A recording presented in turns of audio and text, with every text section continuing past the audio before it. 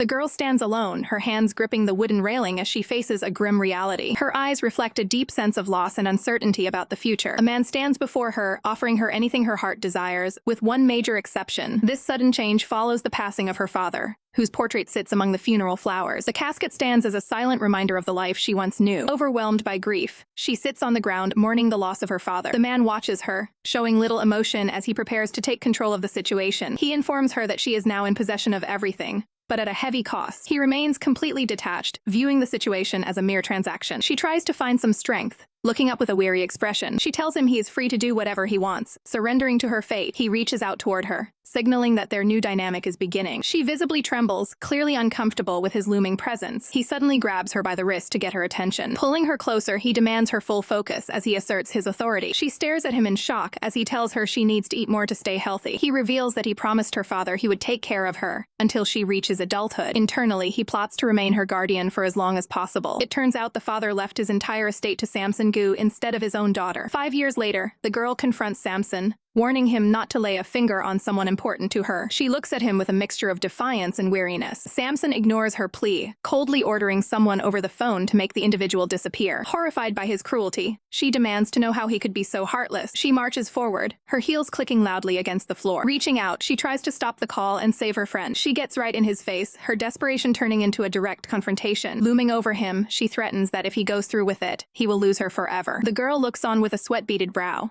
clearly feeling the pressure of the situation. Samson notes that her appearance has changed quite a bit over the last 3 years. Clenching her fist in frustration, she struggles to contain her growing anger. She leans in close to demand that he immediately cancel the hit on her friend. Samson gulps as the tension in the room reaches a breaking point. He reaches for his phone, signaling that he holds all the cards in this negotiation. Grabbing her hand, he coldly informs her that she needs to learn how to make a proper request. He maintains a firm grip, refusing to let her pull away as he exerts his dominance. His eyes remain sharp and focused, showing no signs of backing down. The two face off in a heated stalemate, neither willing to yield. A sudden impact sends a shock through the air as the confrontation turns physical. Samson looks slightly dazed, but remains composed despite the sudden outburst. The girl shouts at the top of her lungs, telling him to stay out of her life forever. She winces in pain, overwhelmed by the emotional and physical toll of the argument. Drained of energy, she ends up leaning against him in a moment of pure exhaustion. Samson stares ahead with a blank expression, seemingly indifferent to her suffering. She mutters a faint protest as her strength continues to fail her. Her mind drifts back to a pivotal moment from 2 years ago. Deep in a city alleyway, a dark scene begins to unfold. A group of aggressive individuals corners a victim, looking to cause trouble. The girl's friend lies on the ground, battered and struggling to stay conscious. One of the bullies looms over him, placing a foot near his head to mock his weakness. The lead aggressor laughs as he demands that the injured boy try to stand back up. He suddenly stops when he notices someone approaching the scene. A sleek car pulls up at the end of the alley, cutting the confrontation short. From the ground, the injured boy looks up to see his potential savior. The girl stands framed in the light, arriving just in time to intervene. Back in the present, Samson reaches out to touch her forehead, checking the spot where they collided. He asks if she's in pain with a voice that sounds mockingly concerned. In a desperate act of defiance, she lashes out at him to show her anger. Samson's gaze turns icy as he prepares to deliver a final ultimatum. He leans in and warns her that she will never see her friend again if she continues to rebel. The woman pushes the man away, creating distance between them. She retreats to the sofa, sitting with defiant posture. She begins to speak her mind, gesturing with her hand to emphasize her point. He reaches out and firmly grips her wrist, stopping her movement. She looks at him with a mix of surprise and confusion. He holds her hand steadily, asking if she is upset with him. He takes a seat near her, questioning her about her recent activities. His expression turns cold and serious as he addresses her. She laughs off the idea of a kiss, claiming it's a common occurrence in the professional world. He places a firm hand on her shoulder, calling her by a nickname. He leans in close, challenging her claim of being an adult. She pushes back, reminding him she is 18 and questioning his authority as her guardian. He maintains a stern, unyielding gaze during her outburst. A small, mocking smile appears on his face as he listens. He suddenly leans in and initiates a kiss to silence her. The confrontation intensifies as the two remain locked in a tense embrace. Their hands interlace while the physical struggle continues. During the struggle, his lip is bitten, causing it to bleed. He finally pulls back slightly, hovering over her with an intense look. She leans back against the sofa, appearing completely stunned by his actions. He takes a seat beside her as she lies there, physically and emotionally drained. He wipes the blood from his lip and issues a final, chilling warning about her future conduct. The girl pushes herself up from the sofa, appearing physically and emotionally exhausted after the confrontation. She quickly retreats from the room, leaving her guardian behind as she struggles with her distress. Samson remains seated in the silence, his expression unreadable after the door slams shut. He reflects on the past few years, wondering if his absence contributed to her current state of rebellion. He contemplates why she has sought out a companion her own age to fill the void of her isolation. He acknowledges that she has harbored a deep-seated resentment toward him since he first arrived at her home. Elsewhere, Henry Ling stands waiting with a somber expression as he prepares for a difficult conversation. The girl trembles in his presence, visibly shaken by the recent events and the pressure she faces. Henry asks if her current state is a result of their previous interaction. He urgently suggests that they leave everything behind and escape to a new life together. He places his hands on her shoulders, desperately trying to convince her to take the chance. She looks away, stating that it is not yet the right time for him to take her away. She pulls back and warns him to stay in his place, telling him not to make such big promises until he is strong enough to back them up. On the desk, a passport and credit card are laid out,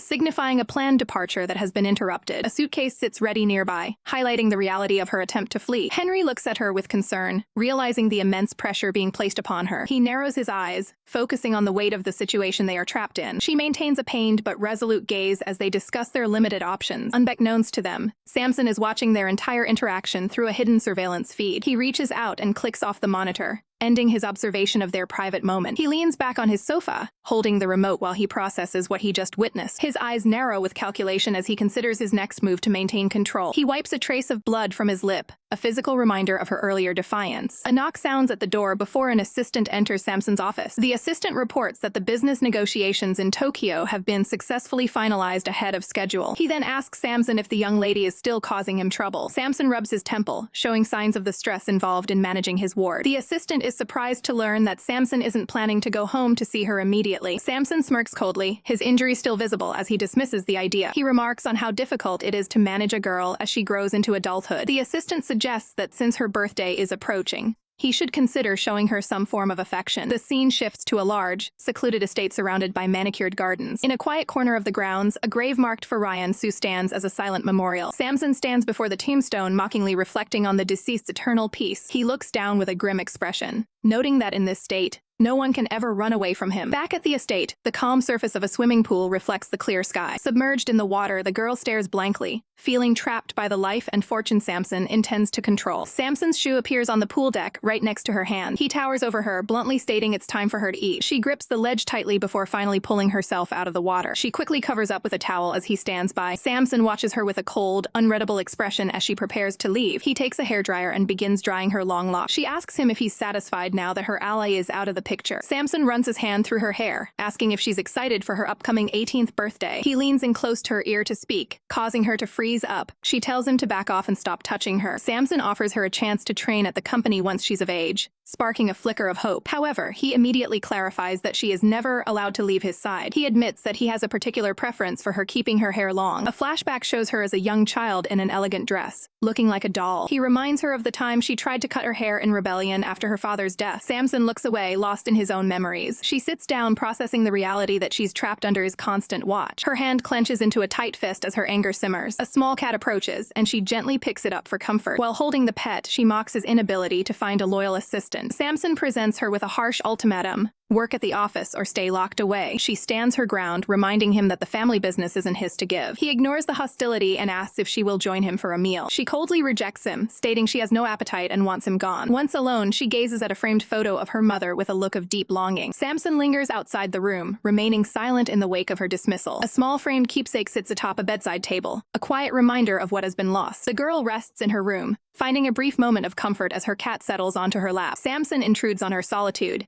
appearing at the doorway to announce that dinner is served. Remaining defiant, the girl refuses to leave the bed or share a meal with her guardian. Samson's demeanor shifts as he sternly commands her to follow his orders without question. Sensing the growing hostility, the cat quickly leaps from the bed and retreats from the room. Samson attempts a patronizing gesture by reaching for her head, but the girl flinches away in disgust. His gaze turns icy as he warns her that his patience is officially at its limit. The girl stands her ground on the mattress, shouting her refusal to submit to his control. Samson's eyes narrow, signaling a dangerous shift in his temperament. Downstairs, the cleaning staff pauses their work as the sound of the argument echoes through the house. The maids exchange worried glances, speculating on the volatile nature of their employer's temper. A sudden, sharp noise from the floor above leaves the staff frozen in shock and concern. Stunned by a sudden physical altercation, the girl clutches her cheek in disbelief. She confronts Samson, horrified that he would actually use force against her. Samson remains completely unmoved, staring her down with a cold and clinical expression. He seizes her hair to maintain his dominance and prevent her from moving away. A hand is shown reaching out as the physical confrontation intensifies. With a forceful shove, Samson pins her down against the mattress. The girl is left breathless and paralyzed with shock as she stares up from the bed. A close-up reveals a single tear of frustration and pain welling in her eye. Overcome with emotion, the girl breaks down into tears while shouting accusations of his cruelty. The girl lies on the bed, weeping as she struggles through her distress. She eventually nods her head, signaling her submission to the situation. Samson looks on with a cold expression, acknowledging her compliance. A hand is shown reacting sharply to a touch, emphasizing the tension between them. The girl remains silent, her face showing signs of deep sadness and exhaustion. The scene shifts to the dining area where a formal table has been prepared for a meal. A staff member approaches with a tray, inviting the girl to take her seat. Samson intervenes, coldly declaring that she will be eating her dinner while standing up tonight as a form of discipline. The two remain in the large dining hall, with Samson seated at the head of the table while the girl is forced to stand at the other end. While sipping his wine, Samson lectures her about her health and how her behavior reflects on the family. She begins to eat quickly, but he continues to criticize her manners and reminds her to follow her physician's advice. Samson slams his hand down near her utensils to emphasize his frustration with her recent lack of academic effort. She turns her head away, showing a brief moment of defiance despite the pressure. Later that night, the girl lies awake in her bed, staring blankly at the ceiling. She reflects on how empty her life has become since the people she cared for were driven away. Memories of a kinder time and a boy named Henry surface.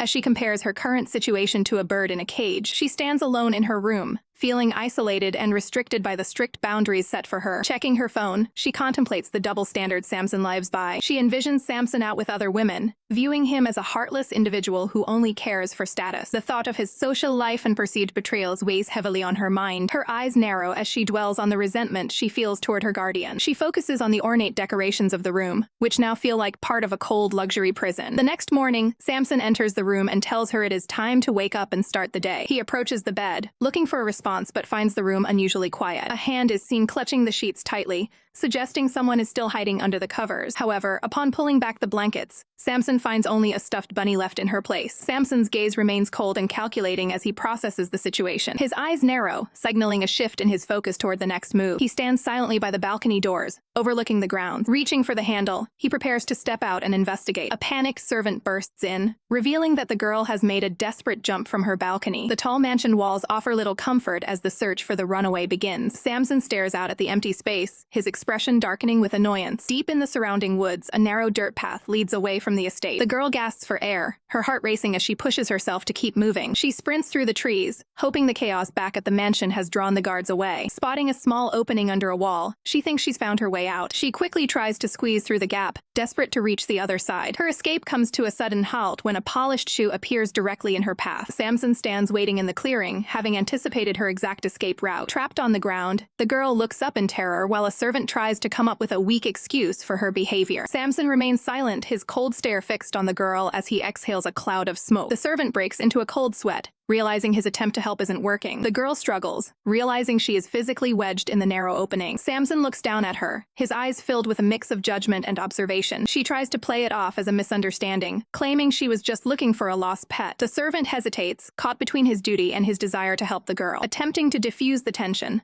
the servant suggests they all head back to the mansion for breakfast. Samson and his servant look down at the girl, who remains helplessly wedged in the wall gap. As Samson steps near her, the girl clenches her fist in the grass, her frustration mounting. She lies prone on the ground, looking exhausted and defeated by her failed escape. Samson leans over her, coldly asking what she thinks she is accomplishing with this stunt. He offers a chilling smile, agreeing to let her stay in the hole just as she demanded. The girl stares back with a mixture of fear and defiance, questioning if he thinks she's afraid to die. Samson turns his back and begins to walk away, leaving her trapped as she continues to shout. In a fit of rage, she slams her fist against the ground while bringing up his past with her family. He pauses to listen to her accusations but refuses to turn around and face her. Samson remains unmoved as she calls him a monster for his treatment of her family. The weight of the situation finally hits her, and she cries out in total despair. Elsewhere on the estate, a calm hand lifts a cup of tea, contrasting the girl's current misery. The servant approaches Samson on the balcony to voice concerns about the girl's lack of food and water. Samson looks back with a sharp gaze, suspicious of the servant's sudden interest in her welfare. He sets his tea down firmly while the servant explains the risks of her falling falling ill. Samson places his hand on the table as he prepares to stand and return to the garden. He leans over the railing, looking down toward the perimeter, where the girl is still stuck. A small hedgehog wanders through the grass nearby, oblivious to the drama unfolding. Samson watches from a distance as the girl continues her verbal assault against him. The girl suddenly looks panicked as she realizes her physical discomfort is becoming unbearable. A small dog named Lucky approaches and begins to lick her bare foot, adding to her distress. She trembles in the dirt, struggling to maintain her composure against the mounting pressure. Samson returns to the scene and stands over her, observing her injured feet. He reaches down toward her as she desperately tells him to stay away. Her resolve finally breaks when she realizes she can no longer endure the physical strain. Samson closes his eyes, satisfied that her hunger and exhaustion have finally forced her to yield. He reaches out his hand, confident that he has successfully broken her spirit. He views her situation with a cold, clinical detachment, seeing her as easy to manage. Samson crouches down next to her, preparing to extract her from the wall. Having no other choice, the girl quietly agrees to his help, her resistance gone. The girl lies on the grass, complaining about the physical strain of her predicament. Samson remains calm, lecturing her on the importance of maintaining proper etiquette. Impatience takes over as the girl demands to be pulled out of the gap immediately. Samson prepares to assist, continuing his speech about how a refined lady should conduct herself. Refusing more lectures, the girl insists on a quick extraction while Samson reaches in to help. The girl finally manages to stand up and regain her balance after being freed. Her bare feet show the physical toll of the struggle, marked by dirt and minor abrasions. Free at last, she sprints toward the building while swearing to never forgive Samson. Samson stands in the clearing, watching her flee with a stoic expression. He pauses to examine his hand, reflecting on the physical effort required for the rescue. A quiet moment of reflection follows as he considers the girl's current state. Samson concludes that she is still too inexperienced to handle complex social interactions. Clenching his fist, he feels a surge of frustration regarding her past choices in company. The girl sits curled up on the floor,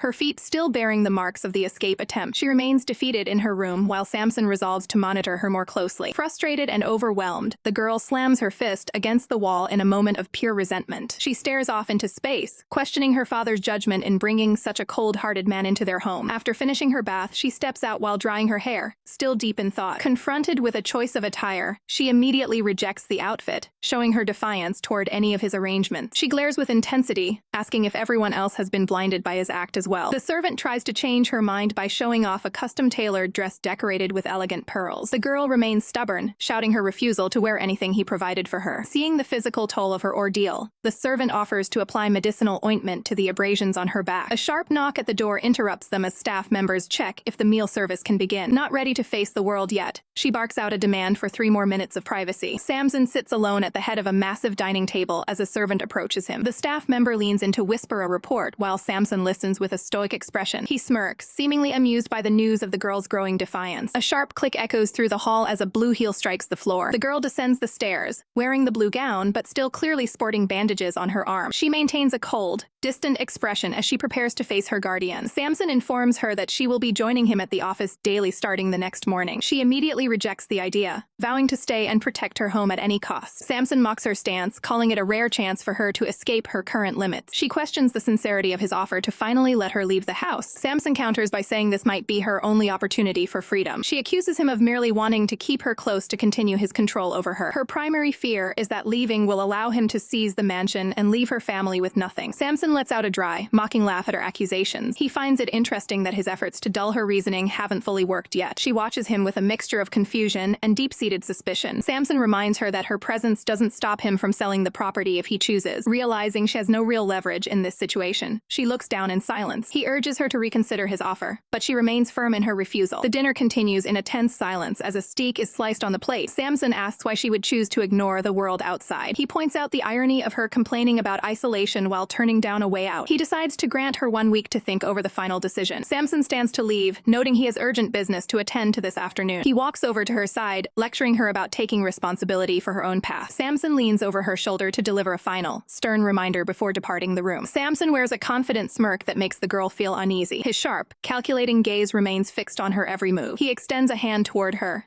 adding to the psychological pressure of the moment. The girl looks away, feeling sickened by his overwhelming presence. Samson asks what is wrong as he looms over her. Clutching her bandaged hand, she compares the suffocating feeling of being with Samson to the comfort she once felt with Henry. Her eyes reflect a deep sense of dread and isolation. Despite her obvious discomfort, Samson maintains a calm, almost pleasant expression. He reaches out to lift her chin, asserting his dominance over her. He stares down at her with an intense, unyielding gaze. Fed up with his behavior, she stands up from the table and calls him awful before leaving. She walks away from from the dining area, leaving Samson alone with his thoughts. Feeling lonelier than ever, she reflects on the void left by Henry's absence. She realizes that if she continues to fight like this, she may never be able to leave this place. From behind a window, she watches a helicopter fly across the horizon. She envies the freedom of flight, feeling as though she is trapped in a gilded cage. Her expression remains somber as she contemplates her repetitive, dull existence. The sun sets over the landscape, marking another day of her confinement. She spends her time at the cemetery, looking at her parents' graves and a cherished photo of her mother. She recalls how her father was strict but never forced her into things she hated, unlike her current guardian. Holding the photo close, she whispers about how much she misses her mother. The misery of her current life finally pushes her to a breaking point. A maid rushes into the woods, frantically searching for her. The girl is stunned to hear that Samson has already returned to the mansion so soon. The maid explains that Master Gu wants her to join him for lunch immediately. When the girl refuses to go, the maid is visibly taken aback by her defiance. Samson suddenly appears behind the maid and dismisses her, wanting to speak with the girl privately. He walks forward with his hands in his pockets, announcing that he has brought her a gift. Samson approaches with a polite smile, offering a gift to the girl while asking if she wants to see it. The girl forcefully pulls her hand away, rejecting the gift and shouting her refusal. Samson maintains his composure, insisting that the jewelry suits her perfectly. She remains defiant, clearly stating her distaste for his offerings. Samson lectures her on the necessity of accepting things she dislikes for her own benefit. Challenging his authority, she asks if her refusal will result in her death. Samson reaches forward, closing the distance between them. He places a hand on the back of her head to prevent her from turning away. Leaning in close, he warns her that certain consequences are far worse than death. She scoffs at his attempt at intimidation, refusing to be shaken. The girl declares her lack of fear even if the entire world turns against her. The two stand in a tense standoff amidst the tall trees of the silent woods. Samson initiates an assertive physical contact to silence her. He maintains this close physical proximity, ignoring her protests. Following the encounter, the girl stands in shock with a flushed expression. Reacting quickly, she winds up her leg to deliver a retaliatory kick. Samson looks down with a cold, stern gaze, questioning her choice of words. He effortlessly intercepts her kick, grabbing her ankle mid-air. Pulling her back toward him, he demands an explanation for her insults. She looks up at him with wide eyes, surprised by his sudden intensity. Samson secures his grip on her to ensure she cannot escape the conversation. He lifts her off the ground as she continues to struggle against his hold. With a dark expression, he demands to know who influenced her to use such vulgar terms. Samson demands to know who taught the girl such vulgar language. His gaze narrows as he considers the source of her sudden defiance. He reflects on the sheltered education he provided and blames another man for her change in behavior. The girl remains defiant and demands that he release her immediately. Samson delivers a stern warning, telling her that acting out will only lead to further regret. He admits that her current behavior is already causing him significant frustration. She continues to struggle against his hold, visibly angry at his control. Samson issues a cold threat regarding her physical resistance. Unfazed by the threat, she tells him to go ahead and do his worst. The confrontation escalates as she continues to challenge his authority. A sudden shift in the atmosphere leaves her wide-eyed and stunned. She reacts with visible physical distress as the pressure intensifies. Samson moves closer, stating he will no longer restrain his actions. The struggle occurs right in front of a memorial, adding a layer of gravity to the conflict. A portrait on the tombstone serves as a silent witness to the guardian's actions. Samson suddenly stops, his expression turning to one of shock and realization. Seizing the moment of distraction, she delivers a sharp strike to push him away. Samson is left standing with a visible mark on his face as he watches her retreat. The girl sprints away into the forest, leaving Samson calling after her in vain. Alone with his thoughts, Samson questions his loss of control and the stability of his long-held promises. Red roses bloom vibrantly along the top of a wooden garden fence. An assistant knocks on a door to announce that the meal is nearly ready. She pauses with a worried expression, reflecting on her employer's recent outburst. Deciding to check in, she uses a spare key to unlock the door. Downstairs, Samson raises a sharp hand to silence the waiting staff. The servants stand in a row, looking visibly shaken by the tense atmosphere. Samson shows a cold smirk and decides to start eating without further delay. The assistant rushes into the dining hall to deliver urgent news to Samson. A thermometer is held up, displaying a dangerously high fever of 39 degrees. A doctor stands by the bedside as the girl lies unconscious from the heat. The girl breathes shallowly as her condition remains critical. Her eyes flutter slightly while she drifts in and out of consciousness. In a fever dream, she sees a kind woman offering her a bowl of warm soup. The young version of the girl asks for her father, while resting with a cooling patch on her head. The woman reassures her that her father is simply busy and will visit once she recovers. A small, comforted smile appears on the child's face during the memory. Back in reality, Samson meets the doctor at the door to receive a medical update. He enters the room and looks down at the girl as she rests. Samson's expression softens slightly as he observes her fragile state. He reaches out a hand to gently brush the hair away from her damp forehead. forehead. He carefully supports her back to help her sit up during the treatment. Samson leans down to place a comforting kiss on her forehead to check her temperature. The girl lies in bed, looking visibly unwell as a cloth is used to wipe the sweat from her face. Her eyes are glazed with fever as she expresses a feeling of intense nausea. Reaching out with a trembling hand, she weakly grasps onto Samson's arm for support. Samson leans over her while she cries out about how much she hates her current situation. Looking down at her, Samson reflects on how their lives have flipped since they were children. The girl remains semi-conscious and tearful as Samson continues to dwell on his control over her family's former company. Her vision begins to blur, making it difficult for her to recognize the man standing over her. In her delirium, she begs for her mother to make him leave her alone. The physical strain of the fever becomes too much, and she begins to gag. Samson watches with a stoic expression as the girl's condition takes a turn for the worse. She eventually gets sick, coughing over the side of the bed as her body reacts to the high temperature. Completely exhausted and covered in tears,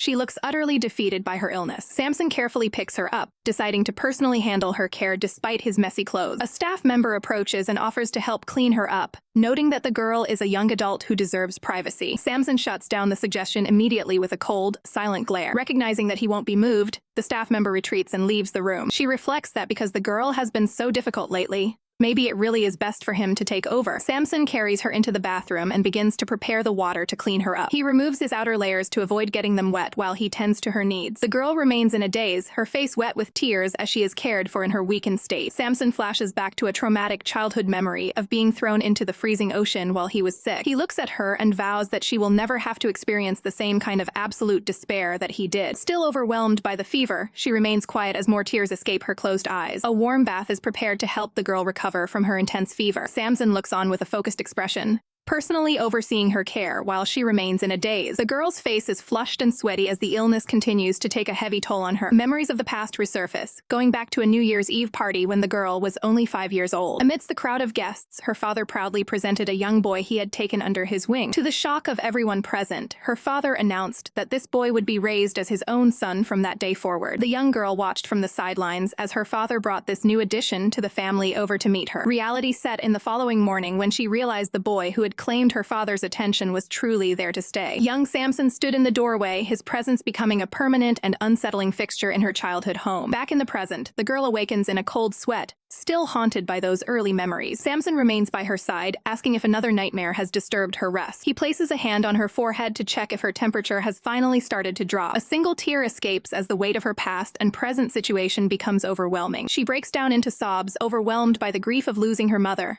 and the recurring dreams of her childhood. Samson attempts to offer a small gesture of comfort by gently stroking her hair. In a sudden burst of defiance, the girl slaps his hand away, rejecting his attempt at consolation. She turns her face away from him, choosing to hide her tears and maintain her distance. Instead of getting angry, Samson looks down at her with a calm and knowing smile. He leans in to check on her, noting that her spirited reaction is a sign that her physical strength is returning. The girl is caught off guard by his sudden proximity and the unexpected shift in his demeanor. Samson dismisses the tension, telling her it is finally time to get up and have something to eat. Young Lassie sits politely on the couch, embodying the grace of a well-raised child from a wealthy background. Despite her refined upbringing, she frequently breaks down into tears during her early years. She begins to actively avoid Samson, running away whenever he tries to approach her in a friendly manner. As Samson focuses on his intensive training and administrative work, the years start to fly by while they live under the same roof. Lassie eventually matures into a young lady, her features becoming more refined and elegant over time. The two continue to grow up in different worlds, causing a significant personality gap and emotional distance between them. Back in the present, Samson leans in to address her while she remains visibly defensive. She quickly slaps his hand away to maintain her personal space and set a clear boundary. After rejecting his proximity, she puts more distance between them by walking across the room. Samson simply watches her leave with a calm and analytical expression. Later, during a quiet meal, Lassie focuses on her food while the atmosphere remains tense. Samson breaks the silence by asking if she has decided to join him at the office for work. The sudden question catches her off guard, causing her to choke on her food in surprise. She quickly drinks some water to recover her composure and clear her throat. She slams the empty glass down on the table to emphasize her firm stance on the matter. Lassie agrees to join him at the company,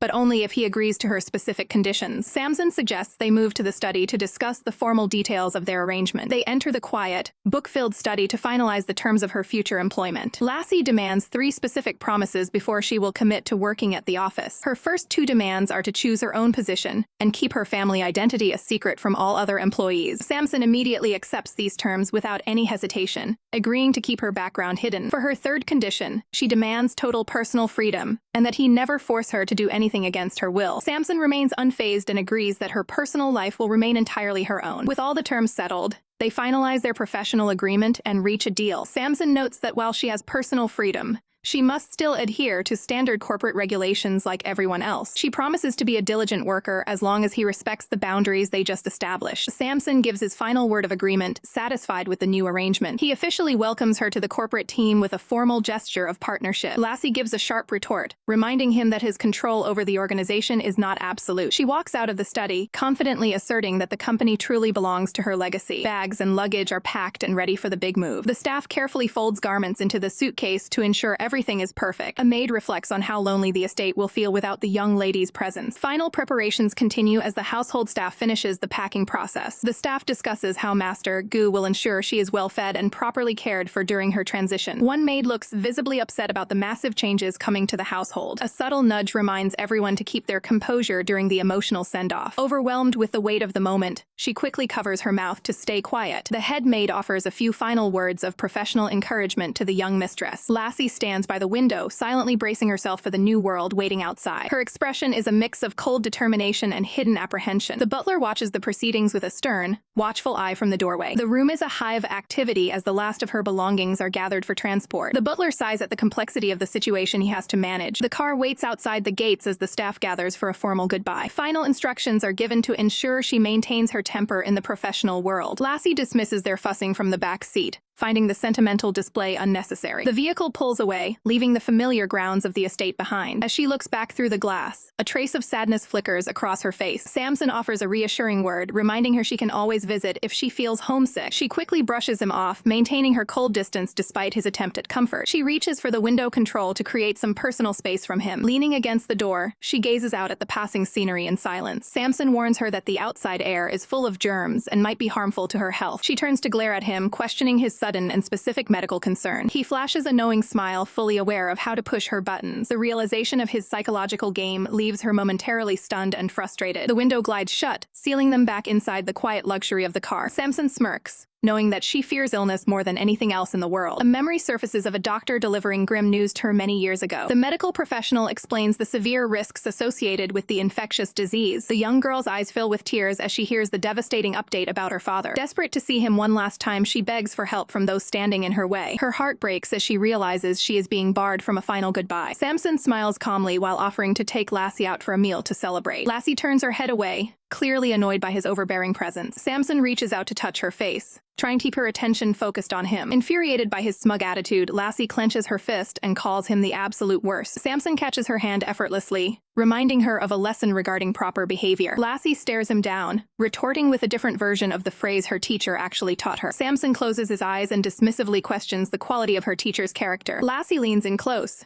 telling him that once he can no longer control her, he might actually learn something. Samson maintains a steady, intense gaze, claiming he'll just have to be more careful until she matures. Lassie looks away in frustration, mentally wishing she could just punch him in the face. The scene shifts to the massive Impericourt building, standing tall under the bright sun. Lassie enters the lobby, drawing curious stares from the employees who wonder why such a young girl is there. She walks through a crowd of whispering workers who doubt she could ever survive the company's hiring process. Lassie keeps her eyes closed and ignores the chatter about the mountain of work a new employee would face. People continue to gossip and watch her as she navigates the busy corporate floor. Inside a high-level office, several men stand before a desk, discussing the company's internal affairs. The staff expresses concern to Master Gu about the person Lassie has been assigned to work under. Samson sits behind his desk with his hands folded, listening to the reports with a stoic expression. One of the men suggests that Lassie might actually be the one to push their difficult colleague to the limit. Samson smirks at the idea, finding the potential for chaos highly entertaining. An aide points out that Damien Tang is a dangerous man beyond their control, questioning Samson's choice. Samson remains silent, his half-closed eyes suggesting he has a specific plan in mind for this pairing. A helpful employee approaches Lassie in the hallway, offering to guide her if she's lost. Lassie gives the man a fierce glare, clearly not in the mood for any unwanted assistance. Intimidated by her intense reaction, the man quickly backs away and apologizes. Lassie slams her foot onto a step, frustrated by the obstacles in her way. She begins the long climb up the stairs,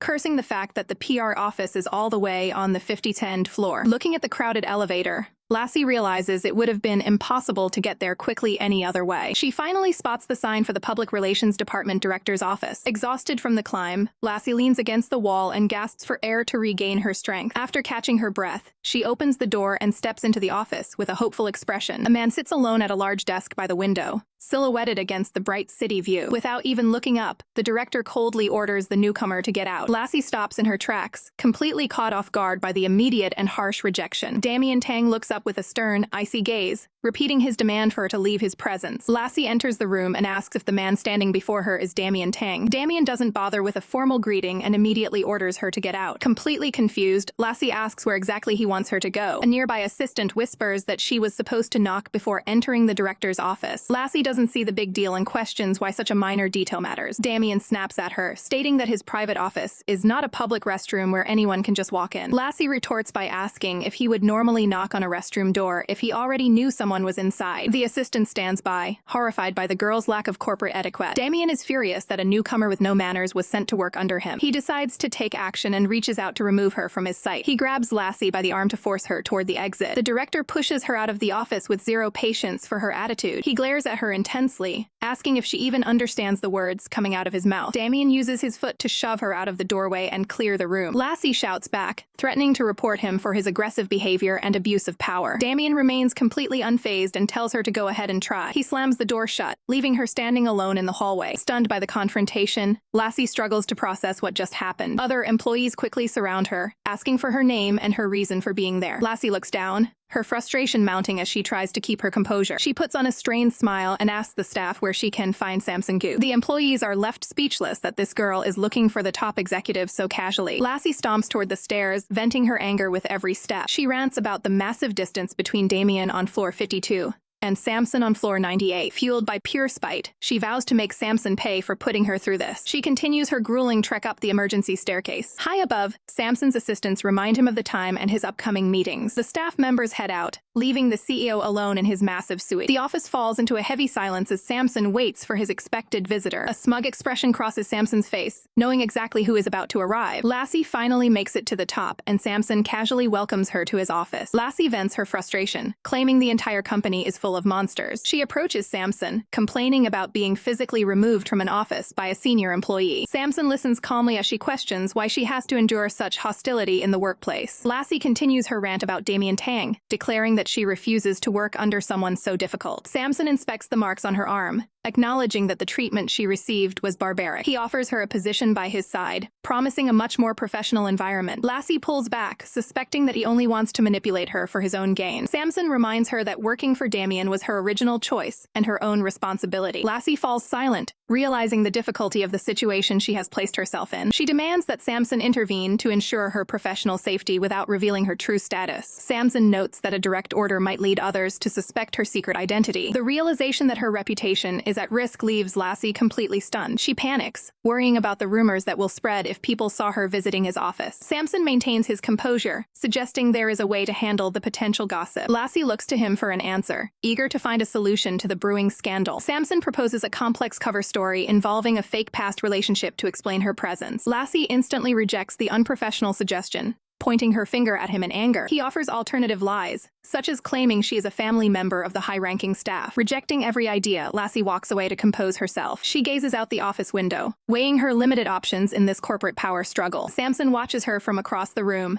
asking if she has formulated a better strategy. He points out that every minute she stays in his office increases the likelihood of rumors. Making a final decision, Lassie turns back to face the CEO with renewed determination. She sits at the desk and demands a full briefing on Damien Tang's background. Samson agrees to provide the files, watching her with a curious expression. He reflects on her past and how she is still influenced by the shadow of her former mentor. Lassie focuses intently on the documents, ready to find a way to overcome her new boss. Lassie and Samson sit across from each other as she reviews Damien's profile, noting his age and professional background. She keeps a firm grip on the folder, focused on finding a weakness in her new boss's armor. Looking up, she questions why the files show absolutely no personal hobbies or interests for the man. Samson explains that Damien is a workaholic who doesn't waste time on social pursuits or distractions. Internally, Samson admits he wouldn't have assigned her to Damien if the man had any typical weaknesses. Determined to maintain professional boundaries, Lassie stands up and warns Samson not to let anyone misinterpret their connection. She exits the room with a firm slam of the door, leaving the CEO behind. Samson can only chuckle at her fiery attitude once he is alone. Navigating the corporate halls, Lassie heads toward the elevator bank to start her day. She finds herself crowded among the morning rush of employees,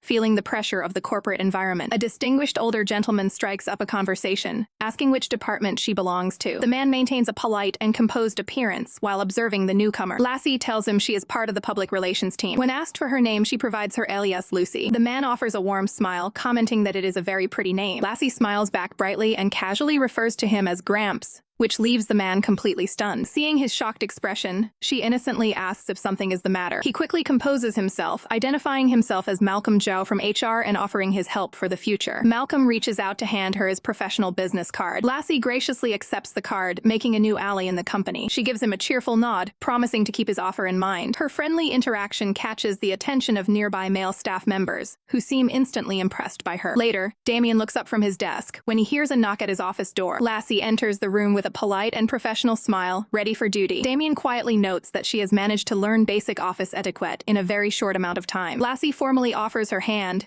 expressing her desire for a productive and professional working relationship. Instead of a greeting, Damien hands her a thick stack of paperwork that needs to go to HR immediately. She accepts the documents with confidence, eager to prove her competence. Damien then adds a second requirement, demanding his coffee arrive at his desk before 10 o'clock. Lassie is caught off guard by the sudden and specific request. A quick look at the office clock reveals she has a mere 2 minutes to finish both tasks. Damien looks up from his work, surprised to see Lassie still standing in his office. Maintaining a polite smile, Lassie asks for clarification on exactly when he expects his coffee. Without looking up from his documents, Damien bluntly states he wants it by 10 o'clock. Lassie questions if he actually expects her to stay until 10 at night just for a drink. Insulted by her questioning, Damien asks if she's suffering from some kind of mental impairment. Though clearly irritated, Lassie keeps her cool and retorts that her mental health is perfectly fine. Damien continues his condescending streak, asking why she's struggling so much to follow simple instructions. He watches her closely, wondering if this new assistant is incredibly brave or just plain foolish for talking back. Lassie fires back, explaining she understands humans just fine but doesn't speak animal. Damien accepts her defiance with a cold, calm response before reaching for his desk phone. He immediately calls for assistance to deal with the insubordinate employee. With a grim expression, he tells the person on the other end of the line to enter the room. The office door swings open as Damien's reinforcements arrive to handle the situation. 2 massive security guards loom over Lassie, effectively cornering her in the middle of the office. Realizing she's being physically intimidated, Lassie looks over her shoulder in pure disbelief. Damien dismissively orders the guards to remove her from his sight and throw her out. Lassie's frustration reaches a boiling point as she trembles with rage at his arrogance. She snaps, raising her paperwork and declaring that she doesn't want to see his face ever again either. In a final act of defiance, she slams the files onto his desk and storms past the stunned security guards. She shoots one last burning glare at the guards as she makes her dramatic exit. Lassie stomps out of the office, leaving the 2 men standing there in awkward silence. Damien stares at the scattered papers, processing the whirlwind of a confrontation that just occurred. One of the guards checks in on the director, asking if he's doing okay after the outburst. Damien remains silent, maintaining his stoic and unbothered facade despite the chaos. The security guards are secretly impressed by how collected their boss stayed during the roast. Exhausted from the workplace drama, Lassie leans against a railing and lets out a heavy sigh. She heads down the stairs, trying to remember where Samson said her designated room was located. Reaching the door she believes is hers, she reaches out and turns the handle to head inside. The room turns out to be a massive suite, and she finds Samson already waiting for her on the sofa. Samson offers a casual greeting, completely unaware of the bridge-burning session Lassie just finished. Lassie enters her room only to find Samson waiting for her. She's immediately annoyed, reminding him that he promised not to interfere in her personal life. Samson counters by explaining that a formal complaint was filed against her for poor etiquette and attacking a superior. Lassie is shocked, demanding to know how her behavior could ever be considered a violent attack. Samson warns her that society won't be kind to her if she continues to act out this way. Lassie ignores his lecture and demands that he fire Damien Tang immediately. When Samson explains that everything comes with a price, Lassie wonders what else he could possibly want from her. She looks away, thinking about how much her family has already lost. Samson tells her that growth requires patience. Otherwise, she should just go home and play with her pets. He looks at her seriously, noting that the people in the corporate world aren't as friendly as animals. Lassie questions if he's comparing people to animals, but Samson suggests that people are actually much worse. The harsh reality of his words leaves Lassie speechless as she processes the warning. She moves toward the window, reflecting on her situation, while Samson remains seated on the couch. Lassie realizes she must adapt to this environment if she ever wants to change her circumstances. She wonders if reaching the same heights as her father is the only path to true freedom. Samson shifts the focus, asking her if she truly understands the concept of a professional superior. Lassie views the term simply as a leader or an official in a position of power. Samson points out that regardless of her personal feelings, Damien Tang is the one she must answer to. Lassie questions Damien's personal life,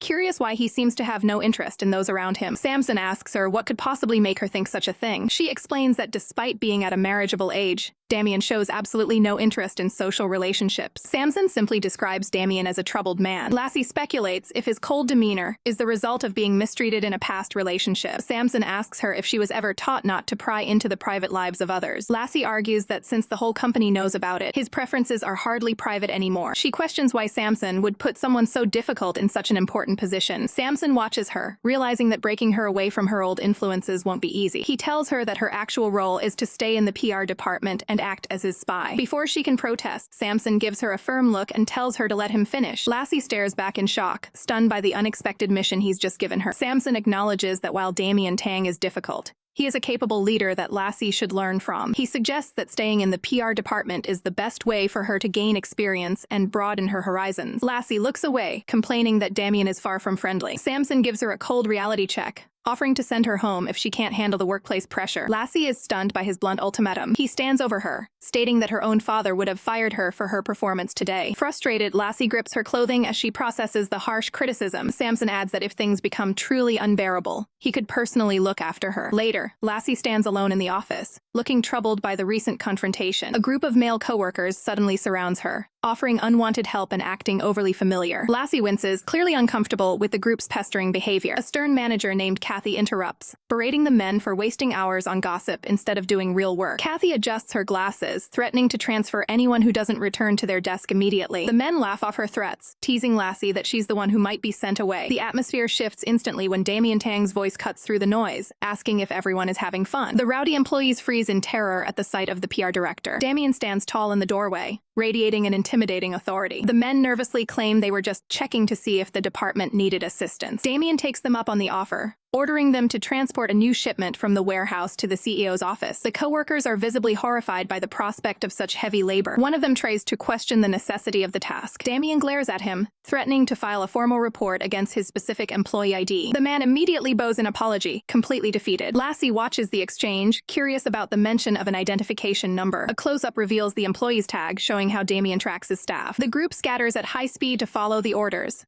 leaving Lassie impressed by their sudden productivity. As Lassie turns to leave, Damien calls out to her. She quickly agrees to go down and help with the shipment as well. Damien watches her go, noting that it's odd to see her finally being so compliant. A hand scrawls notes onto a document, finalizing the latest paperwork. Damien sits at his desk, while an assistant explains that classified records from 3 years ago are nearly impossible to track down. He dismisses her immediately, stating that the information is no longer necessary. With a sharp gaze, he warns her that forgetting about the request entirely would be in her best interest to avoid trouble. The assistant quickly agrees and prepares to head back to her duties. She reflects on how the name Damien was searching for is a total taboo within the company that no one is allowed to mention. Meanwhile, in the warehouse, Lassie is surrounded by coworkers who keep trying to get her to stop working and take a break. Ignoring their chatter, she notices a strange code strip on one of the shipping crates. She reaches out and peels the label away to investigate what's underneath. One of the men warns her about the dangerous materials in the area and tries to offer her his personal guidance. He pushes for her contact information, promising to help her navigate her first month. He points to his ID badge, explaining how the numbering system identifies the different departments. Lassie has had enough of the distraction and hits him with a cold, annoyed stare. Her blunt reaction leaves the group of men completely speechless. A supervisor breaks up the crowd, ordering everyone to get back to work and move the crates upstairs. The persistent coworker tells Lassie to stay put while they finish the heavy lifting. Left alone, Lassie looks over the crates, wondering what the company is actually hiding inside. She spots a hammer on a tool rack and decides to take matters into her own hands. After clearing away the rest of the tape, she gets ready to open the container. She uses the hammer to start prying the wooden lid off the crate. A small smile crosses her face as she thinks she's about to uncover a major secret. Her excitement is cut short when Damien suddenly appears, asking if she's heard that curiosity killed the cat. He looms over her in the warehouse, having caught her in the middle of her investigation. He stares her down with a cold expression, demanding an explanation for why she's armed with a hammer. Lassie realizes she's in deep trouble and struggles to come up with an excuse. Lassie panics as Damien catches her with the hammer and tries to think of a quick excuse. She awkwardly claims she was just trying to take the heavy crate apart to move it piece by piece. Damien remains skeptical, noting that her connection to the CEO is far from ordinary. A brief flashback shows Damien receiving a direct call from Samson regarding Lassie's training. Samson makes it clear that Lassie was sent to the department to learn, not to be treated like a common laborer. With a sharp gaze, the CEO orders Damien to pull her out of the warehouse immediately. Back in the present, Damien questions Lassie on whether she's actually studied the company handbook. Lassie huffs, arguing that the book is far too thick for anyone to realistically memorize. To her surprise, Damien begins reciting the strict company codes by heart. He continues lecturing her on integrity and following regulations with robotic precision. Minutes later, Lassie is completely overwhelmed by the constant stream of corporate rules. Damien looms over her, asking if she even realizes how many protocols she's managed to violate. Lassie tries to deflect, claiming that moving heavy crates was already punishment enough. Damien reaches out to take charge of the situation. He grabs the back of Lassie's vest to steer her toward a different part of the facility. Damien drags her along, insisting that Warehouse E still has plenty of work waiting for her. Lassie glares back, frustrated by the director's cold and demanding attitude. The duo arrives at the entrance of Warehouse E to begin the next task. Lassie is disappointed to find that this section is filled with nothing but boring paperwork. She looks up as Damien prepares to hand over a new set of instructions. Damien presents her with a stack of delivery details that need to be processed. He tosses the documents her way, telling her she can't leave until everything is delivered. Without another word,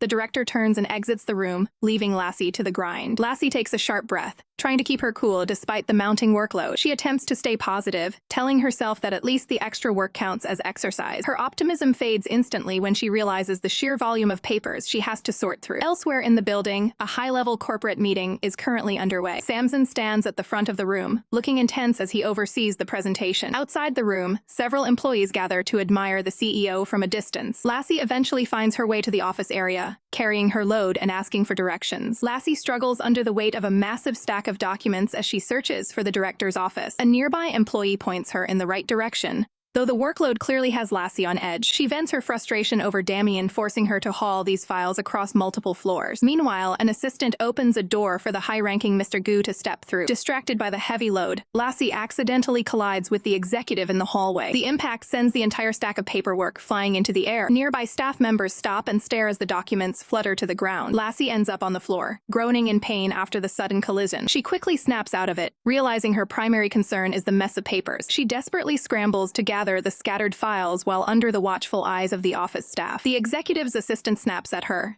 demanding she pay more attention to where she is walking. Lassie keeps her head down, trying to ignore the harsh reprimand while she works. The assistant continues to grill her, questioning her department and lack of a proper uniform. Samson intervenes, signaling his assistant to stand down. Much to the crowd's surprise, the CEO kneels down to personally assist her with the paperwork. The onlookers are immediately captivated by his display of professionalism and grace. The staff whispers in excitement, thrilled to see such a considerate side of their leader. Lassie remains silent, feeling the intense pressure of being the center of attention. She can't believe her misfortune, frustrated that her path crossed with his again. She reflects on how such a massive company feels so small when she keeps running into the CEO. Samson asks her if she is a new hire and if she has completed her orientation. Lassie remains suspicious, wondering why he is taking such a personal interest in her status. An employee returns some of the stray papers and nudges Lassie to answer the boss. Lassie bluntly states that her boss is actually Damien Tang. She makes it clear that she doesn't consider Samson her direct superior in this context. After reclaiming her documents, Lassie makes a quick exit, leaving the CEO kneeling on the floor. The gossiping staff members are shocked by her cold attitude,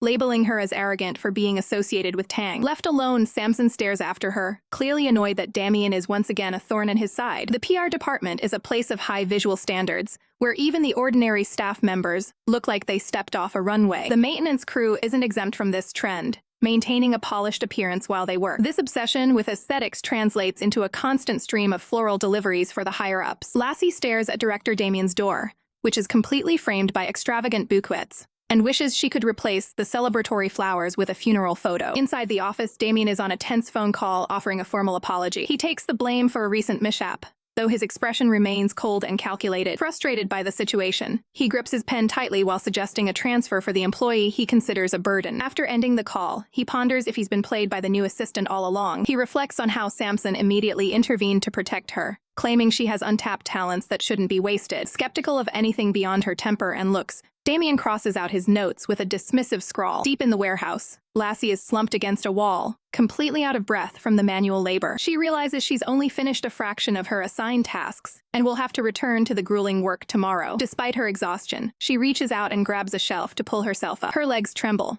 but she forces herself to stand, recalling her father's words about enduring hardships to reach the top. She views this physical toll as a necessary step to infiltrate the corporation even faster. Taking a moment to stretch her aching muscles, she tries to find the humor in the eccentric people she's forced to deal with. Her face soon hardens as she focuses on the mission and the report she needs to prepare. Finally finished for the day, she heads for the exit, dreaming of a hot shower and a long rest. Later that night, the apartment is quiet as Lassie sleeps soundly in her bed. She is completely dead to the world, recovering from the day's intense physical demands. Suddenly, a pair of hands silently pulls back the curtain surrounding the sleeping area. Samson stands in the shadows, looking down at the unconscious girl with a neutral expression. Lassie turns over in her sleep, totally unaware that the CEO is in her room. He sits on the edge of the mattress, watching her for several moments. He reaches out to check on her, his gaze remaining clinical and observant. He pauses briefly, looming over her as she remains still. Leaning down, he offers a silent, platonic gesture of acknowledgement for her efforts. He looks at her one last time, quietly noting that she has done well. Before slipping away, he whispers for his little hedgehog to sleep tight. A sleek car pulls up to a high-end venue where a night event is about to begin. A security guard in a suit stands ready at the entrance to manage the guests. Damien and Lassie arrive in formal attire, ready to infiltrate the gathering. Damien tells Lassie to focus and stop distracted wandering as they head inside. Lassie is surprised that Damien hasn't scolded her yet. Despite her oversleeping earlier that morning, she recalls the intense training she endured, where a strict instructor forced her to memorize every single line. Even though she was exhausted from a long day of work, Damien had insisted she change for this specific job. He informed her that they were there to discuss a business deal with an important client. Lassie ponders the true nature of this so-called deal as she covers her mouth in contemplation. They enter the venue,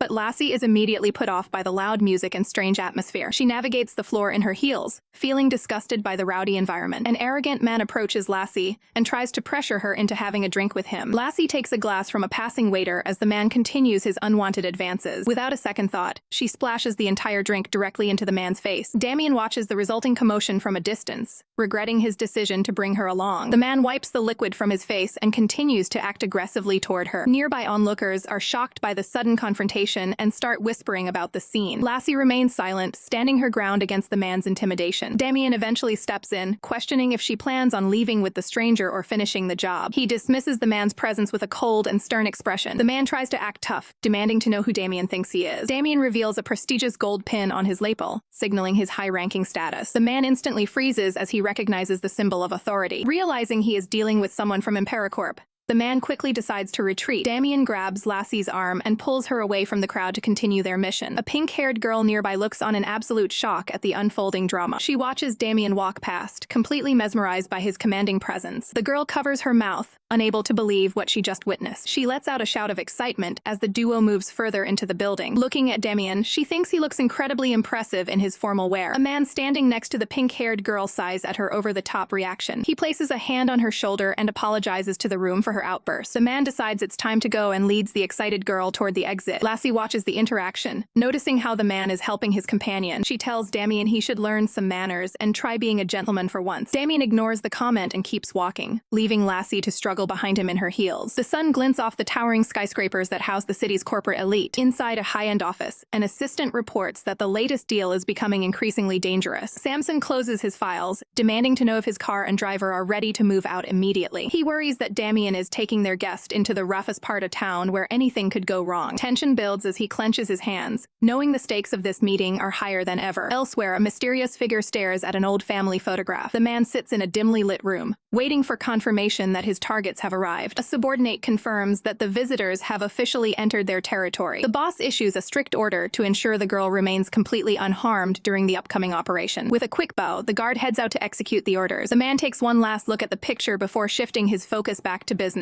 He carelessly tosses the photo aside, signaling that the past no longer matters. The discarded photo reveals a happy family that seems entirely out of place in this cold environment. Back at the event, Damien keeps a sharp eye on his surroundings while moving through the crowd. Lassie is outraged to find herself in a gambling den and loudly confronts Damien about the activity. Damien shuts her down instantly, threatening to remove her himself if she doesn't stay quiet. She threatens to call the authorities, but Damien ignores her as he approaches the meeting room. He warns her that if she keeps causing a scene, she'll be left to fend for herself in this dangerous place. Damien sighs in frustration, regretting the decision to bring such a vocal partner along. Lassie begrudgingly agrees to be quiet, though she's clearly fuming. She looks around at the sketchy crowd, realizing she is definitely outnumbered and out of her element. Despite her fear, she decides to play along for now while monitoring Damien's every move for evidence. Damien continues down the hall, giving her one final warning to behave or face a humiliating public punishment. He can't help but think that her lack of common sense is going to be a major liability for the mission. Lassie remains silent, following him deeper into the heart of the facility. They finally reach their destination, standing before a set of heavy doors. Damien pushes the doors open, leading Lassie into a private room. Lassie's eyes widen as she recognizes the man waiting for them inside. The man, Tang, greets them with a grin, ready to begin the negotiations. A man in a floral shirt greets Damien as he enters the room for the meeting. The man at the desk focuses his attention on the woman standing behind Damien. He makes a comment about Damien bringing a guest to the gambling den for the first time. Damien adjusts his glasses and introduces Lassie as his personal secretary. Lassie stands by his side, feeling the tension of the room's atmosphere. An older man with gray hair sits at the head of the table,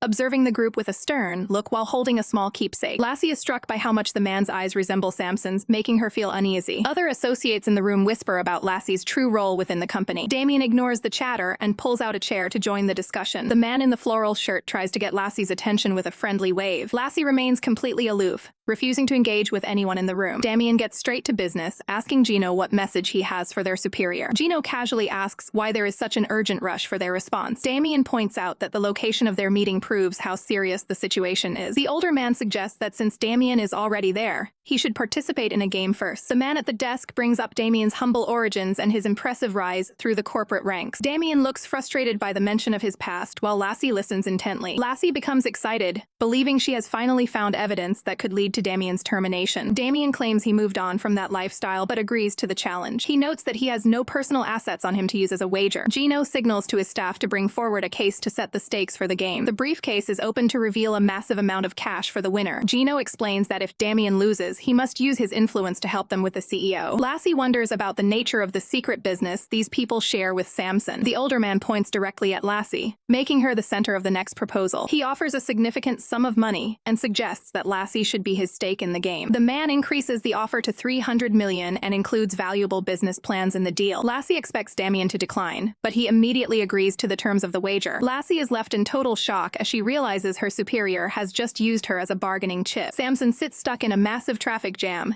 checking his phone while the city lights blur in the background. His driver breaks the silence, assuring him that no one has ever managed to beat Mr. Tang in a game. Samson stares ahead with a cold gaze, questioning if the world is still the same as it was 10 years ago. The driver continues his praise, claiming Tang would sooner disrespect a deity than show Samson any form of disrespect. Samson remains silent, looking out the window as he contemplates his next move. He pulls up a photo on his smartphone, showing a girl with long hair reaching toward a cat. The image of a smiling Lassie fills the screen as Samson internally hopes he can reach the den before it's too late. Inside the gambling den, Lassie lets out a wide yawn, clearly bored and exhausted by the tense atmosphere. She rests her head on her hand, wondering what the massive wager and the mysterious business plans are really about. A sudden blackout hits the room, causing Lassie's eyes to widen in surprise and nerves. She stares into the darkness, completely stunned by the unexpected power outage. Damien stands up immediately, fearing that Lassie has taken the opportunity to run away during the confusion. In the pitch black, a hand reaches out and makes contact with a soft surface. Damien brushes his hand against his forehead,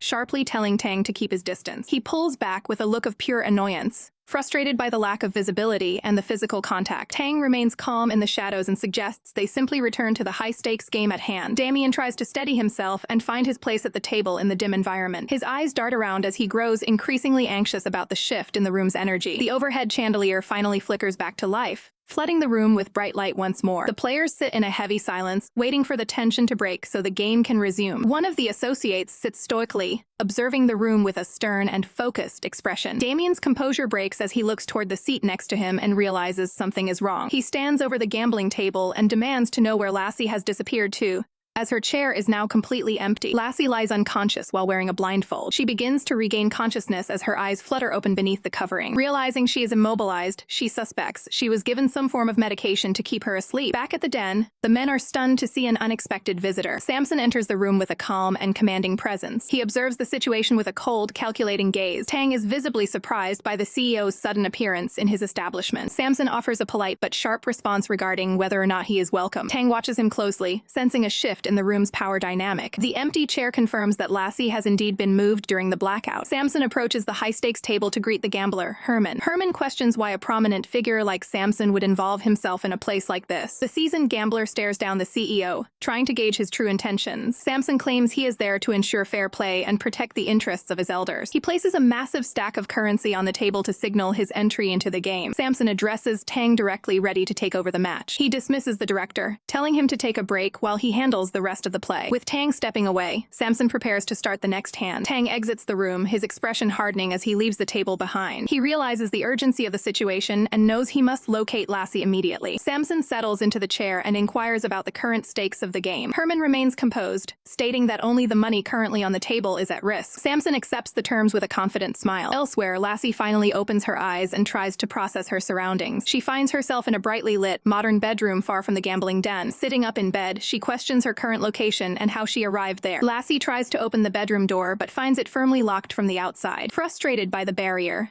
she looks around the room for something to help her break the lock. She begins rummaging through the dresser drawers, searching for any potential tools. Suddenly, the door creaks open, revealing a person entering the room. Lassie considers using a large ceramic vase as a makeshift tool. As she reaches for it, another hand suddenly stops her movement. Startled, she watches as a stranger takes the vase right out of her hands. The man warns her that the item is far too valuable to be broken. Lassie stands her ground and demands to know exactly who this intruder is. The stranger smiles knowingly, acting as if they share a long history. Lassie remains completely baffled, having no memory of the man standing before her. He claims he hasn't seen her since she was an infant and remarks on how much she's grown. He turns and casually paces through the room, maintaining a calm demeanor. Carefully, he places the expensive ceramic piece back onto the side table. He turns back to her and tells her to address him as her uncle. Lassie immediately pushes back, stating clearly that she has no living relatives. The man steps closer, seemingly unbothered by her rejection. He insists that as long as she stays with him, he can provide anything she desires. Lassie realizes with a sinking feeling that Samson likely has no idea where she's been taken. The man questions her loyalty, wondering why she would even want to return to her previous life. He promises to grant her the freedom he claims Samson has been withholding from her. Lassie remains defiant, repeating that this man is absolutely not her family. She racks her brain, certain that neither of her parents ever mentioned having a brother. The man simply laughs off her anger, calling her an impatient person. He changes the subject entirely, suggesting that she should probably get something to eat first. Right on cue, Lassie's stomach lets out a loud growl, betraying her physical hunger despite her frustration. Lassie and the mysterious man finish their meal in a quiet, modern dining room. After eating her fill, Lassie leans back with a satisfied sigh. The man watches her with a calm expression, asking if she's finally full. Lassie admits that his skills are impressive, considering he managed to kidnap her. He seems amused by her choice of words, questioning the idea of it being a kidnapping. Internally, he compares himself to Samson, believing he is the far more capable choice for leading Imperacorp. He views Lassie as a potential industry powerhouse, who is being wasted as a blank slate under Samson's control. Lassie tests his earlier promise of giving her anything she wants by asking to see someone specific. When he asks for a name, she reveals she wants to see Henry Ling. Without hesitation, the man promises to have Henry standing before her within 3 days. He encourages her to enjoy her time and do as she pleases for the moment. Lassie asks for permission to go outside, and he agrees while warning her not to wander too far. She inquires about Samson's arrival, leading the man to wonder if she actually misses him. Lassie looks away, giving a cold and immediate denial. Before leaving, she bluntly tells him that his constant smile looks completely fake. The remark hits home, causing his composed expression to momentarily stiffen. Lassie stands up to head out for a walk, ignoring the tension in the room. The man warns her to be careful of wild animals as she approaches the exit. Pausing at the door, she turns back to ask for his actual name. He insists she call him uncle, but she reminds him that her family has no living relatives. She exits the room, letting the heavy door slam shut behind her. Left alone, the man stares at the closed door with a thoughtful expression. A subordinate rushes in to deliver an urgent update regarding Imperacorp. The man cuts him off immediately, stating he is already aware of the situation. He touches his face and asks the subordinate if his smile really looks as fake as Lassie claimed. A hand knocks firmly on a desk to get someone's attention. Samson sits at his desk, looking contemplative while tapping his finger on the surface. An assistant informs Samson that finding Lassie's whereabouts will be a major challenge because her captor is difficult to track. The employee suggests the possibility that the targets have already left the country. Samson demands to know the location of his tracker while his staff explains the current status of the search. A photograph of a specific individual is slammed down onto the desk as a new target. Samson hands over an address and orders his team to follow this person immediately. He issues a stern warning that the tracker shouldn't bother returning to the company if he fails this mission. The assistant attempts to reassure him, noting that their specialist is an expert at finding people. Samson's gaze turns intense as he clarifies that his goals go far beyond just locating her. The employee bows his head, acknowledging the gravity of the CEO's new orders. Samson remains alone in his office, staring out as his staff departs. He looks forward with a cold, determined expression, clearly frustrated by the delay. Meanwhile, purple flowers hang from branches in a serene garden setting. A hand rests near a flowing dress as flower petals fall gently around the area. Lassie is shown resting peacefully on the grass under the blooming trees. A man in a tracksuit approaches, commenting on her ability to sleep anywhere. He gives a thumbs up and encourages a companion to go and approach her. A foot steps onto the grass, drawing closer to the resting woman. A young man stands smiling softly amidst the falling petals in the garden. He quietly announces his return to the sleeping Lassie. Lassie begins to wake up, stretching her arms as she stirs from her nap. A close-up shows a man's face as he addresses her with a familiar nickname. Her eyes snap open in shock as she recognizes the voice speaking to her. She looks up to find Samson standing right in front of her in the sunlight. Samson offers a calm smile while Lassie stares back in complete disbelief. Suddenly, he reaches out and grabs her wrist with a firm grip. Lassie struggles against his hold,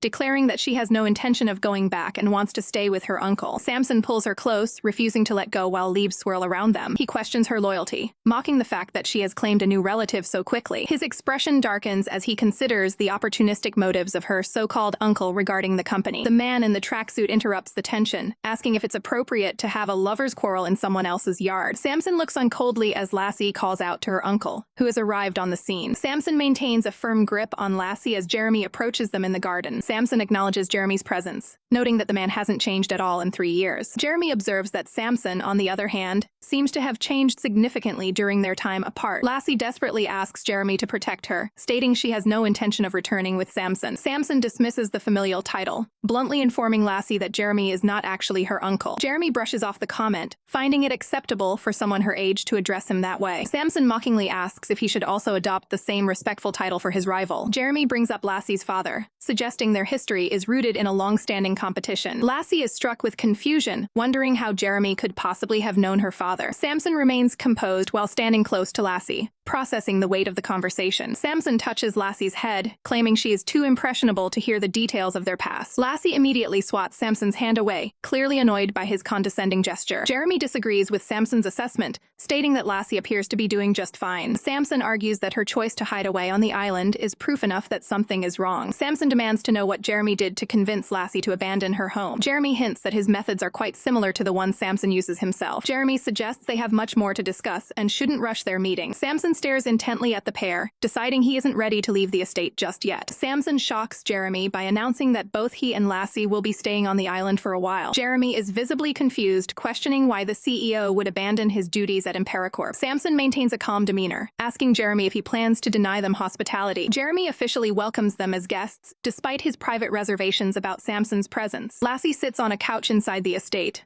looking completely drained by the ongoing drama. Looking out the window, Lassie watches the two men talk in what seems like a coded language. Lassie pouts in frustration over Samson's order for her to remain within his line of sight. Jeremy remains silent. He listens to Samson's proposal regarding her return to the company. The two rivals stand in the garden, framed by the silhouette of a large monument. A tall wooden cross stands as a somber memorial amidst a patch of white flowers. Plates of dumplings are laid out on the table for the group to share during their tense dinner. Lassie, Samson, and Jeremy sit together in a silent standoff as Jeremy raises a glass. Samson keeps a close eye on Lassie, as she awkwardly senses the heavy atmosphere between the two men. Both rivals take a drink of wine, maintaining a frosty silence that fills the room. Lassie notes how delicate the situation is, feeling the pressure of being caught between them. Deciding to ignore the tension, Lassie begins eating her meal with her chopsticks. Samson watches her closely while she focuses entirely on her food to avoid any further conflict. After finishing, Lassie wipes her mouth and prepares to excuse herself. She stands up to leave the table, but Samson calls out her name to stop her mid-stride. He holds out a glass and insists that she finish her drink before heading off to her room. Lassie looks at the beverage with a hesitant and uncertain expression. She eventually reaches out and takes the glass from Samson's hand. Without a word, she quickly downs the entire drink in one go. Jeremy watches this play out and comments on how unusually obedient she is being. Samson watches her walk away with a subtle, unreadable expression on his face. As night falls, the moon shines through the curtains of the quiet estate. Back in her room, a completely exhausted Lassie collapses onto her bed. She stares into space, her mind wandering toward the arrival of Henry Ling. Her eyes eventually flutter shut, as she gives in to her fatigue and drifts off to sleep. Lassie's eyes snap open when she hears a voice suddenly telling her to wake up. A man hovers over her, noting that she is finally awake as she regains consciousness. Her eyes widen in pure shock as she realizes someone has entered her room. Samson is leaning over her, catching her completely off guard in the middle of the night. Lassie opens her mouth to let out a startled cry of alarm. Samson immediately reaches down and places his hand over her mouth to stifle her scream. He stares down at her with a stern expression, telling her to quiet down immediately. Samson leans over Lassie on the bed, surprising her as she wakes up. Lassie glares up at him, her expression full of defiance and anger. Samson pulls back slightly, raising his hands in a defensive gesture. Lassie sits up and pulls away, clearly uncomfortable with Samson's presence. Samson reaches down to grab a piece of fabric from the floor. Lassie holds a pillow in front of her as a shield, while shouting for him to get away. Samson catches a pillow thrown his way, looking at her with a calm, steady gaze. Lassie continues to hurl objects at Samson, desperate to keep him at a distance. A heavy vase hits Samson squarely on the head, but he barely reacts to the impact. Lassie turns her back on him and heads for the door in a huff. Samson's hand reaches out and firmly grips the door handle to stop her. He slams his hand against the door, effectively blocking her only exit. Samson stands right behind Lassie, trapping her against the door to prevent her from leaving. Lassie looks away with a bitter expression as Samson gives her a direct instruction. Lassie stares downward, her posture showing signs of defeat and frustration. Samson offers a confident, knowing smile as he looks down at her. Lassie's eyes narrow as she glares toward the side, simmering with quiet rage. She keeps her gaze lowered, responding with a short, resigned answer. Samson walks away down the hall, leaving Lassie alone with her thoughts of being trapped. Lassie begins to change her attire, adjusting a white shirt as she prepares to move on. Lassie closes her eyes tightly, overwhelmed by the feeling of being under Samson's control. Jeremy sits on the sofa and calmly sips his morning tea. Samson notices him and comments on how early he's awake. Jeremy observes that it's already 8 and points out how Samson's routine has shifted recently. Samson descends the stairs, casually dismissing the mention of his former habits. Jeremy leans back and asks about Lassie's whereabouts. Suddenly, a hand slams onto the stair railing with an aggressive smack. Lassie appears at the top of the staircase, looking frustrated in a new pink outfit. Samson looks back at her with a calm, satisfied expression. Jeremy watches the exchange with a cold, analytical gaze. Lassie remains silent and visibly tense as she stands before them. Jeremy realizes that Samson has successfully taken control of everything left behind by the previous patriarch. He closes his eyes in frustration, feeling a sense of powerlessness. A memory or metaphor shows a hand reaching out toward a delicate butterfly. Lassie is pictured sitting alone in a field, gently interacting with the butterfly in a rare moment of peace. From inside the house, a hand presses against the window glass while watching the garden. Jeremy stands by the window and announces that he has finally made up his mind. Samson gives a small, confident smirk from the couch. Samson places a hand on Jeremy's shoulder as they prepare to head out. A brief vision shows Samson and Lassie arguing in the yard, highlighting her resistance. Jeremy looks away with a grim expression, worried about the future Samson is forcing upon his relative. The scene shifts to a massive corporate skyscraper in the city. A sign on a door identifies the Public Relations Department Director's office. A foot suddenly kicks the door open with a sharp ping. Inside, a man named Mr. Tang looks up with a startled and annoyed expression. A massive stack of documents is slammed onto his desk with a heavy smack. Lassie stands over him with a mocking smile, asking if he's been gambling again. Mr. Tang is visibly irritated, wondering why she has returned to bother him. He looks down at the overwhelming pile of work with a trembling hand. He picks up a page, questioning the sudden mountain of paperwork. Lassie cheerfully informs him that President Gu expects him to handle every single document personally. Mr. Tang rubs his forehead in total exhaustion, swearing to get revenge on Samson eventually. Lassie walks through the massive and bustling halls of Imperacorp, feeling completely out of place amidst the busy employees. She soon spots a tea house located right inside the building and decides to duck in for a quick break. Upon entering, a waitress greets her warmly and offers to lead her to a table. Lassie takes a seat and begins browsing the menu while the staff waits for her selection. The young woman orders a simple cup of green tea and some snacks to help her relax. The waitress quickly notes the order and heads off to prepare the refreshments. Sitting alone, Lassie reflects on how long it has been since she had a moment of genuine peace away from the mansion. Her mind wanders to her old companions, wondering how Reeves and the others are holding up without her. Lassie quietly enjoys her tea, savoring the rare opportunity to decompress. Once finished, she feels refreshed and prepares to leave the shop to head back to the office. The waitress returns with a receipt, asking if she would like to pay immediately or have the total deducted from her next paycheck. Lassie is stunned by the request, having assumed the company provided these services for free. Panic sets in as she realizes she doesn't have a single cent on her to cover the bill. She tries to stammer out an explanation to the waitress, while looking increasingly flustered. Suddenly, a man's voice cuts through her embarrassment, telling the waitress to put the entire bill on his personal tab. Lassie looks up in shock, instantly recognizing the person who just bailed her out. The man in the stylish suit approaches, while the waitress can't help but be impressed by his presence. He smiles at the coincidence and suggests that Lassie stay for another drink. Lassie remains silent for a moment, processing the unexpected encounter with this mysterious figure. The man takes a seat and asks if she has been given the day off from her usual duties. Lassie explains that Mr. Tang actually kicked her out of the office and told her to find something else to do. A flashback shows Lassie repeatedly pestering and overwhelmed Mr. Tang with offers of help that he clearly did not want. After being told to get out of his sight, Lassie viewed the dismissal as an invitation to enjoy some leisure time. The man finds her situation quite amusing, though Lassie admits that she actually hates being idle for too long. He offers a bit of advice, telling her that learning to enjoy brief moments of rest is a valuable skill. He gazes at his tea, noting that finding time to truly relax becomes much harder later in life. Taking his words to heart, Lassie suddenly suggests that they both head out for a bit, since they are on a break. She excitedly invites him to join her for a walk to pass the time. He agrees to accompany her, but only if she promises to follow his lead and not wander off. Meanwhile, Samson watches the scene unfold with a confident and knowing smirk,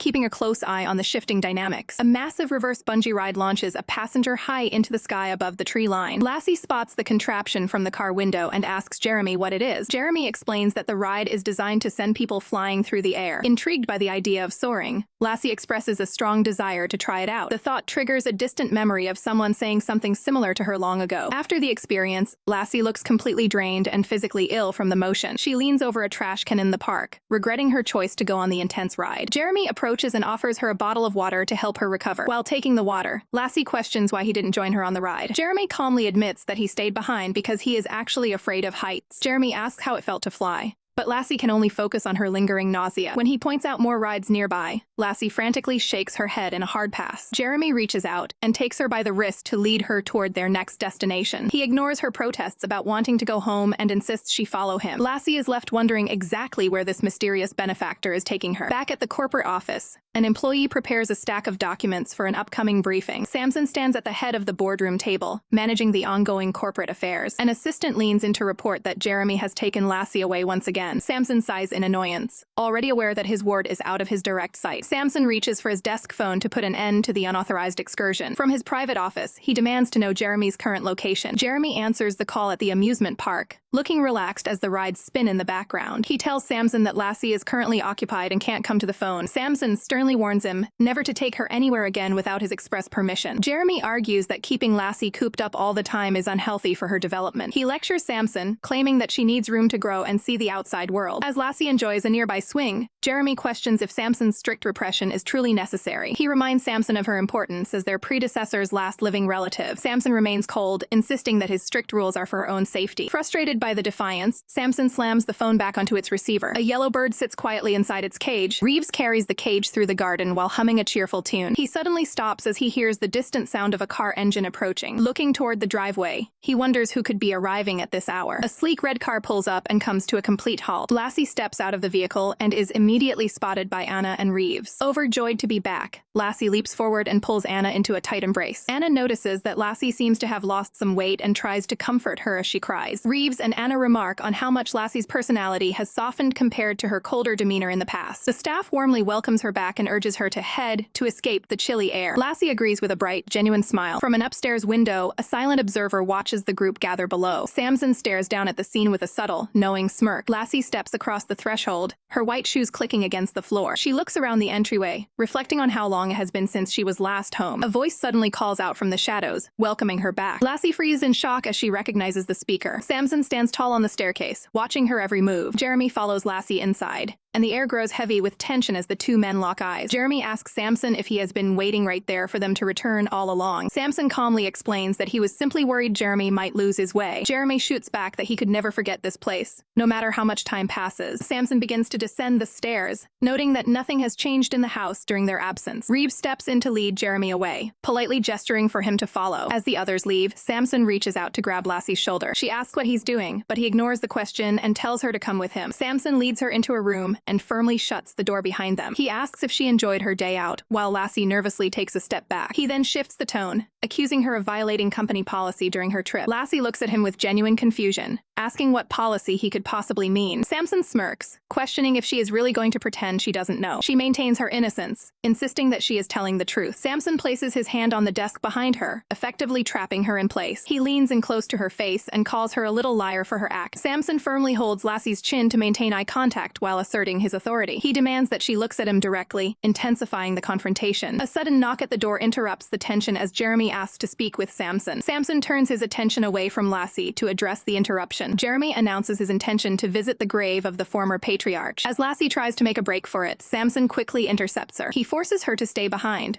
ordering her to write out the company policy 10 times as punishment for her disobedience. Jeremy attempts to intervene, reminding Samson that Lassie is no longer a child. Samson dismisses the plea, claiming their predecessor would have enforced the same discipline. He looms over Lassie at the desk, making sure she starts her tedious task. Lassie grabs a pen from the holder to begin the assignment. She scribbles furiously, clearly annoyed by the petty punishment. Meanwhile, at the cemetery, a bouquet of flowers rests against Ryan Sue's headstone. A hand reaches out to touch the cold stone in a moment of remembrance. Jeremy stands before the grave, his face filled with visible sorrow. Samson joins him, mentioning that Lassie will be turning 18 very soon. He looks down with a cold, calculating expression as they stand in the quiet woods. Jeremy stands up and clarifies that he has no interest in seizing control of the company. Samson then brings up a final message the old man left regarding Jeremy's character. He reveals that the former leader actually viewed Jeremy as a decent man. Jeremy looks skeptical, questioning the sincerity of such a compliment. Samson drapes an arm over his shoulder, sarcastically comparing their moral standings. Jeremy remains quiet, processing the strange shift in Samson's behavior. Back in the office, Lassie crumples her paper in a fit of rage, swearing to have her revenge on Samson. Samson looms over Lassie as she sits at her desk, forced to complete her writing punishment. He places a hand on her workspace to assert his presence, while she continues to work. Samson leans in and rests a hand on her head, questioning her thoughts. He covers her handwriting with his palm, advising her that dwelling on the past will only ruin her future. Lassie remains silent, her expression guarded as she processes his words. Samson gives a calm smile, telling her to stop worrying about useless things and focus on what lies ahead. He reaches into his pocket to retrieve a small item. Samson takes her hand and slides a jewelry piece onto her finger. Standing close behind her, he formally asks Lassie to marry him. Lassie looks away in distress, feeling that she has no real choice in the matter. The keepsake falls to the floor as Samson continues to tower over her. He grips her shoulder, warning her that refusing his gifts will only make him unhappy. He notes that this engagement token is a unique item he can only give to one person. Lassie pushes him back, declaring that she doesn't care about his happiness. Samson's smile remains fixed and chilling despite her blatant rejection. He leans in and suggests skipping the pleasantries to move straight to the final stages of a wedding. Lassie is visibly confused and startled by his sudden change in tone. The desk is shoved aside as Lassie loses her balance and falls backward. A sharp sound echoes through the room as the atmosphere shifts instantly. Samson looms over her on the floor, demanding that she accept his affection. Lassie protests, reminding him that they are currently in her own home. Samson maintains close proximity, insisting that he would rather it be their shared home. Lassie tries to find a way to stall the escalating situation. She places her hands on him to maintain some distance while she thinks of an excuse. Quickly changing her strategy, she argues that they really shouldn't skip any of the formal wedding traditions. She scrambles away on the floor, claiming she needs to find the dropped jewelry piece immediately. Samson sits back on the floor, watching her with a calm and composed look. He asks her what kind of wedding ceremony she would actually prefer. Samson reveals he has already prepared several ideas for her to choose from tomorrow. Lassie stands frozen in a silent rage, realizing that he has already planned every detail of her life. Hands frantically sort through scattered documents. Lassie sits on the floor amidst the chaos of the paperwork, looking completely defeated. She remains on the floor and admits that the ring has gone missing. A hand reaches down and easily locates the small keepsake among the papers. Samson suddenly pulls Lassie toward him, catching her off guard. He sits behind her and secures her hands, calling her a silly girl. Samson proceeds to slide the ring onto her finger, sealing the engagement. He gives her a clinical instruction to eat and get some rest. Lassie remains silent, her expression vacant as she processes the event. Outside, the crescent moon hangs high in the night sky. Lassie finally succumbs to exhaustion and falls asleep in her clothes. She clutches a framed photo and whispers for her parents in her sleep. Jeremy quietly enters the room to check on her well-being. He pauses to look at a childhood photo of Lassie with her family. Jeremy leans in closer to the bedside to observe the sleeping ward. He spots the prominent ring on her finger as she rests. The diamond on her hand catches the light, serving as a cold reminder of the engagement. Jeremy's expression softens with a hint of sorrow. Samson appears at the door, questioning why Jeremy is still awake. Jeremy turns to face him, retorting that Samson is also up late. Samson dismisses the comment, claiming he doesn't need much rest. The two men stand in the room, noting that the decor hasn't changed at all. As Jeremy prepares to leave, Samson asks if there's anything else he wants to say. Jeremy walks past him, pitying the plight of a child without parents. He exits the room, leaving Samson standing in the doorway alone. Samson dwells on Jeremy's words, his expression becoming serious. He acknowledges the shared tragedy between them all. The scene opens at the Public Relations Department director's office, where a heated argument is clearly underway inside the workspace. The director tosses paperwork in frustration, demanding his employee rewrite a report, while Lassie watches the outburst from the side. The nervous employee rushes out with his documents as the director remains standing by his desk, still visibly irritated. Taking a seat, the director tries to compose himself and get back to his professional duties. He adjusts his glasses, clearly preoccupied with the workload and the person waiting for him. Lassie sits patiently on the office sofa, resting her head in her hands while observing the director's stressful morning. The director reflects on Lassie's presence, noting how she hasn't taken a moment to rest since her arrival. A staff member knocks and enters the room to deliver a freshly prepared lunch tray. A single plate of steak and vegetables is placed on the table for the director's midday meal. Lassie approaches the desk and points out that there is only one plate of food provided. She picks up the plate, reminding the director that a good department leader should prioritize the well-being of subordinates. This bold move leaves the director stunned and slightly annoyed as he sits with his cutlery ready. Lassie offers to order another meal for him to ensure everyone is properly fed. As the director stands to leave, he tells her to go ahead and enjoy the meal for herself. Lassie reaches out to stop him, insisting that he stay for a moment instead of walking away. The director looks increasingly tense at the unexpected interruption to his schedule. Lassie firmly requests that he sit back down so they can have a proper discussion. She maintains her position to ensure he listens to her request for a chat. Clearly exasperated, the director can't believe how persistent she is being in his own office. Lassie looks up at him with wide eyes, questioning if her request for a conversation is a problem. Realizing he cannot easily win this exchange, the director lets out a heavy, defeated sigh. He takes a seat, remembering Samson's warning about how important Lassie is to the organization. He concludes that for his own safety, he cannot treat her with the same harshness he uses for his other staff. Lassie looks at him expectantly, ready to finally begin their formal conversation. The director agrees to listen, stating he will help if it's within his power, but he won't be forced into anything unreasonable. Lassie's face lights up with joy, thrilled that he is finally willing to cooperate with her. Mr. Tang demands to know exactly what Lassie wants from him. Seeing his agitation, Lassie tries to calm the PR director down as he sits nervously at his desk. She reassures him that her request won't be unreasonable or difficult to fulfill. Mr. Tang takes a quick drink from his mug, while silently acknowledging that she could just go to Samson to get whatever she desires. Lassie notes how busy the department has been and offers to help with the workload. The director sets his cup down firmly, skeptical of her abilities. Lassie pushes back, arguing that they won't know her potential unless she's given a chance. He dismisses her, citing her youth and lack of professional experience or patience. Lassie is taken aback by his blunt assessment of her character and capabilities. Mr. Tang makes it clear that letting her handle even a small task means he must be ready for total failure. Turning the tables, Lassie points out that he seems just overwhelmed by the current pressure. He remains stoic, claiming his mental fortitude is far superior to most people's. Lassie explains her true motivation. She simply wants to become stronger than one specific person. The director asks for a name, curious about who she is trying to surpass. Without hesitation, Lassie reveals her target is none other than Samson Gu. Mr. Tang stays silent as he absorbs the weight of her ambitious goal. The conversation ends abruptly as the door is shut tight. Left standing in the hallway, Lassie looks down, processing the rejection. A voice calls out to her, asking if she was kicked out of the office again. An older gentleman with a kind face approaches her in the corridor. Lassie recognizes the newcomer immediately, surprising him with her memory. She identifies him as Malcolm Zhou, the director of human resources. Malcolm is visibly pleased and honored that someone in her position knows his name. A pair of shoes stops near the door as someone listens from inside. Inside his office, Mr. Tang reflects on how much more interesting the situation is becoming. He keeps a close eye on the door, wondering if she has finally left. He finally opens the door to check the hallway, only to find another staff member waiting outside. Someone sighs while standing still, their dress shoes visible on the floor. Mr. Tang stares out the window, musing that things are starting to get much more interesting. He wonders if someone is still lingering in the doorway. Tang opens the door and finds Jeremy Mo standing right outside. Jeremy greets Tang, noting the coincidence of their meeting. He casually invites Tang out for a meal, offering to pick up the tab. Tang politely declines the offer, citing other matters he needs to attend to. Jeremy watches Tang walk away, reflecting on his first impression of the man. He decides that Tang isn't nearly as cold and unfeeling as the rumors suggest. A high-level meeting takes place in the boardroom, with several executives seated around a long table. One employee argues that a ranking director position requires at least 2 years of experience. Another staff member agrees, noting that company policy must be followed despite Jeremy's talent. Tang sits silently, listening to the debate while holding a pen. Samson reviews a resume and asks the HR director, Mr. Zhou, for his professional opinion. Mr. Zhao voices his support, stating that Jeremy Mo is more more than capable of the job. Samson quickly settles the matter, backing Mr. Ju's judgment. With a calm expression, the CEO officially adjourns the meeting. The boardroom clears out as the executives finish their notes and stand to leave. An employee tries to question the decision,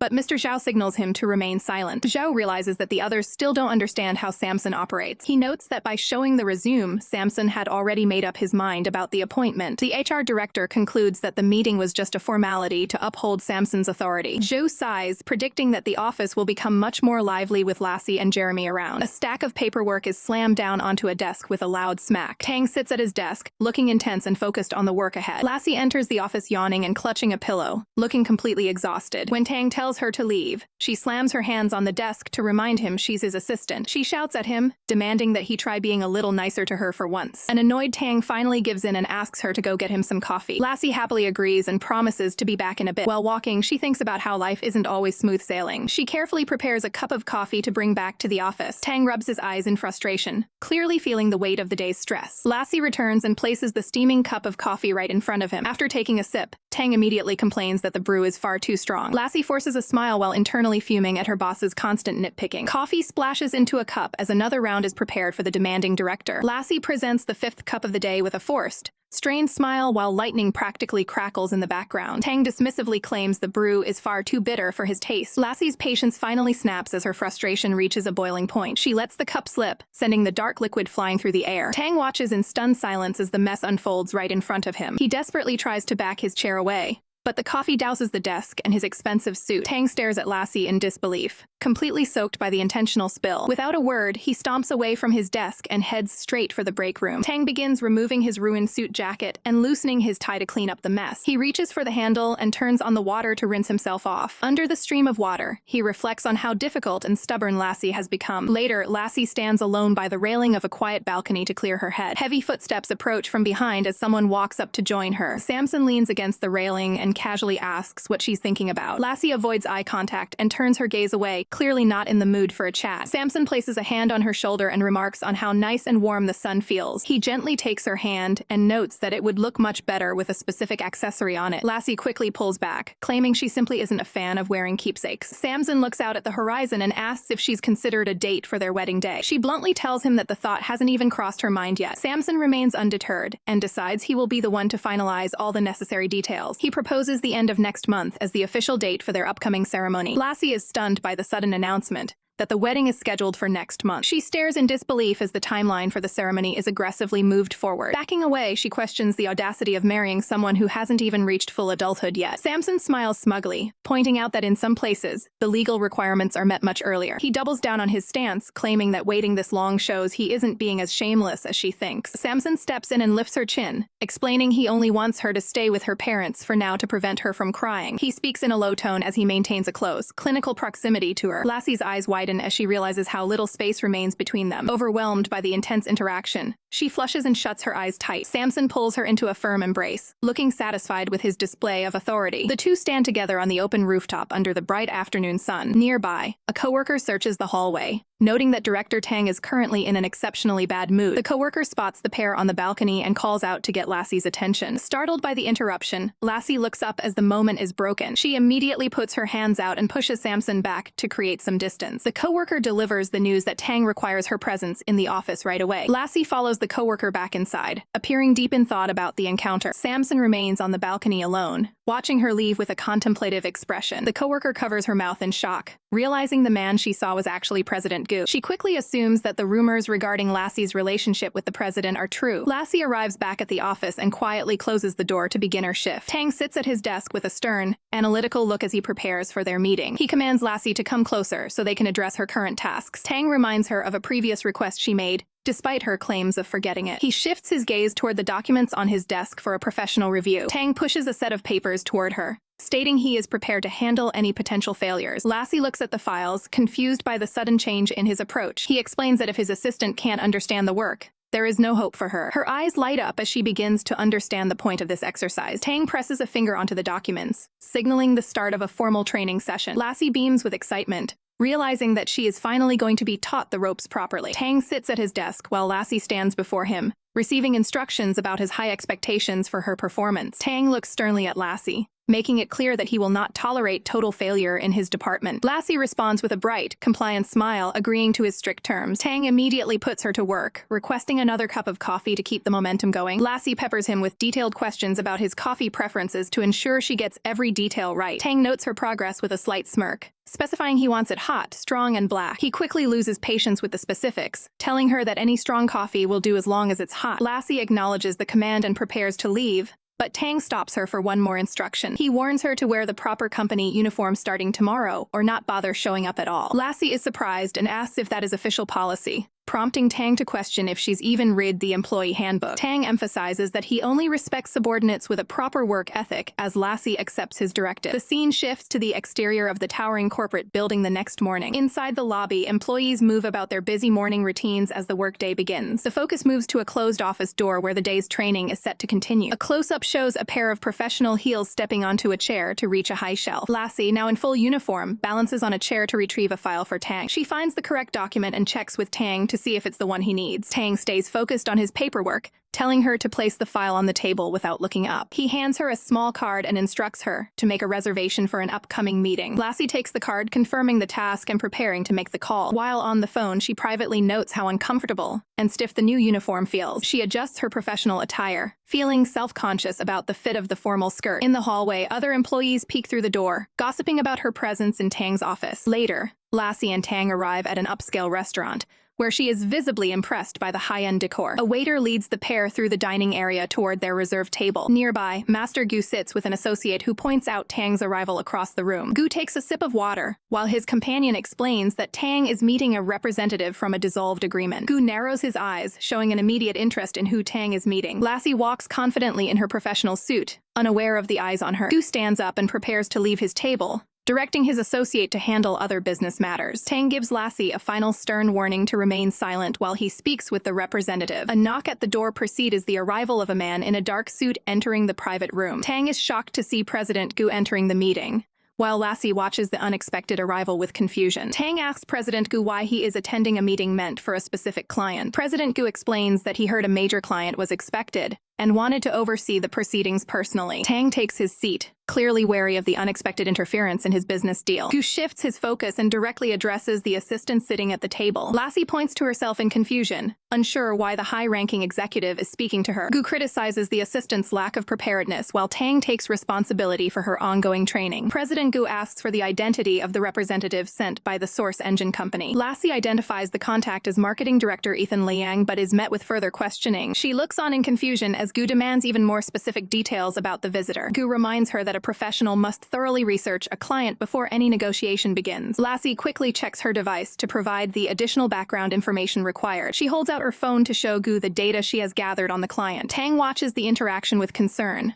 worried about the assistant's blunt attitude toward the president. The client, Ethan Liang, makes his entrance accompanied by several staff members. Liang greets the room and asks Tang to introduce the two people accompanying him. Lassie introduces herself as Lucy while President Gu observes the interaction from his seat. Liang offers a polite compliment regarding her professional appearance. Tang calls out to Liang to keep the conversation focused on the business matter. The client makes a casual remark suggesting that a closer rapport with the staff would make the deal easier. Tang fixes the client with a sharp glare, signaling his disapproval of the unprofessional comment. Tang explains that professional boundaries are essential for a successful and efficient business partnership. Liang laughs off the lecture and asks if Tang is actually getting angry during a negotiation. He then points toward President Gu and asks if he is another one of Tang's subordinates. Tang remains silent, likely anticipating a complicated explanation for the president's presence. President Gu takes the lead and claims he is simply Lucy's older brother to explain his seat at the table. Ethan is taken aback by the sudden claim that Lassie and Gu are related. He finds it amusing that the company is seemingly filled with sibling duos working together. Gu flashes a confident grin, successfully selling the lie to the client. Ethan brings up Tang's own sister, who reportedly holds a high-ranking position within the firm. Tang immediately shuts down the gossip to keep the focus strictly on the contract dissolution. Lassie is caught off guard, never having heard about Tang having an older sister before. The scene shifts to a tense business dinner where negotiations are reaching a breaking point. A piece of dinnerware hits the floor and shatters, punctuating the heated atmosphere. A mysterious woman demands that her associate repeat his previous refusal. Mr. Zhao tries to explain why the current contract terms are impossible to sign. The woman's gaze turns ice cold as she prepares to exert her corporate influence. Diana Tang lounges back with total authority, warning that a failed order will cost him dearly. Terrified of the consequences, Mr. Zhao quickly backpedals and begs for a chance to renegotiate. Back in the main office, Tang remains focused on the paperwork at hand. The associate watches on, clearly intimidated by the high-stakes environment. It's revealed that the director of marketing is none other than Diana Tang, the other powerhouse of the family. Ethan Liang shakes hands with Tang, signifying the end of their current discussion. The client prepares to depart, promising to maintain contact for future business. The group exits the conference room while Tang watches them leave. Tang spots a familiar face approaching and narrows his eyes in anticipation. Diana Tang strolls down the hallway, surprised to find her brother out in the open. Tang maintains his stoic professional mask, questioning his sister's sudden appearance. Diana's casual demeanor shifts as she notices someone interesting through the office window. She tries to get a better look at the people inside.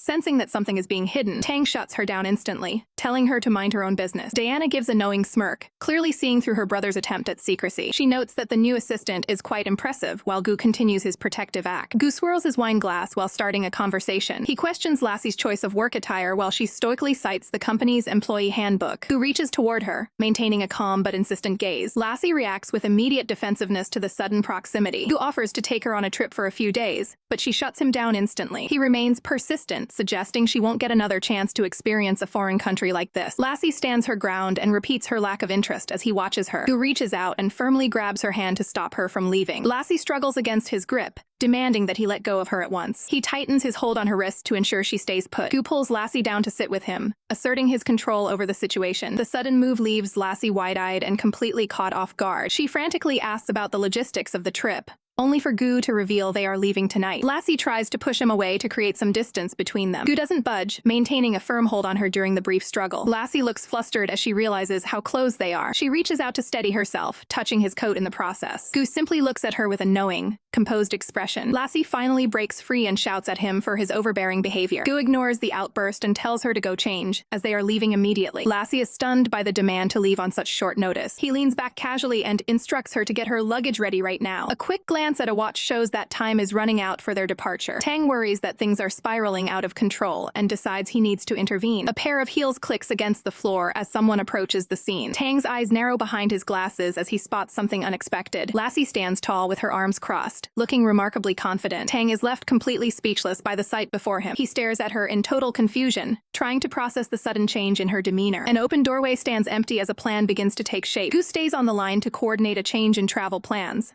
opting for a slower steamboat over a quick flight. Tang enters the office, just as Gu finishes his call, ready for a briefing. Tang listens closely as his superior prepares to drop some unexpected news. Gu informs his director that he'll be away for a while, leaving several important matters in the hands of the staff. He stands up to address the internal friction regarding a recent promotion, noting that not everyone is happy with the change. Gu looks directly at Tang, asking for his personal take on the shifting office dynamics. Tang remains professional, as he receives a strict order to cut ties with an outside associate. A close-up on Tang shows his silent acknowledgement of the final instructions. Soon after, a massive luxury cruise ship cuts through the open ocean. Gu and Lassie stand together on the sunny deck, taking in the sea breeze. Gu smiles as he reflects on his history with ocean travel, recalling a trip from 10 years prior. Lassie looks down, clearly more concerned with her accommodations than the view. Getting impatient, she demands to know the location of her quarters. She insists on finding the room herself, if he would just provide the number. Gu reaches out to catch her hand, halting her departure with a playful warning. He leads her along the railing while she insists she is perfectly capable of walking on her own. Gu stops and offers a challenge, asking if she's willing to make a wager. Lassie turns back, her curiosity piqued by the sudden proposal. He sets the terms, challenging her to find her room within a specific time frame. If she fails, the deal requires her to follow his lead for the duration of the evening. Lassie pauses to weigh the risks and rewards of the deal. She holds up 2 fingers, confidently negotiating for a 20-minute head start. Determined to finally win against him, she accepts the challenge with a spirited look. Gu reaches for her wrist to check the time on her watch and finalize the start. Lassie notes the time is exactly 4:30 as the countdown begins. Gu watches with a smirk as she rushes off to navigate the massive ship. Gu is approached by his staff while standing on the cruise deck. The staffer warns him about suspicious individuals on board and suggests renting a private vessel for safety. Gu dismisses the security concerns, preferring to keep the vacation fun rather than overly cautious. Despite the warning that thousands of people are aboard, Gu remains unbothered. He walks off confidently, telling his subordinate that nothing will go wrong. Lassie enters the grand lobby of the ship, looking around at the upscale environment. The interior is filled with luxurious decor, and a wide staircase leading to the upper decks. She finds the extravagance of the cruise ship to be completely over the top. Lassie scans the area, looking for a way to find her room quickly. She spots the service desk and decides to ask for help to speed things up. Approaching the counter, she gets the attention of the receptionist. She politely asks the staff member to provide her room number. The receptionist is ready to assist and asks for her name to look up the reservation. When the name Lassie Su doesn't appear in the system, the staffer becomes confused. Lassie then suggests checking under the name Samson Gu instead. The receptionist looks surprised and offers to make a call to verify the guest's details. Gu suddenly appears behind her, pointing out that she still hasn't even found the right floor. He checks his watch, noting that she only has 16 minutes remaining in their wager. Lassie bites her lip in frustration as she watches him walk away. Gu heads down the hall with a smirk, leaving her to handle the challenge alone. Looking at Gu's back, Lassie realizes she needs to think like him to win. Gu remains confident, believing he has the upper hand in their little game. Lassie deduces that someone like him would only stay in the most aesthetic and comfortable room available. She enters the elevator and hits the button for the top floor, certain of her theory. Gu stands in a hallway, waiting to see if his companion can actually find the location. He lets out a sigh, watching the elevator doors close. Gu lingers near the service area as the timer continues to tick down. Lassie steps out onto a polished wooden floor, reaching the highest level of the ship. She finds herself in a massive, sunlit room with floor-to-ceiling windows overlooking the ocean. Confident in her deduction, she pumps her fist, certain that victory is within her grasp. Gu relaxes in a chair while an assistant presents him with an incoming call. He takes the phone and speaks with a smug, knowing expression. As the conversation continues, Gu gestures thoughtfully while dismissing the other person's concerns. Lassie bursts into the room, surprising Gu while he is still on the line. She immediately grabs his wrist to verify the time on his watch. Thinking she has won the wager, Lassie celebrates her supposed victory with a bright smile. Gu watches her reaction with a sharp, calculating gaze. The girl continues to cheer, convinced her timing was perfect. She soon grows confused when Gu remains silent and doesn't acknowledge her win. Gu swings his arm around to show her the watch face from his perspective. He claims she missed the mark by a mere half-second, leaving her frustrated. Gu maintains a calm demeanor while explaining his ruthless philosophy on fairness. He points specifically at the watch face to emphasize his point. A condescending smile crosses his face as he challenges her to do something about it. An assistant interrupts the two in the room to deliver requested documents. Gu and Lassie both look toward the door as the staff member enters. The assistant holds out a folder of paperwork for his superior to review. He tries to suppress a laugh while observing the tense dynamic between the two. Lassie stops him and demands to know the exact current time. The assistant provides a precise reading, inadvertently revealing that Gu's watch is actually slow. Lassie's expression turns to pure rage as she realizes she was manipulated. She slams the door shut as she storms out of the suite in a fit of anger. Gu watches her departure with a smug sense of superiority, believing power dictates the truth. The assistant remains behind, completely baffled by the sudden outburst. Security footage captures Lassie rushing down the hallway to escape the room. She pounds on a surface in a separate room, lamenting her loss and her decision to bet. Lassie walks through the ship's corridors, frustrated by her inability to beat him. Gu continues his verbal jabs, further irritating her. He stands tall with his arms crossed, fully embracing his victory. He follows her out, calling her a silly girl as she admits her defeat. Gu grabs her wrist to steer her back in the correct direction. An echo of a struggle rings through the empty hallway as someone cries out in pain. Gu maintains a firm grip on Lassie's wrist, ignoring her protests as she tries to break free. Despite her demands to be let go, Gu continues to lead her through the corridor with total indifference. Frustrated and out of options, Lassie winds up her leg to deliver a swift kick. Gu senses the incoming attack out of the corner of his eye, remaining completely unfazed by the attempt. The kick misses its mark entirely as Gu effortlessly dodges while keeping his hold on her. Lassie is left stunned, unable to believe that her attempt at self-defense was so easily thwarted. Gu pulls her back toward him, sternly reminding her that she needs to start behaving. He pulls her into a tight hold, effectively neutralizing any further physical resistance. Caught off guard by the sudden proximity, Lassie goes completely still in shock. The awkward moment is interrupted when a passerby suddenly appears in the doorway behind them. The stranger politely asks the pair if they could step aside so he can get through the narrow passage. Gu shoots a cold, sharp glare at the man for daring to interrupt them. To clear the path, Gu pins Lassie against the wall while offering a hollow apology to the traveler. Lassie grits her teeth in annoyance, feeling trapped by his overwhelming presence. Seizing the opportunity, she brings her heel down hard on his foot in a desperate act of defiance. Instead of getting angry,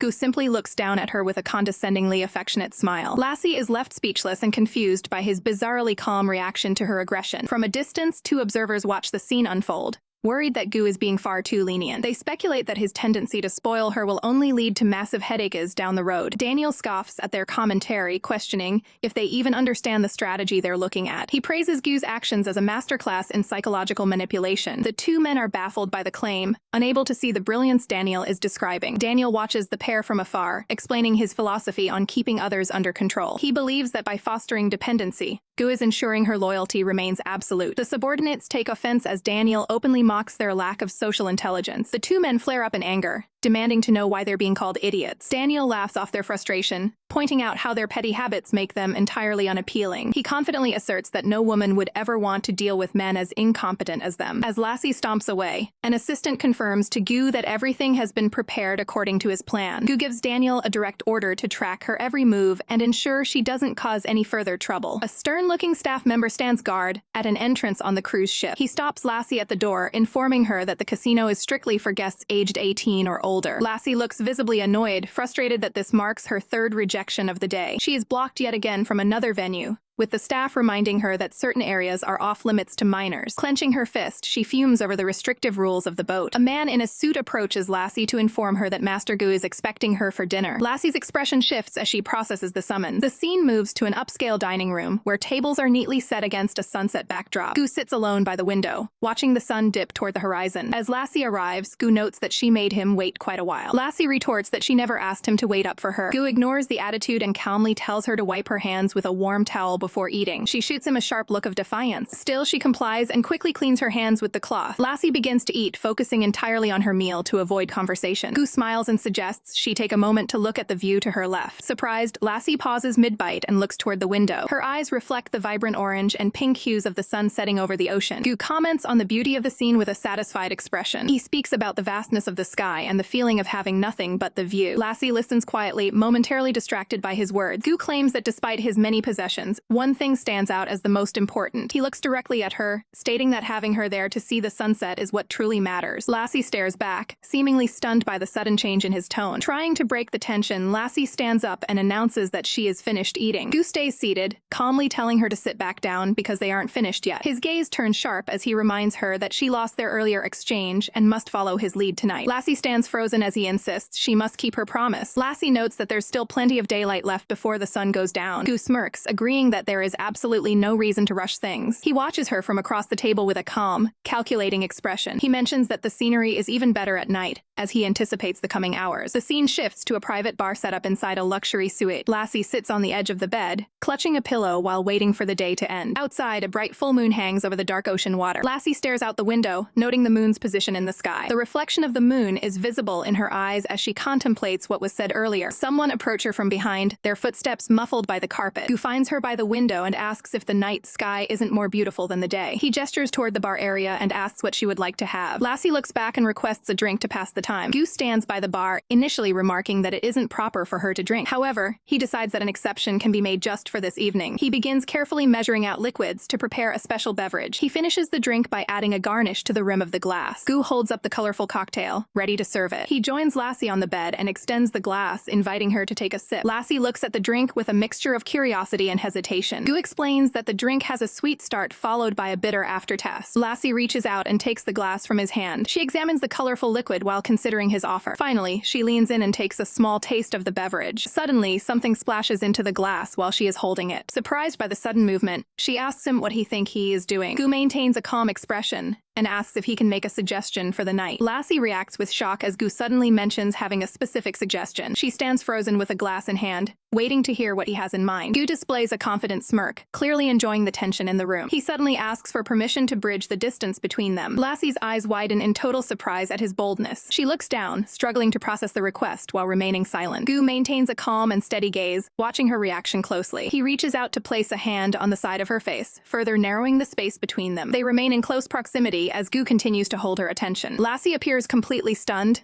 unable to move away from his touch. Gu notes a family resemblance in her expression during this moment of distress. He recalls how Ryan Su would maintain a calm demeanor while holding a small keepsake. Gu draws even closer, intensifying the psychological pressure on Lassie. He moves toward her side, maintaining a firm presence. Lassie turns her head away to avoid the interaction, demanding to know his actual suggestion. She quickly drinks the contents of her glass to hide her nerves. Her eyes snap open as the flavor hits her unexpectedly. She recoils in discomfort, covering her mouth because of the intense bitterness. Gu laughs at her reaction, finding her discomfort amusing. He explains that he intended for her to savor the experience rather than rushing through it. A hand reaches down to retrieve the glass of iced liquid from the counter. Gu holds the drink while Lassie remains guarded and tense beside him. He takes a slow sip of the beverage to demonstrate his point. He places the glass back down with a firm thud. Gu leans over her on the furniture, maintaining physical contact by holding her wrist to keep her in place. A slight smile plays on his face as he prepares his next move. Gu bridges the remaining distance to initiate physical contact. Gu pulls Lassie close on the sofa, maintaining a firm grip as she struggles to move away. Lassie looks visibly distressed with tears welling in her eyes while Gu looms over her. He forces a bitter beverage into her mouth to break her resistance. Lassie pushes him away and coughs violently while Gu smirks, holding her wrist to keep her in place. She wipes her mouth, still gasping for air after the sudden confrontation. Lassie appears lightheaded and stunned by the intensity of the exchange. Gu stares at her with a condescending smile, questioning if she is trying to get intoxicated. Lassie stands up unsteadily, declaring that she will prepare her own drink from now on. She sways on her feet, the effects of the alcohol making her vision spin. Gu catches her from behind as she loses her balance, mocking her for wanting more despite her condition. In her daze, Lassie whispers Samson's name while looking away from her captor. Her vision continues to blur as the dizziness becomes overwhelming. Lassie begins to collapse, her expression turning vacant and weary. Gu catches her and pulls her into his lap, maintaining his control over the situation. He looks down at her with a calculative expression, while she questions his true intentions. Lassie asks if he is about to demand something from her, her voice trembling. Gu maintains a calm, predatory smile as he listens to her words. He leans his face close to her shoulder, feigning ignorance about her accusations. Lassie looks exhausted, wondering if she really needs to state the obvious. Gu leans in even closer, asking her if she is truly afraid of him. Lassie closes her eyes and trembles, unable to hide her fear. She tells him to just get the ordeal over with, looking completely resigned. Gu covers her eyes with one hand while leaning into her neck area. He mocks her for wanting to rush through the process instead of savoring the moment. Lassie's eyes widen in shock as he maintains his grip over her face. Her hands rest on his shoulders while he continues to loom over her in the dimly lit room. Gu brings his face inches from hers, mocking her for only caring about the final outcome of their interaction. Gu stares at Lassie with a cold smirk, noting that his lack of care doesn't stop him from enjoying the situation. Lassie is visibly shaken, staring back at him in shock as she questions his motives. A tight close-up shows her trembling eye as she struggles to find words in response. Gu mocks her apparent rush while he begins to loosen his shirt. He pulls her into a kiss as the scene transitions with a soft, glowing light. Gu pulls back slightly, eyes narrowed as he makes a condescending remark. Lassie stares him down, telling him to enjoy the process as much as he likes. She offers a weak, defiant smile, warning him that the final result won't be what he expects. Gu dismissively wipes his lip, appearing entirely unfazed by her words. By the next morning, the scene shifts to a bright, quiet bedroom overlooking the sea. Lassie wakes up slowly, staring blankly at the ceiling with a dazed expression. She turns her gaze toward the window to watch the sun rising over the water. Resting her head on the pillow,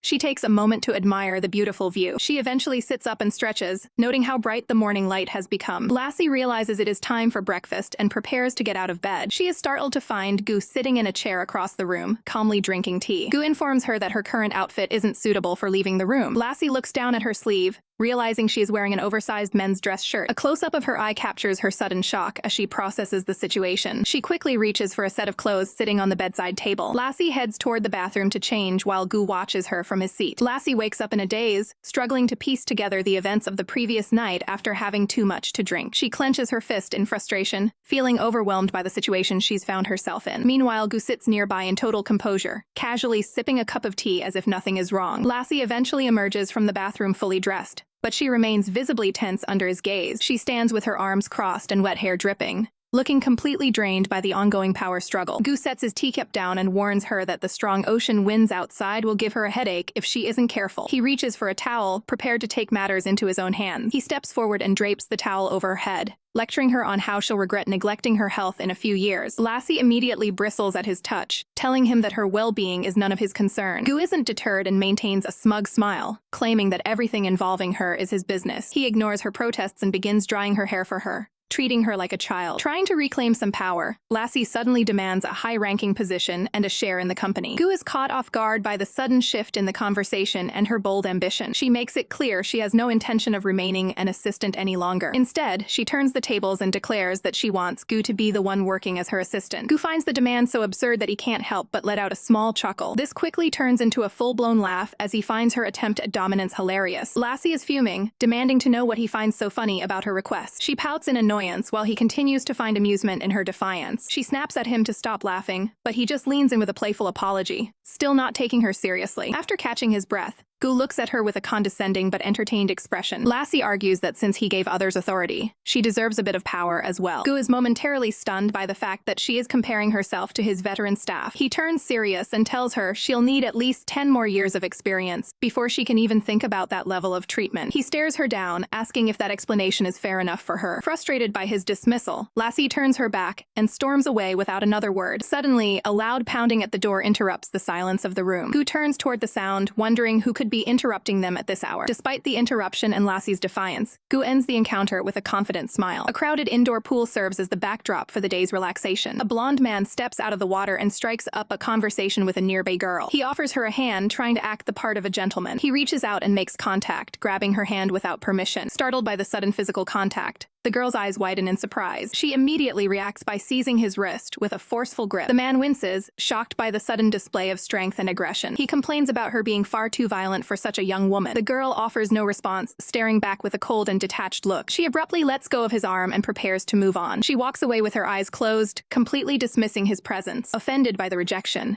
he mentions his prestigious family name to get her attention. The girl pauses mid-step as he continues to press the issue. He holds up his hand, showing off the slight marks left by her grip. He directly accuses her of causing an injury and demands a resolution. She looks back at him, clearly finding his dramatic claims pathetic. He suggests that the only proper way to apologize is by taking him to see a doctor. She shuts him down, warning that he shouldn't lie unless he wants to deal with the police. Rather than being deterred, the man seems even more interested in her sharp attitude. Elsewhere, a man works diligently in his office until a knock interrupts him. An assistant enters the room, ready to report on the latest incident involving the girl. He presents a set of papers documenting the confrontation at the pool. The boss sighs, noting that his ward has a knack for getting into trouble the moment she's unsupervised. The assistant confirms the other party involved was Julian Huang, the son of a major CEO. The man at the desk reviews the file, acknowledging her habit of picking difficult fights. He learns that Julian was the one who started the mess and ended up with a bruised wrist. A decision is made to organize a formal banquet to smooth over the corporate friction. The assistant asks if he should fetch the girl from her current location at the squash courts. The boss decides to let her stay, wanting her to observe the behavior of people in these high-ranking circles. Lassie dominates the squash court, driving the ball into the wall with intense speed. She stands ready for the next round, completely unaffected by the physical exertion. Despite the sweat on her face, she remains focused and stoic. Across from her, Julian sits on the floor, completely winded by her relentless pace. He looks up at her, seemingly impressed by her stamina and skill. Lassie holds her racket firmly, showing no intention of slowing down. She demands he get back up and immediately serves another high-velocity shot. The ball ricochets off the wall with a sharp snap. Julian is caught off guard as the projectile zooms toward him. The ball grazes his arm, causing a minor surface abrasion. Lassie pauses and looks back to see if he is actually injured. Julian suggests he needs medical attention for the slight mark on his skin. She looks at him with pure disbelief at his reaction to the minor contact. He pulls his shirt aside to reveal a small bruise forming on his upper arm. The impact has left a visible red mark on his pale skin. Lassie steps closer to conduct a clinical inspection of the injury. She applies pressure to the area to gauge the severity of the bruise. Julian winces and tells her to be more careful while she examines him. Lassie is struck by how easily his skin seems to react to the impact. She looks at her hand, wondering why his skin is so delicate compared to her own. Julian remains on the ground, frustrated by her lack of empathy. He insists they need to do something to address the minor bleeding. Lassie reaches out and grabs the fabric of his expensive shirt. With a quick motion, she tears a long strip of fabric directly from his garment. Julian stares in shock as his designer clothing is destroyed for a bandage. She efficiently ties the fabric around his arm to manage the abrasion. Satisfied with the makeshift dressing, she stands up to depart. She heads straight for the exit without offering any further assistance. Lassie walks out of the court, leaving Julian behind to process the encounter. He sits there bandaged and shirtless, questioning her cold demeanor. Someone else reaches for the door handle to enter the court area. Gu walks in and finds Julian in a state of disarray, immediately questioning the situation. Julian recognizes Gu immediately. Gu acknowledges Julian, noting the nobleman's surprising memory for names. The two men shake hands while Lassie stands quietly to the side. Gu offers to escort Julian to the infirmary for medical attention. Julian politely declines, stating his personal medical staff will manage the minor injury. Julian focuses his attention on Lassie's presence. He points toward the girl and questions her relationship with Gu. Gu places a hand on Lassie's shoulder and identifies her as his fiancée. Julian reacts with visible surprise to the unexpected news. Gu gestures toward Julian's bandaged arm while questioning Lassie's involvement. Gu leans toward Lassie to ask if she caused another incident. Julian insists the accident was entirely his own fault to protect Lassie's reputation. Lassie looks up at Gu, preparing to explain the squash court incident. She admits that she was the one who struck the ball. Gu processes her confession with a calm expression. Gu pats Lassie on the head, signaling that he isn't upset by the disclosure. Julian Julian prepares to depart, mentioning his immediate need for treatment. Gu extends a dinner invitation to Julian as a formal apology for the day's events. Julian agrees to the dinner and provides his location in the building. Gu and Lassie begin their descent down the stairs together. Gu questions Lassie's silence as they walk through the facility. Gu reminds Lassie that her current discomfort stems from her own actions. Lassie looks on blankly, offering no verbal response to the critique. The pair enters a bright, open area of the building. Gu stops Lassie to have a direct conversation. Gu performs a clinical check of Lassie's facial expression to gauge her mood. Gu offers to support Lassie if she decides to communicate her feelings. Gu searches Lassie's face for any sign of a response. Lassie reaches up and holds Gu's hand to acknowledge his support. Gu offers himself as an outlet for Lassie's anger, telling her she can vent her frustrations on him whenever she likes. He follows this up with a stern warning, insisting she never turn to another man to release her stress. Gu pulls her into a firm embrace, declaring his possessive need to be the only person in her heart. He smiles down at her, advising her to simply stay by his side so he can handle everything for her. To emphasize his point, he initiates a brief kiss while asking if she truly understands his position. A single tear rolls down Lassie's cheek as she remains silent during the intense confrontation. Gu notices her emotional state while they remain in close proximity. He gently reaches out to wipe away her tears, questioning why she is crying since he hasn't actually done anything to her yet. Lassie looks back at him with wide, uncertain eyes, processing his words. Gu rests his hands on her shoulders and calls her silly for her reaction. He points out the logical flaw in her fears,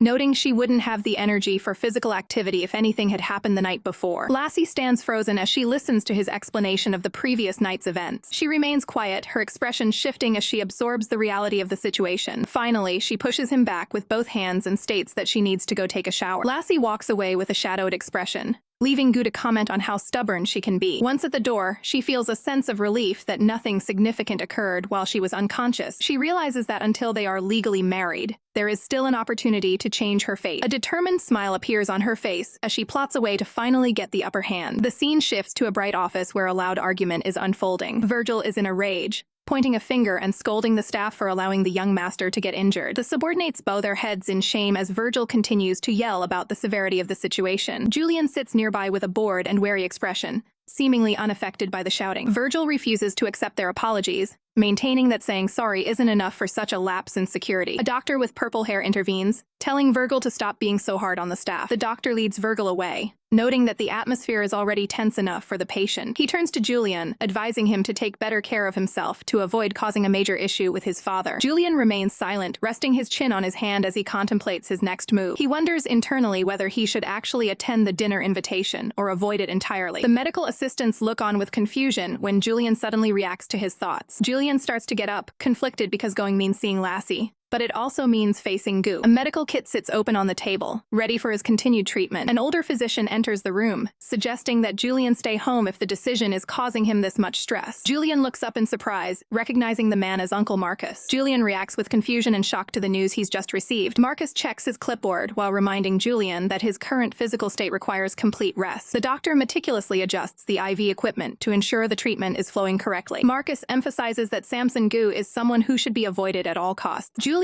remains silent as he processes the warning about his rival's company. The medical assistants nod in agreement, reinforcing the doctor's professional advice. Julian narrows his eyes, clearly skeptical of the firm boundaries being set by his uncle. He argues that business landscapes change and absolute refusal of cooperation isn't practical. Marcus lays down the law, banning any unhealthy habits until the recovery is complete. The doctor prepares to leave, turning his back on a visibly disgruntled Julian. He mentions that he will have to inform the family matriarch about the current situation. Julian shouts in protest, clearly frustrated by the mention of his grandmother. A hand reaches out to operate the intercom system as the room clears. He vents his anger about being controlled by family threats while he's incapacitated. The assistant tries to pacify him, explaining that everyone is just looking out for his well-being. Julian demands that everyone leave so he can finally have some peace. The staff retreats from the room, leaving the injured man to his own thoughts. The door closes firmly, bringing a heavy silence to the medical suite. Julian collapses back onto the sofa, drained by the constant badgering from his team. He raises a hand toward the ceiling, contemplating the metaphorical distance between himself and his goals. A full moon hangs over the calm ocean, reflecting perfectly on the water's surface. Lassie gazes out at the scenery, lost in a moment of deep reflection. Gu interrupts her solitude to ask if she finds the night sky particularly interesting. A small fishing boat is reflected in her eye as she shifts her focus to the horizon. Gu offers a calm observation about her appearance in the moonlight. Lassie reacts with subtle surprise to his unexpected change in tone. Gu reaches out to hold her chin, attempting to discuss the nature of their relationship. He leans closer to ask for a small amount of consideration within her memories. Lassie maintains her distance, firmly stating that she remembers everything he has done. Gu explains that his goal is to earn her favor, rather than deal with her constant opposition. Lassie ends the conversation abruptly and turns to head back to her quarters. Gu calls out after her, questioning her lack of a formal departure. She stops briefly at the threshold to offer a curt farewell before leaving. The door shuts with a loud thud,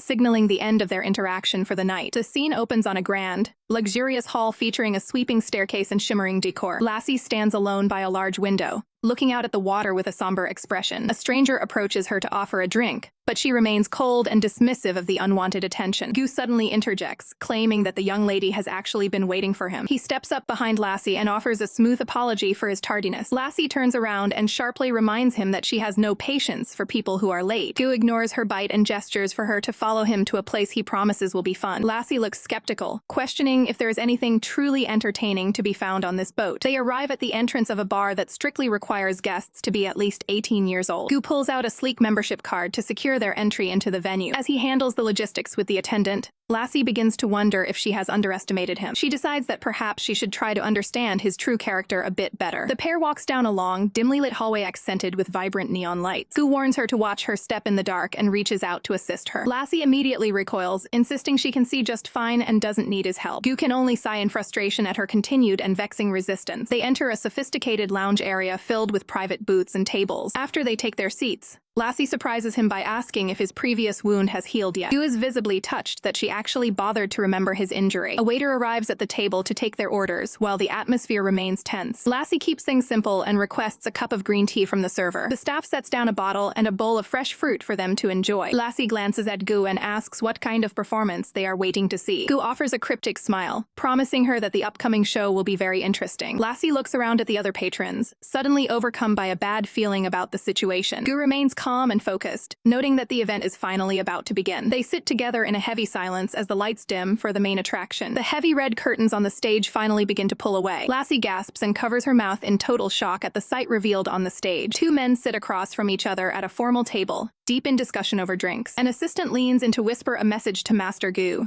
reporting that the young lady has been taken away once more. Gu remains composed, requesting 10 minutes from his companion to handle the urgent matter that just surfaced. Lassie closes her eyes, looking visibly uncomfortable with the atmosphere of the room. Julian stands beside her, checking to see if she is enjoying the experience. She tries to be polite, taking a sip of the beverage provided to her. Suddenly, she spits the drink out in shock as Julian continues the conversation. Julian calmly offers her a cloth to clean up, advising her to be more careful. Lassie cuffs, confused as to why the tea she was given tastes so incredibly sweet. Julian explains that the venue is specifically designed for married couples and suggests her husband should bring her back for fun later. Lassie immediately tries to correct him, starting to explain that Gu is not actually her husband. Before she can finish, Gu appears behind them and warns Julian against bringing other people's wives to such locations. Gu towers over the table, his sudden arrival shifting the entire dynamic of the room. Julian offers a weak smile, claiming he only intended to invite her to see the performance. Gu takes the glass, firmly stating that this specific show is not suitable for her at all. He takes a quick sniff of the liquid in the glass, his expression darkening with suspicion. Gu gives a cold, silent stare, clearly unhappy with what he has discovered. Without another word, he grabs Lassie's hand to pull her away from the table. Gu announces their immediate departure, while Lassie struggles to keep up with his pace. A staff member stands at attention by the exit as the pair leaves the lounge area. Once outside, Lassie complains that his sudden and forceful exit was incredibly rude. Despite her outward frustration, she secretly feels a sense of relief that he came to get her. Gu holds his glass, telling her she should focus on being more polite herself next time. He pours the suspicious drink onto the floor,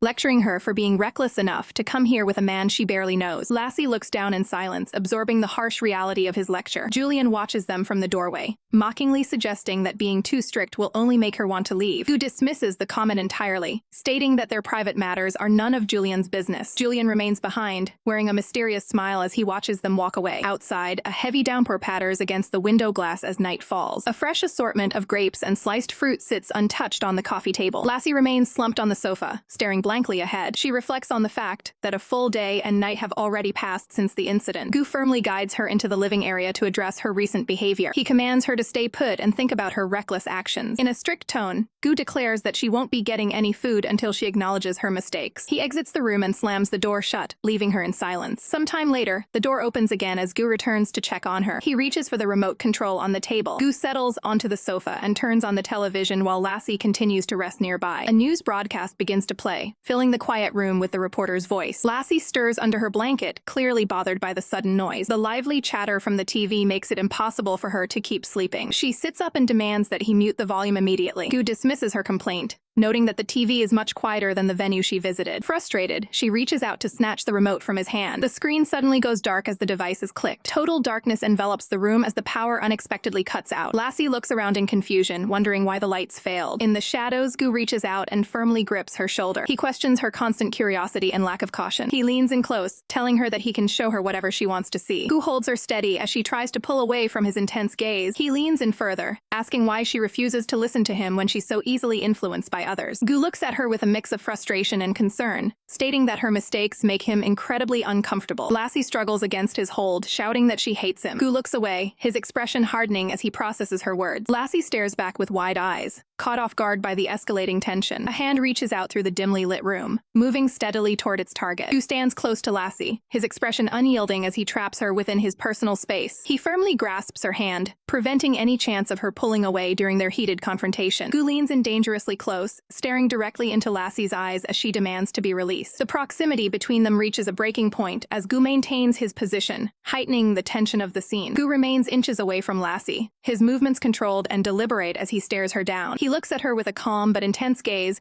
stating exactly what he wants from the situation. The confrontation continues on the sofa, with Gu maintaining a firm hold on Lassie to prevent her from escaping. Lassie's eyes widen in sheer shock as she realizes the severity of the situation. Gu looks down with a softened expression, urging her to remain calm despite the intense atmosphere. A hand rests against the fabric of the sofa, showing the physical strain of the emotional encounter. From across the room, the two figures remain locked in their tense interaction. Lassie grits her teeth in frustration, her anger boiling over as she glares into the distance. A showerhead sprays water as Lassie tries to wash away the day's stress. She reaches for a bottle of soap, frustrated that she can't seem to shake off a lingering scent. Gu reflects on the situation with a confident smirk, calling out her name. Realization hits Lassie hard as she snaps back to reality. She shakes her head wildly, trying to clear her mind of any confusing thoughts about the man. Outside, the sun begins to set over the calm ocean waves. A firm knock sounds at the door, accompanied by Gu's voice calling for her. Gu waits outside, wondering if she might have fainted after staying in the shower for so long. He lets himself into the room, lecturing her about the dangers of long showers on an empty stomach. He stops in his tracks, his expression turning serious as he sees her. Lassie sits quietly by the window, wrapped up and staring out at the sunset. She looks away, clearly uninterested in whatever he has to say. Gu approaches her with steady, confident steps. He gently lifts her chin to meet his gaze, asking what she'd like to eat. She closes her eyes and turns her head, coldly stating that she isn't hungry. Gu maintains a calm smile, asking if she's simply mad at him. Lassie remains stubborn, flatly refusing to go downstairs for a meal. Gu tells her to call him if she changes her mind and feels hungry later. The room falls into silence as Lassie sits alone, watching the fading light. She's genuinely surprised that he actually left without a fight. Her stomach immediately betrays her as she starts dreaming of a feast including crab and roast lamb. She curses her luck, realizing the door is locked again, and she's essentially being starved out. Her hunger is so intense that even distant islands are starting to look like food. Suddenly, her eyes widen as she realizes those aren't just islands in the distance. A fleet of ships emerges on the horizon, cutting through the sunset. Lassie gets excited,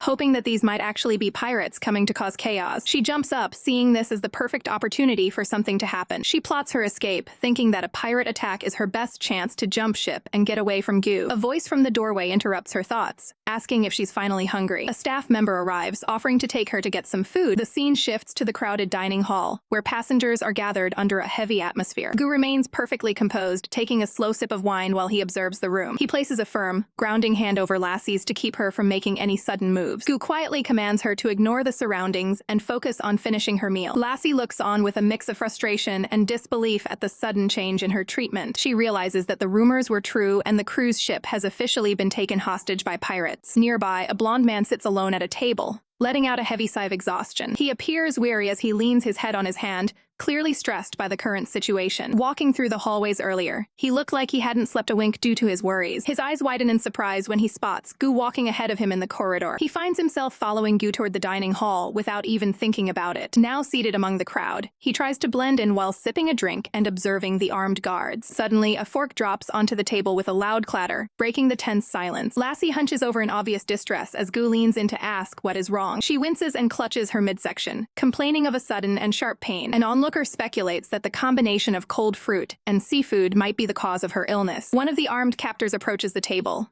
demanding to know what all the noise is about. Lassie's eyes sharpen as she recognizes a familiar tone in the man's voice. She remembers seeing this exact man before when he politely asked to pass her in a hallway. The memory triggers a flashback to a previous encounter where Gu had cornered her in a corridor. Still clutching her stomach, Lassie insists that she needs to be excused to use the restroom immediately. She stares down the guard with a blunt question, asking if he'd rather she handle her business right there. The guard is momentarily stunned into silence by her bold and unfiltered response. He eventually yields and orders a female subordinate to escort Lassie out of the hall. Gu stands up abruptly, overriding the order and stating that he will take her himself. He meets the guard's hostile gaze with an icy, unblinking stare that shows zero signs of intimidation. A pirate guard aims a firearm at Gu, demanding that he sit down and follow orders immediately. A well-dressed man steps in to intervene, grabbing the pirate's arm and urging him to stay calm during the confrontation. He apologizes on Gu's behalf, explaining that their companion is unwell and simply needs to use the nearby restroom. To smooth things over, a large stack of cash is offered to the guard as a peace offering for the trouble. The pirate pockets the bribe and tells them to keep the visit brief before turning his back on them. Inside a bathroom stall, Lassie slumps over and clutches her head while continuing her act of being ill. She narrows her eyes with a focused look, clearly planning her next move while hidden from view. Gu remains stoic as he recalls the pirate previously holding a weapon to his head. He internally notes that his companion could have been in serious danger if the situation had escalated any further. Maintaining his composure, he lights up a cigarette to pass the time while waiting outside the stalls. He leans against the sink area and bluntly tells his follower to leave the room. While smoking, Gu teases Lassie about how visibly nervous she seemed during the earlier standoff. Unbeknownst to him, Lassie has climbed onto the fixture and is reaching toward the ceiling. Gu continues to smirk, claiming she was only scared because she feared for his life. Lassie reaches for a wall vent,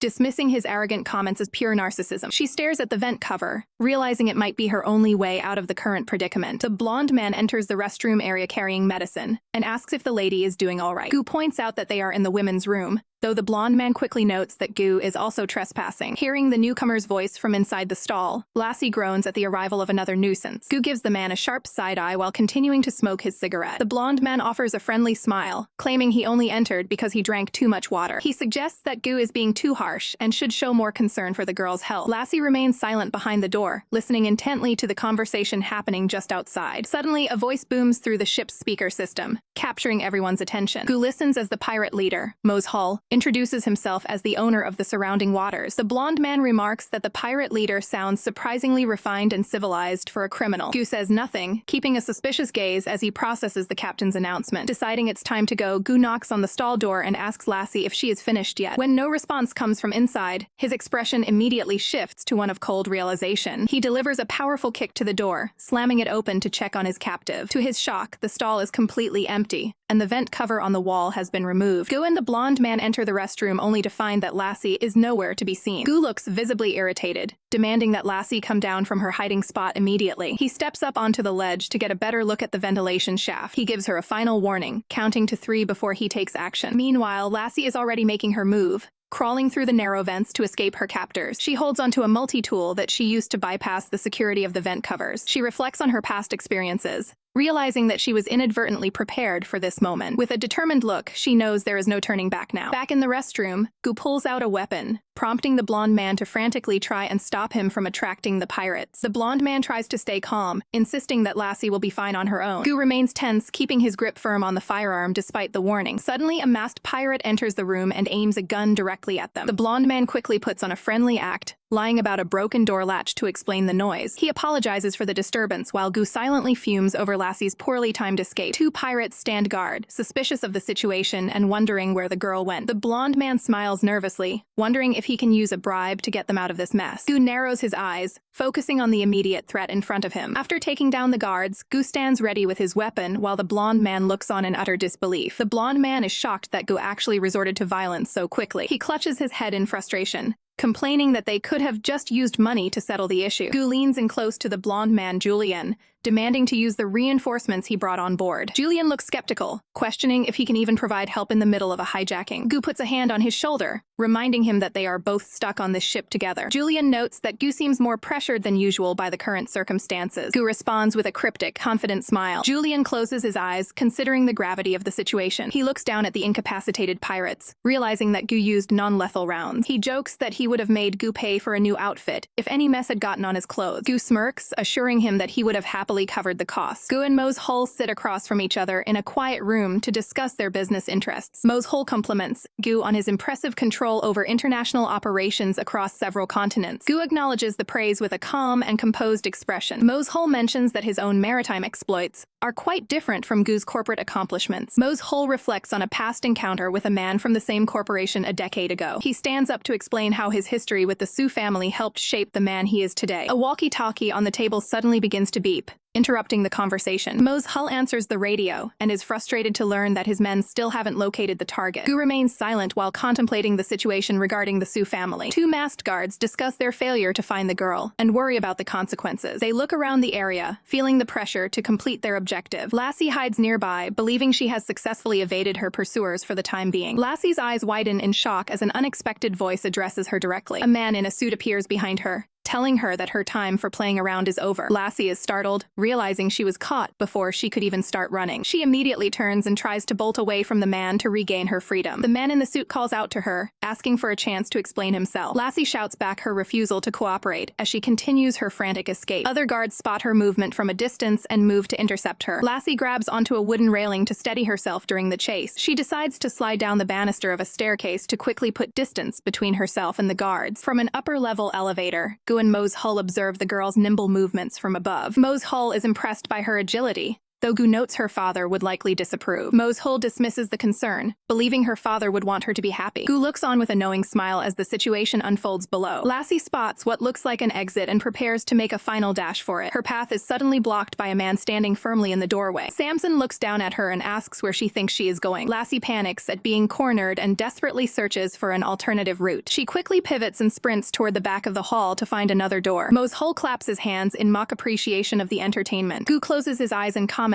on how the girl's father would react to such a display. Lassie celebrates making it onto the deck, thinking she's finally found a way out. Samson looms nearby, mockingly asking where she thinks she's going. He stands with his arms crossed, completely blocking any chance of a clean getaway. Lassie is stunned to see him there, demanding to know how he caught up so quickly. Samson steps closer, turning the question back on her and demanding an explanation for her flight. Backed against the railing, Lassie claims she was just looking for a lifeboat. Samson continues the taunt, asking if she needs him to pack some food for her trip. She reacts with horror, realizing the danger of being stranded at sea without supplies. Samson clenches his fist in frustration, pointing out that she didn't consider these risks when she first escaped. Cornered and desperate, Lassie threatens to jump overboard if he takes another step. Samson calls her bluff, telling her to go ahead and face the predators waiting the water. Lassie grips the railing with trembling hands, faced with a terrifying choice. Samson leans in close, knowing her stubborn nature won't allow her to admit defeat. An assistant rushes out, pleading with Master Gu to stop provoking her before things get out of hand. He points out the grim reality that they are hundreds of miles from the nearest land. From a distance, a blonde man watches the tense confrontation through a pair of binoculars. He finds the entire scene on the deck to be incredibly boring. A man in a lab coat tells him to focus on their own safety instead of the drama. The older man worries about the massive ransom being demanded for their release. The blonde man remains unfazed, confident that a deal is currently being negotiated. He's actually excited about being kidnapped by pirates,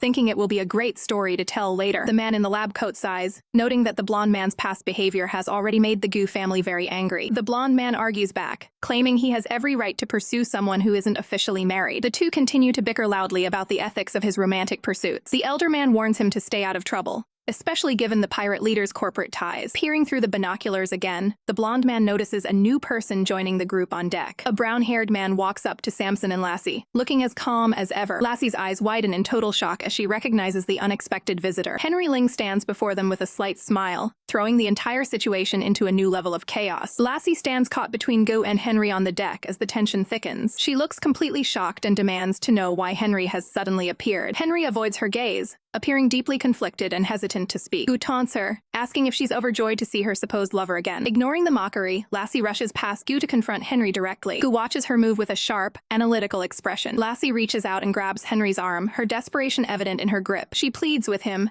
asking if he's finally here to take her away from this situation. Henry looks pained and tells her to wait, addressing her with newfound formality. Lassie is stunned by the distant way he's speaking to her. He repeats her name formally, signaling a cold shift in their relationship. Henry flatly admits that he isn't there to rescue her at all. Lassie stares at him in utter disbelief as her hope shatters. Henry looks down, unable to meet her eyes after delivering the blow. He thinks to himself that he no longer has the right to be by her side. Lassie looks away, feeling the weight of his rejection. Henry glances at Gu, feeling completely outmatched by the man's power and status. Lassie lets out a bitter laugh, questioning why he even bothered to show up. She grabs his jacket, demanding to know if he's really giving up on everything they had. Her expression hardens into one of pure desperation to anger. Henry pleads with her to stop, looking visibly distressed by her reaction. Lassie turns away and places her foot on the ship's railing. She sits on the edge of the deck, looking back at him with a sad, resigned smile. Henry grits his teeth, clearly struggling with the words he's about to say. He tells her point blank that he doesn't value her enough to risk his life. Lassie gives a small, heartbreaking smile in response to his honesty. Tears well up in her eyes as she offers a final, tragic goodbye. Lassie leans back and falls from the ship, plunging toward the water below. Henry reaches out in a panicked reflex, but he is far too late to stop her. Lassie sinks into the deep blue water, drifting away from the surface. Her eyes begin to flutter shut as she descends further into the depths. A final tear escapes as she loses consciousness in the cold ocean. Inside the medical bay, Mo's hull yells at the doctors while Lassie remains unconscious in bed. The medical staff looks nervous as the pirate leader demands to know why she hasn't woken up yet, despite only being in the water briefly. While Lassie rests, Gu exhales a cloud of smoke and dismisses the doctor's excuses with a cold stare. Gu stands by the window smoking, casually claiming that her condition is just a fever she needs to sweat out. Mo's whole gestures wildly, arguing that letting a fever go unchecked could lead to serious trouble for their guests. Gu remains unfazed, shifting the conversation toward the distribution of their recent spoils, instead of worrying about her health. Clearly annoyed by the lack of concern, the pirate leader turns around to leave the room. The heavy door slams shut as the leader exits, leaving the others behind. Gu stands over the bed alone, asking the unconscious girl if she finally understands the reality of her tragic situation. He reaches out and places a hand on her forehead to check her rising temperature. Lassie's eyes flutter open, looking up with a dazed and weak expression as she regains a sliver of consciousness. Gu looks down at her with a smirk, promising that he is the one who would never abandon her. Distressed and shivering, Lassie clutches the edge of her blanket while processing his words. He brushes her hair back, telling her not to feel bad for making the wrong choice in the past. Lassie weakly tells him to go away, her voice barely a whisper due to her illness. Ignoring her protest, Gu firmly grabs her hand to keep her from pulling away. He leans over her, suggesting she lean on others instead of trying to handle her pain alone. Eventually, Gu decides to leave her to reflect on the bitterness of her mistakes and heads for the exit. Elsewhere on the ship, a blonde young man sighs deeply while contemplating the recent chaos. He leans back in frustration, wondering about the identity of the man who caused Lassie to jump overboard. He orders his subordinate to investigate, but the guard explains there is no signal to perform a search out at sea. The young master grows more agitated, questioning why Lassie would even speak to a stranger for so long. An advisor warns him that the girl belongs to Samson and is far too dangerous to meddle with. The blonde man pouts in disagreement while his advisor tries to talk some sense into him. Refusing to listen to reason, he gives a confident thumbs up and declares his intent to rescue her. The advisor stares back with a look of pure exhaustion, wondering if his master has lost his mind. Another subordinate enters the room and bluntly tells the young man that he has no chance of success. The guard explains that Samson will likely relocate Lassie as soon as the pirates finish their business. The blonde master suggests following them off the ship, but his plan is immediately met with skepticism. The subordinate gives him a deadpan stare, reminding him that they aren't exactly on friendly terms with the pirates. The young master looks on in silence as his team continues to dismantle his rescue plan. Completely fed up with the lack of support, he angrily tells everyone to get out of his sight. Gu enters the room with a cold and focused expression, ready to confront the patient. He stands over Lassie's bedside, questioning how much longer she intends to remain in her current state. Maintaining a clinical approach, Gu prepares a damp cloth to tend to her fever. He gently applies the cool cloth to her forehead, while she remains unconscious and unresponsive. A small, unreadable smile appears on his face as he looks down at her. Gu adjusts her hospital attire while mentioning that her father once occupied this very bed. As he continues to provide care, he notes how perfect she considers her father to be in her own mind. He leans in closer, suggesting it is better for her to remain ignorant of certain truths to preserve that image. Lassie wakes and stares at him with wide-eyed confusion, demanding to know what he means by his vague threats. She sits up and confrontationally asserts that the man he is talking about is indeed her father. Gu maintains his calm demeanor, simply asking if she is feeling any better after her rest. Lassie lashes out with anger, calling him a heartless person and accusing him of stealing everything that belonged to her family. Gu listens to her accusations with a neutral expression as she blames him for the tragedies involving her parents. The tension between them reaches a breaking point as they face each other at a very close distance. Gu suddenly bridges the gap between them to silence her accusations with an intense gesture. He pulls back slightly, questioning why she only seems to have inherited her father's negative traits. Lassie tries to push him away, her expression filled with distress and clear resistance. Gu continues to loom over her,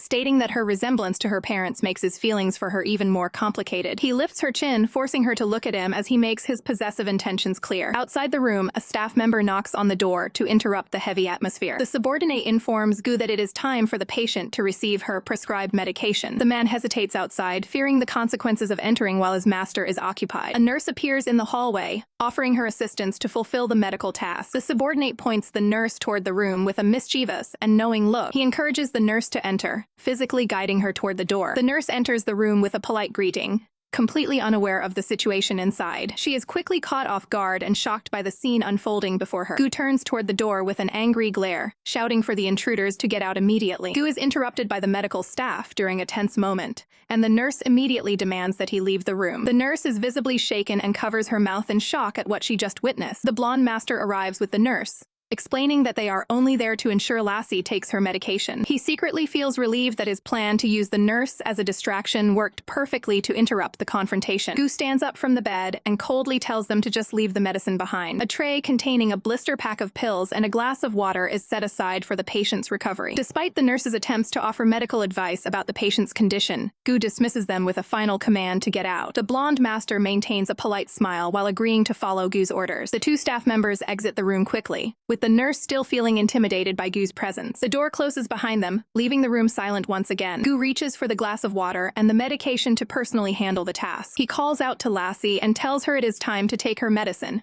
while she watches him warily from the safety of the covers. Lassie remains hidden and silent, refusing to cooperate with his demands. Gu watches her with a stern and unwavering gaze, waiting for her to relent. Losing his patience, he pulls the blankets away, causing Lassie to cry out in surprise. Lassie reacts with pain and shock as the situation becomes more aggressive. Gu insists on her taking the treatment and places the pill directly into her mouth to ensure she complies. Once she swallows the medicine, he tells her that she will be back to normal after getting some rest. Gu sits at the edge of the bed and mentions the beautiful island scenery as a way to encourage her to recover faster. Lassie looks away in frustration, feeling trapped by her current circumstances. Night falls over the coast, and the full moon reflects brightly off the calm ocean waves outside the window. Lassie lies awake in the dark, unable to stop thinking about the mysterious things Gu said earlier. Gu lies down beside her, keeping her close as the room remains quiet. He softly commands her to go to sleep, but his presence keeps her on edge. Lassie refuses to rest, her eyes wide as she demands to know the truth behind his previous comments. She turns to face him directly, insisting on an explanation for his cryptic words. Gu leans in close, telling her that her resemblance to someone else makes his feelings for her even more complicated. He lifts her chin to force her to look at him, while he speaks about his possessive desires. He then critiques her personality, suggesting that she should act more refined to be more appealing to men. Gu's gaze remains fixed on her with an intensity that borders on obsession. He warns her that her defiant looks are making it very difficult for him to maintain his self-control. Lassie stares back at him, her expression unreadable as she processes the threat. Finally, she closes her eyes, choosing to end the confrontation for the night. A quiet tropical beach sets the scene with clear blue water and rocky shores. Lassie sits perched on a rock, looking out at the horizon with a somber expression. Mose watches her from behind the palm trees, feeling too conflicted to approach. He looks down, grappling with the weight of his own indecision. Memories of Lassie's mother surface as Mose reflects on her past beauty. He quickly ducks away as Samson and Gu walk into view. The two men stroll through the palm grove, engaged in a serious conversation. Samson reminisces about his old plan to visit the estate of Lassie's mother. He looks away with a sigh, reflecting on how things turned out differently. Gu offers to let him see a picture of the woman from the past. Samson is taken aback that Gu keeps such a personal memento on hand. Gu confirms his attachment to the image while maintaining a cool, professional demeanor. He reveals a small gold keepsake containing a portrait of a woman. The woman in the portrait looks exactly like a mature version of Lassie. Gu closes his eyes with a faint smile, acknowledging the extreme lengths he went to for her. Samson looks suspicious, questioning exactly what Gu means by his necessary actions. They both look toward the beach where Lassie is trying to find some peace. Lassie catches them staring and looks back with a sharp, guarded gaze. She immediately stands up, refusing to stay in their presence. The girl takes off at a full sprint, heading straight for the safety of the woods. Samson notes that Lassie doesn't seem to have a friendly bone in her body. Gu watches her run, calling her an unapproachable little hedgehog. Samson laughs, suggesting Gu is the one acting like the thorns trapping her. Gu mentions he's preparing to leave the island tomorrow for work. He dismisses the suggestion of leaving Lassie behind with a cold look. Samson tries to convince him to let her stay,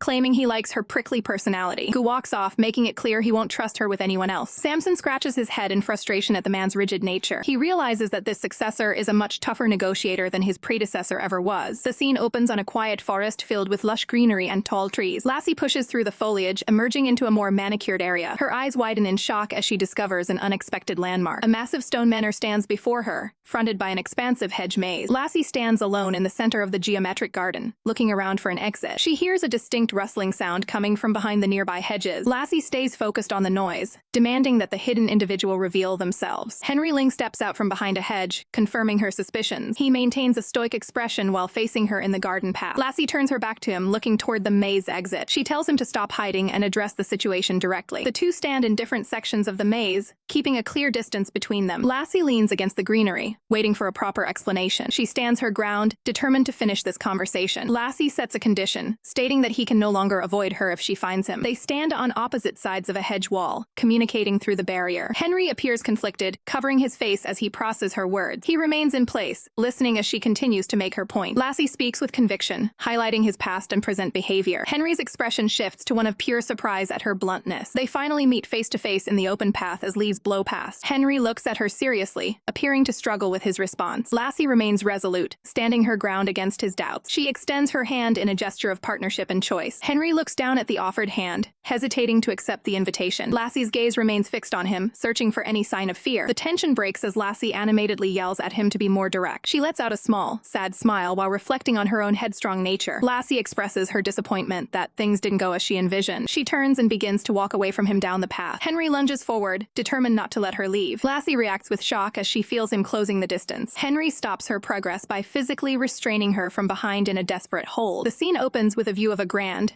multi-story manor featuring a prominent tower. Inside, the group gathers for a meal in a lavishly decorated dining hall. Mo's Hull raises a glass, asking Lassie if she has any interest in extending her stay at the estate. Lassie looks on with a hesitant expression, noting that the decision isn't hers to make. Gu maintains a calm demeanor, explaining that their time at the manor is limited due to corporate obligations. He takes a moment to focus on his drink as the conversation continues. Lassie stands up from the table, announcing her intention to head off and get some rest. Gu quickly reaches out and catches her arm, physically preventing her from leaving just yet. Lassie's gaze sharpens as she reacts to being suddenly restrained. She demands to be released, reiterating that she is exhausted and needs to sleep. Gu offers a light smile, suggesting she spend just a few more minutes conversing with their host. He firmly guides her back into her seat while she wears an expression of pure frustration. Mo's Hull notices her change in mood and asks if she is feeling unwell again. Shifting the focus, Lassie asks Mose about the depth of his past relationship with her father. Mo's Hull reflects on the past with a smile, crediting her father for his current success. He explains that the entire estate was a gift provided to him by her father years ago. The manor wasn't always this grand, as it was once a derelict building covered in dust and cobwebs. Mose continues his story, describing the meager conditions her father lived in during his stay. Eager for answers, Lassie asks him to share every detail he can remember about her father's life. Mose emphasizes a point by slamming a fresh bottle of wine down on the table. Now visibly intoxicated, the man struggles to recall the title of a specific book he was given. Gu continues to drink as Lassie watches in concern, wondering how long this session will last. Mo's Hull cheers loudly, encouraging Gu to keep pace with his drinking. The two men toast, clinking their glasses together as the night drags on. Eventually, the dinner concludes, leaving the long manor hallway quiet and empty. Gu sways unsteadily on his feet as Lassie walks beside him through the corridor. She looks up at him, asking if the alcohol has finally gotten the better of him. A knowing smile plays across Gu's face in response to her question. Suddenly, Gu leans forward and braces his hand against the wall to steady his movement. He places a hand on Lassie's shoulder to maintain his balance while leaning in close. Gu corners Lassie against the wall, questioning if she truly wants him to be intoxicated. The scene shifts to a quiet, dimly lit bedroom featuring a neatly made bed and a large window. Gu confronts Lassie in the room, leaning in with a steady, intense gaze. Lassie looks away with a flustered expression, trying to deflect the situation with a quick excuse. Gu dismisses her claim with a knowing smirk, clearly seeing through her attempt to redirect him. Lassie's eyes widen as she realizes the gravity of the current situation. Gu firmly grips her wrist and guides her further into the room. Lassie protests the sudden physical restraint, expressing her discomfort at the situation. Gu remains unmoved by her complaints, maintaining a calm and focused demeanor. He leans in closer to analyze her reaction, ignoring her requests to be released. Gu continues to press his presence,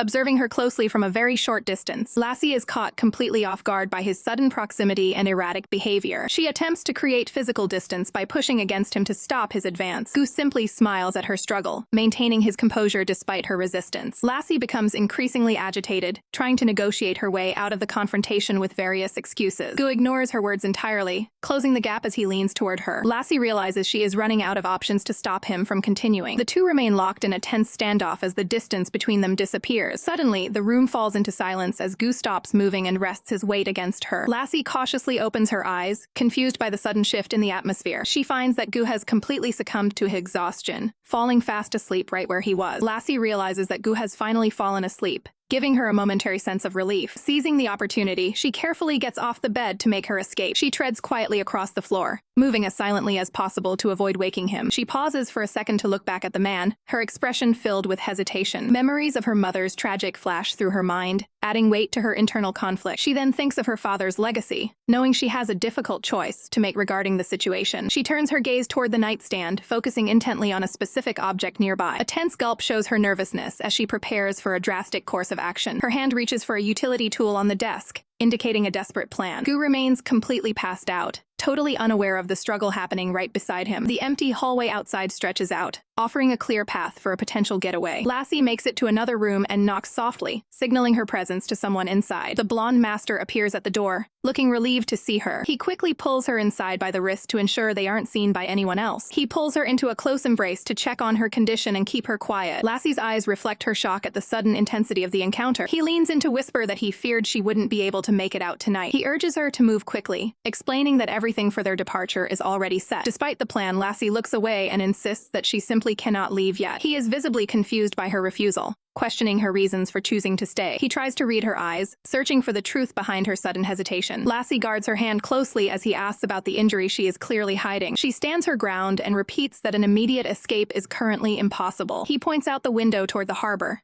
desperate to convince her that they need to go now. He stares at her with a look of pure shock and confusion at her unexpected behavior. Bare feet stand on the floor next to discarded garments as a tense conversation begins. Lassie reaches out and cups the blonde master's face, her expression filled with urgency. The blonde master stares back in stunned silence, unable to process her sudden change in behavior. She rises onto her tiptoes, pulling him closer to emphasize her point. They lean into each other, the distance between them nearly vanishing in the heat of the moment. He closes his eyes and braces himself for what comes next. The two share a brief, emotional kiss as they navigate their complicated situation. The scene shifts abruptly, leaving the blonde master looking around the room in a state of shock. He rubs his eyes, trying to clear his head after the sudden change in atmosphere. His gaze locks onto something in the corner, and his expression turns to pure dread. Master Gu sits silently in a chair, watching the pair with a cold and judgmental stare. The blonde master can only stare back, completely frozen by Gu's intimidating presence. He immediately drops to his knees on the wooden floor to show his deference. From across the room, he desperately explains that he was the one pressuring her. He continues his plea, begging Gu to place all the blame on him instead of Lassie. Gu simply tells him to be quiet, his face remaining entirely emotionless. The blonde master remains silent, beads of sweat forming on his face from the pressure. Gu reaches out and gently takes Lassie's hand to inspect it. He notices the bloody injuries on her fingers, evidence of her recent struggles. He lets out a frustrated sigh as he considers the state of the situation. Gu delivers a final command, stating that everyone will be returning to the corporate office the following day. The blonde master looks up, completely shocked by the sudden conclusion to the conflict. Gu lifts Lassie into his arms while the blonde master remains on the ground, completely defeated. The master asks to stay behind, trying to process the intense situation. Gu gives him permission to do as he likes with a cold, indifferent expression. He carries Lassie out of the room, leaving the master alone in his despair. The master reflects on the situation with a look of pure regret. He tightly grips a small keepsake, his hands trembling from the stress. Clutching the item to his chest, he whispers Lassie's name in the silent room. Back at the other location, a door closes firmly behind Gu as he brings Lassie inside. He watches over her as she rests, his usual cold demeanor shifting slightly. Gu pulls out a medical kit to address the damage done to her fingers. He meticulously wraps her hands in bandages to ensure she heals properly. After finishing the task, he gently brushes her hair away from her face. Gu remains by her bedside throughout the night, watching her every breath. The scene shifts to the towering Imperacorp headquarters the following day. Inside the executive office, the master is hosting a meeting with Mr. Tang. Tang takes a moment to sample the tea provided by his host. However, he quickly gets to the point and asks why he was invited there. The master tries to keep things casual, suggesting they relax before getting into business. Tang isn't interested in idle talk and insists on focusing on the company's time and money. The master laughs off the seriousness, commenting on Tang's impressive dedication to the firm. He prepares to pivot back to a previous deal when the room is interrupted. A phone on the table begins to vibrate and ring loudly. The master apologizes to his guest, reaching for the device to see who's calling. He answers the call with a simple greeting, unaware of the news coming his way. His face instantly pales as he hears a shocking update from the other side. Springing to his feet, he warns the caller, Samson, not to do anything reckless. Mr. Tang watches the sudden breakdown of professional decorum with total confusion. Samson remains cold on the other end, stating that his decision is already made. His sharp eyes show he has no intention of backing down from his plan. The master shouts into the phone, but the line goes dead immediately. Frustrated and panicking, he curses under his breath while Tang demands an explanation. Without wasting a second, the master orders a private jet to be prepared for an immediate departure. A desk phone rings incessantly as the master attempts to gain the upper hand. An employee in the technical department answers the call, only to be met with an urgent request to track a specific phone number. The master grows frustrated when he's told the number's information is restricted, so he demands they pinpoint Daniel's location instead. A security prompt appears on the screen, requiring a password before any tracking can be initiated. The master curses under his breath as another obstacle stalls his desperate search. An assistant interrupts to inform the master that the private jet is fueled and ready for departure. He quickly grabs his coat from the rack, prepared to flee the building immediately. Damien hesitates to join the flight, mentioning he still has PR department work to handle. Reaching for the door handle, the master makes it clear that there is no time for professional obligations. Damien looks on with a mix of confusion and concern at his superior's frantic behavior. The master turns back with a cold ultimatum, telling Damien that he must come now if he ever wants to see his assistant again. He strides out of the office, leaving a stunned Damien to follow in his wake. Damien can only stare in silence, processing the weight of the threat. The scene shifts to the quiet interior of the flight cabin as the jet takes to the skies. Once airborne, the master immediately gets to work on his laptop to monitor the unfolding crisis. Damien stands by the seat, asking what exactly is going to happen to his subordinate. Instead of answering directly, the master asks Damien if he has grown fond of Lassie. Damien is caught off guard by the personal question and asks for clarification. The master smiles slightly, asking if he is specifically fond of her unique personality. A brief memory flashes of Lassie being difficult and rebellious during her office shifts. Damien maintains a professional front, stating that her personality is none of his business. Looking out the window, the master remarks that very few people have the patience to truly understand a girl like her. Damien is left wondering about the true identity of the girl he's been working with. The master confesses that she is the person he cares about most in the entire world. He finally reveals the truth, stating that Lassie is actually his little sister. Damien's eyes widen in shock at the sudden family revelation. He quickly presses for more information, asking what her ultimate fate will be. The master looks away with a somber expression, stating that she won't remember anyone soon. Damien is left baffled by the idea of her losing her memory. The master delivers the final, chilling news that Samson Gu intends to erase her memories completely. Damien is stunned to learn about the controversial memory erasing project Imperacorp is currently developing. The company's tech department has long been researching a way to remove a person's most painful memories. However, the project remains highly unstable, with past subjects suffering from severe mental disorders. Damien realizes that Lassie is in immediate danger if this experimental procedure is forced upon her. Master explains that the machine used for the memory wipe carries incredibly high risks. A failure could leave Lassie in a vegetative state or cause permanent neurological damage. Master urges Damien to help him put a total stop to this plan before her life is ruined. Despite the tension, Damien feels a duty to intervene for a fellow department employee. Meanwhile, Master Gu sits in a room where Lassie is kept resting in bed. Gu sits back calmly, twirling a small keepsake as he waits for his plan to unfold. An assistant enters the room to report that an enemy plane has successfully tracked their location. Gu remains unfazed by the news, carefully considering his next move. The report indicates that the intercepting party will arrive at their position in about 5 hours. Gu hands over the keepsake and gives the order to finally bring the doctor in. The subordinate takes the small item and acknowledges the command with a somber expression. He turns to leave the room and execute the final phase of Gu's plan. Gu looks at Lassie, speaking as if he is offering her a brand new future through the procedure. He wears a cold smile, convinced that erasing her past is the ultimate gift. Lassie remains unconscious, completely unaware of the dangerous surgery about to take place. On the plane, Master notices a sudden change in Lassie's position on his tracking screen. Damien is surprised to find out that a tracker was placed on something Lassie always carries. He admits he never noticed the specific item she kept on her person during their time together. Master reveals he hid a tracking chip inside a small keepsake Lassie inherited from her father. He explains that he took this precaution long ago in case she was ever in danger of being taken. Looking at the data, the two realize that Samson is likely moving her to a new location. Master worries that the sudden movement suggests Samson is rushing to start the surgery. Damien tries to keep him grounded, suggesting that planning for the worst will help manage the stress. Master refuses to accept a grim outcome and remains focused on saving her. He declares his resolve to risk his life to ensure the best possible future for his sister. Lassie lies unconscious on a medical bed as the doctors prepare her for the procedure near a large scanner. Her face remains peaceful and unaware of the high-stakes operation about to take place. Master Gu watches the scene from behind a glass partition and gives the cold order to begin. He stares intently at his sister, his expression unreadable as the medical team acknowledges his command. Suddenly, Gu stops the staff and tells them to wait before they can start. He informs them that they are switching tactics and going with Plan A instead. The doctors try to argue that the current method is safer and has fewer risks, but Gu isn't interested in their reports. He repeats his demand into the intercom, making it clear that his decision is final. Gu orders the entire operation cancelled and demands they take Lassie out of the room immediately. A mysterious man sitting nearby commends Gu on making a wise choice. Gu looks at the newcomer and questions if he is truly more capable than the advanced medical machinery. The man, a professional hypnotist, explains that human ingenuity will always surpass anything a machine can create. He boasts that his skills are unmatched anywhere in the world. The hypnotist attempts to use his influence on Gu, who immediately notices the subtle mental shift. Gu's eyes sharpen as he realizes he's being tested by the man's abilities. Rubbing his temples, Gu warns the hypnotist to never try that technique on him ever again. He delivers a cold threat, promising that any further attempts to manipulate him will end poorly for the specialist. The hypnotist gives a smug apology, claiming he only wanted to provide a first-hand demonstration. Gu clarifies that the goal isn't just to wipe Lassie's mind, but to implant entirely new memories as well. The man smiles, explaining that such a task is common in his line of work and quite easy to achieve. When Gu questions the man's discretion, the hypnotist assures him that their secrets are completely safe. The specialist even offers to hypnotize himself to forget the meeting if Gu still doubts his professional integrity. Gu prepares to leave,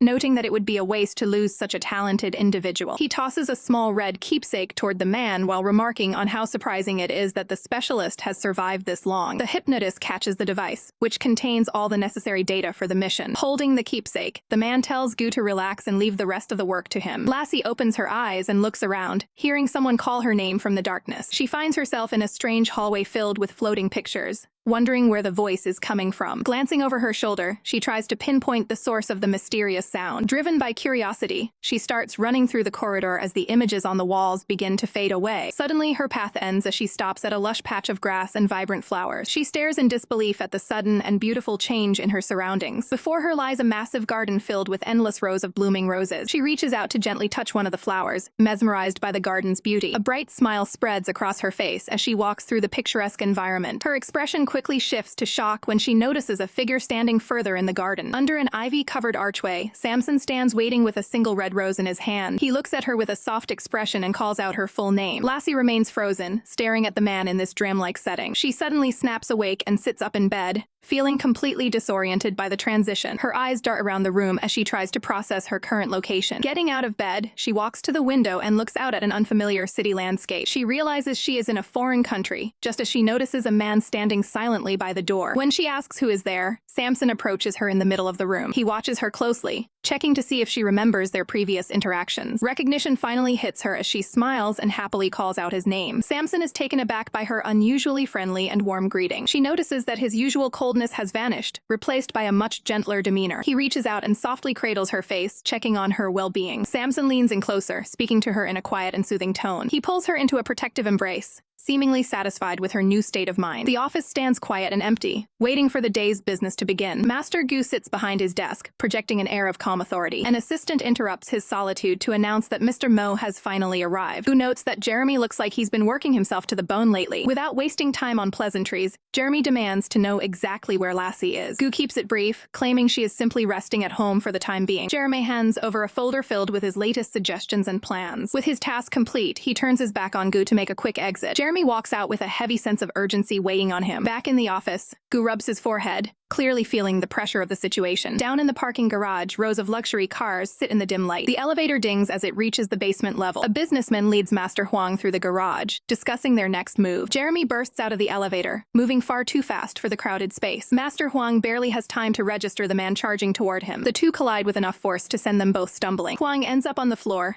groaning in annoyance at the sudden impact. Jeremy barely glances back, offering a hollow apology as he continues his sprint. Huang's associate helps him up while he complains about the reckless behavior of the staff. He vents his frustration about the efficiency of people who don't even look where they're going. The associate clarifies that the man was actually Mr. Mo. Huang pauses, repeating the name Jeremy Mo as he watches the man disappear. A foot slams onto the pedal, signaling a desperate need for speed. Jeremy grips the wheel with intensity, focused solely on reaching Lassie before it's too late. His red car drifts dangerously around a sharp bend in the road. The scene shifts to a secluded, traditional estate far from the city's chaos. Inside one of the rooms, Lassie sits quietly on the edge of a bed. She holds a digital keepsake showing a family, trying to connect with the faces she sees. Despite the happy image, her expression remains distant and confused. A voice suddenly calls out her name, snapping her out of her trance. Jeremy stands in the doorway, completely out of breath from his frantic journey. Lassie looks up at him, her eyes filled with a mix of recognition and uncertainty. Jeremy stands by the bed while Lassie looks at him with a confused expression. He stares at her intently, realizing that she has no idea who he is. Lassie tentatively reaches for his arm,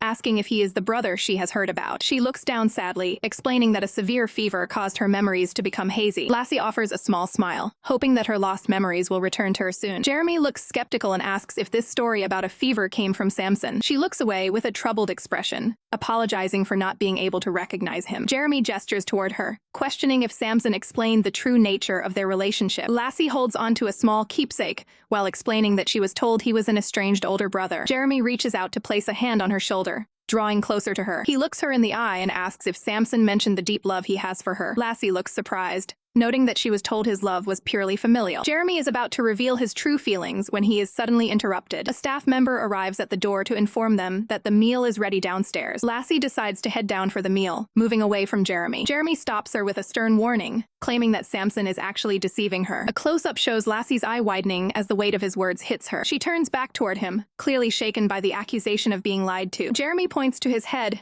bluntly stating that Samson had her memories altered. The shock causes Lassie to clutch her head as she tries to process the disturbing news. She winces in pain, overwhelmed by a sudden and intense headache. Lassie collapses in distress while the staff member rushes forward to assist her. Another man enters the room and demands an immediate explanation for the situation. The staff member calls for medical help as the room falls into a state of panic. Jeremy looks on with a pained expression, realizing the toll his revelation has taken. In a different location, a man in a suit discusses business investments while relaxing in a lounge. He answers a phone call from an incredibly frustrated Jeremy. Jeremy confronts the man over the phone, demanding to know what was done to Lassie. The conversation turns heated as Jeremy warns that Lassie's health is in serious jeopardy. A hand quickly ends the call, signaling the end of the conversation. Samson turns to his associate, apologizing for an emergency and asking to reschedule their business plans. Julian waves off the formality, telling Samson he can just call him by his name. He offers to help with the emergency, but Samson insists the matter is private and declines. Julian isn't interested in going to the night's event with anyone else and suggests tagging along instead. Samson relents, agreeing to take Julian with him to see Lassie. Back at the estate, Lassie violently pushes away assistance, demanding to be left alone. She clutches her head in agony, crying out for more painkillers to stop the suffering. The medical staff explains that her issues are psychological, and they cannot provide more medication. Lassie continues to plead for anything that will let her sleep and escape the pain. She collapses into Anna's arms while the doctor stands by, unable to help. A set of shoes enters the room as someone arrives to take control of the situation. Samson stands at the doorway, taking in the chaotic scene with a serious expression. The staff is relieved to see him return and immediately reports on Lassie's deteriorating condition. Samson orders everyone to step back and leave her care to him. He reaches out to the distressed girl as she cowers on the bed. Lassie looks up, her eyes red and filled with tears from the intense pressure. Samson places a hand on her face, clinical and firm, assuring her that everything will be fine now that he's there. Through her tears, Lassie recognizes him and calls out his name. He claims that he is the only one capable of stopping her pain. Lassie seems to find relief in his presence, closing her eyes as the tension leaves her body. She remains completely compliant as Samson holds her, checking to see if she feels any better. Samson directs Anna to take Lassie away to get cleaned up and rest. Anna checks if Lassie is stable enough to walk, while Jeremy watches the scene from the doorway. Jeremy is disturbed by how quickly Lassie becomes submissive under Samson's influence. Samson approaches Jeremy, questioning if his anger is born out of simple jealousy. Jeremy grits his teeth, demanding an explanation for what was done to her. In a sudden burst of anger, Jeremy grabs Samson's tie to confront him directly. He demands to know what underhanded methods were used to manipulate her memories and current state of mind. Samson questions if he's truly a bad person for removing Lassie's pain and anger. Jeremy retorts that Samson has no right to alter her memories and doubts her feelings would survive the truth. Samson coldly argues that new memories replace old ones and a fresh start is better than living in agony. Jeremy clenches his jaw, reaching the limit of his patience with the manipulator. Jeremy wins up a punch, intending to vent his frustration physically. Samson effortlessly catches the fist, stating he isn't interested in a brawl. The tense standoff is interrupted as someone approaches the room. Lassie appears in the doorway, catching the two men in their aggressive posture. Shocked by the sight, Lassie covers her mouth and asks why they are fighting. Samson instantly drops his guard and lies,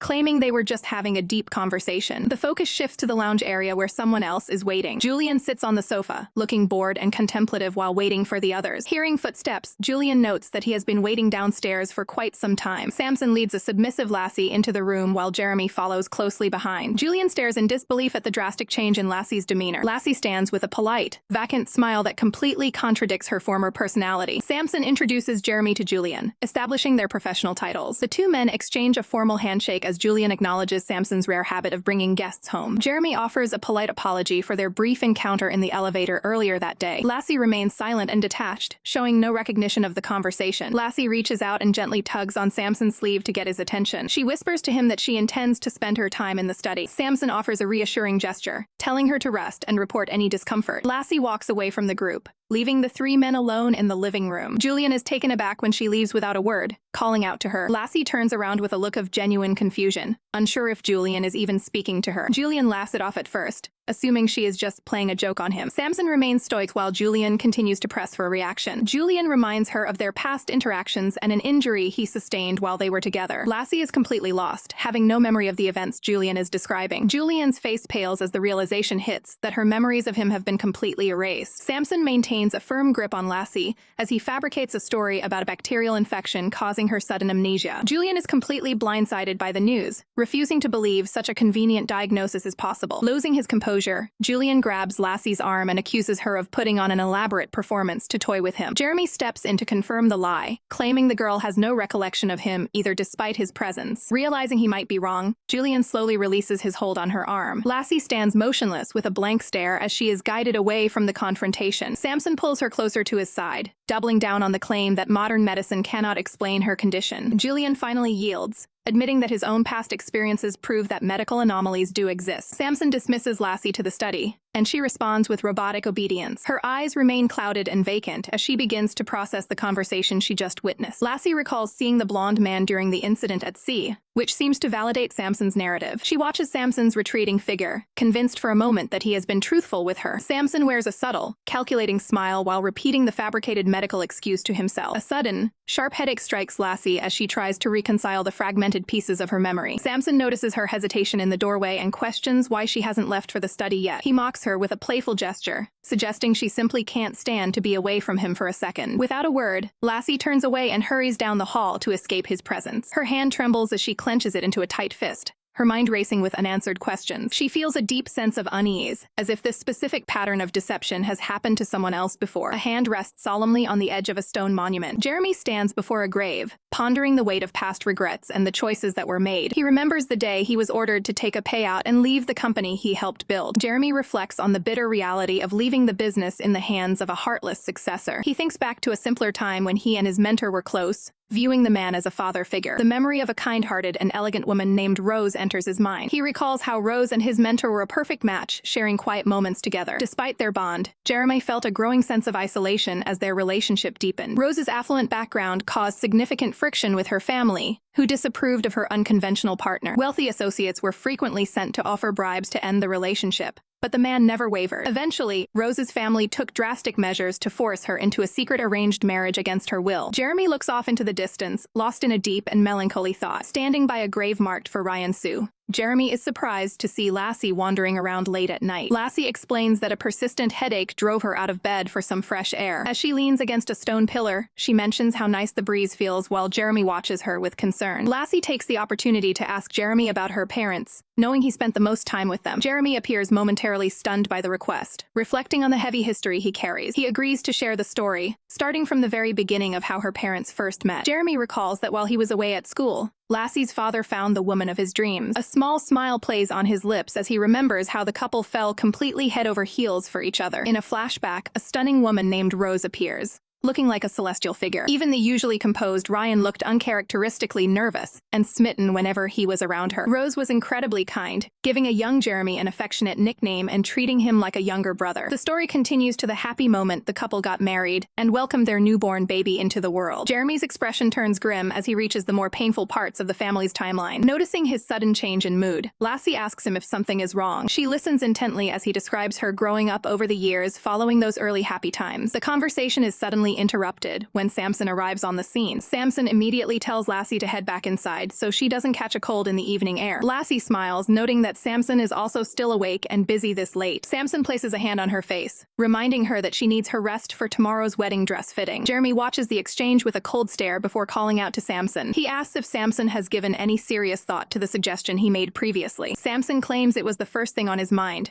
but he has no intention of changing his plans. Pulling Lassie close, Samson insists the wedding must proceed because the invitations have already been sent out. Jeremy's eyes narrow as he realizes Samson is refusing to budge on the timeline. He changes tactics and demands to see the old man's will before the ceremony takes place. Samson offers a blunt and immediate refusal to show him the legal documents. Frustrated, Jeremy grabs Samson's arm and begs him to at least wait until after Lassie's upcoming birthday. Jeremy keeps a firm grip on Samson's shoulder, asking if he thinks their late mentor would be furious seeing his current actions. Samson tells Jeremy he is being too rough as he reaches for a document. Jeremy confronts Samson directly, but the manipulator warns that he is scaring the young woman. Overhearing the argument, Lassie stands in the background and asks about the meaning of a will. Samson calmly removes Jeremy's hand and promises that all will be revealed on her birthday. Seeing the girl's confusion, Samson instructs her to return to her room for the time being. Lassie clings to Samson's arm, insisting that they return to the house together. Samson offers a comforting gesture to calm her nerves during the tense standoff. Jeremy watches the display, questioning if Samson can truly maintain this deception forever. Samson dismisses the accusation, claiming he is only ensuring a happy future for his ward. Jeremy grows desperate, accusing the other man of erasing her past to satisfy personal greed. The revelation of her lost memories leaves Lassie looking completely stunned. Lassie defends her guardian, claiming her memory loss was an accident and telling Jeremy to stop his insults. The stress of the situation causes the young woman to experience a sudden bout of dizziness. Samson checks on her health as she clutches her head in clear physical distress. Overwhelmed by the conflicting stories, Lassie turns away and refuses to listen to any more arguments. She seeks refuge in a hug, desperate to protect the only version of the truth she knows. Jeremy is left speechless, realizing that his attempts to help have only pushed her closer to her manipulator. Samson wears a subtle look of victory as he leads the vulnerable girl away from the scene. Later that night, the scene shifts to the quiet atmosphere of the bedroom. Samson monitors her recovery while she rests to ease her headache. Lying down, Lassie remains deeply troubled by the accusations she heard earlier. Samson manipulates the narrative further, claiming that Jeremy simply wants to prevent their upcoming marriage. She looks up at him, seeking reassurance that they will remain a happy family. Samson explains his worldview, stating that people are naturally protective of what they value most. Lassie begins to wonder if Jeremy's outbursts are merely a result of intense jealousy. Samson confirms her suspicions with a knowing smile, further isolating her from her ally. He reaches out to steady her face while posing a philosophical question about the nature of human desire. The Guardian uses a deliberate touch to ensure she is paying close attention to his explanation. He stares intently into her eyes, emphasizing his point about the power of personal cravings. Samson firmly grips Lassie's wrist as she attempts to pull away. The mood shifts as Samson playfully tickles Lassie, making her laugh despite the tension. Samson stares down at her with a focused, unreadable expression. He looms over her as she lies back, creating an atmosphere of intense pressure. Lassie gazes up at him, her face flushed with confusion and hesitation. A hand reaches out in a delicate gesture amidst a soft, glowing light. Samson maintains his steady gaze, offering a quiet word of reassurance. He leans in close to her ear, whispering her name in a low tone. Lassie's eyes widen as she processes the proximity and his direct approach. Her internal panic rises as she wonders about his true intentions for the night. Lassie places her hands on his chest to maintain some distance as he leans forward. Samson calmly takes hold of her hands, preventing her from moving away. He continues to crowd her space, leaving Lassie looking completely overwhelmed. Samson reaches out to gently caress her cheek, focusing entirely on her face. He places a finger against her lower lip to silence her protests. Following his instruction, Lassie opens her mouth for a closer oral inspection. Samson looks down at her with a satisfied but slightly flushed expression. The sun rises on a new day over the quiet estate. A doctor conducts a medical checkup on Lassie while she sits upright in bed. Lassie is struck with a sudden, vivid memory of the events from the previous night. Samson dismisses the doctor, stepping into the room to take over her care. He approaches the bedside while Lassie looks away, feeling deeply embarrassed. She struggles to find the right words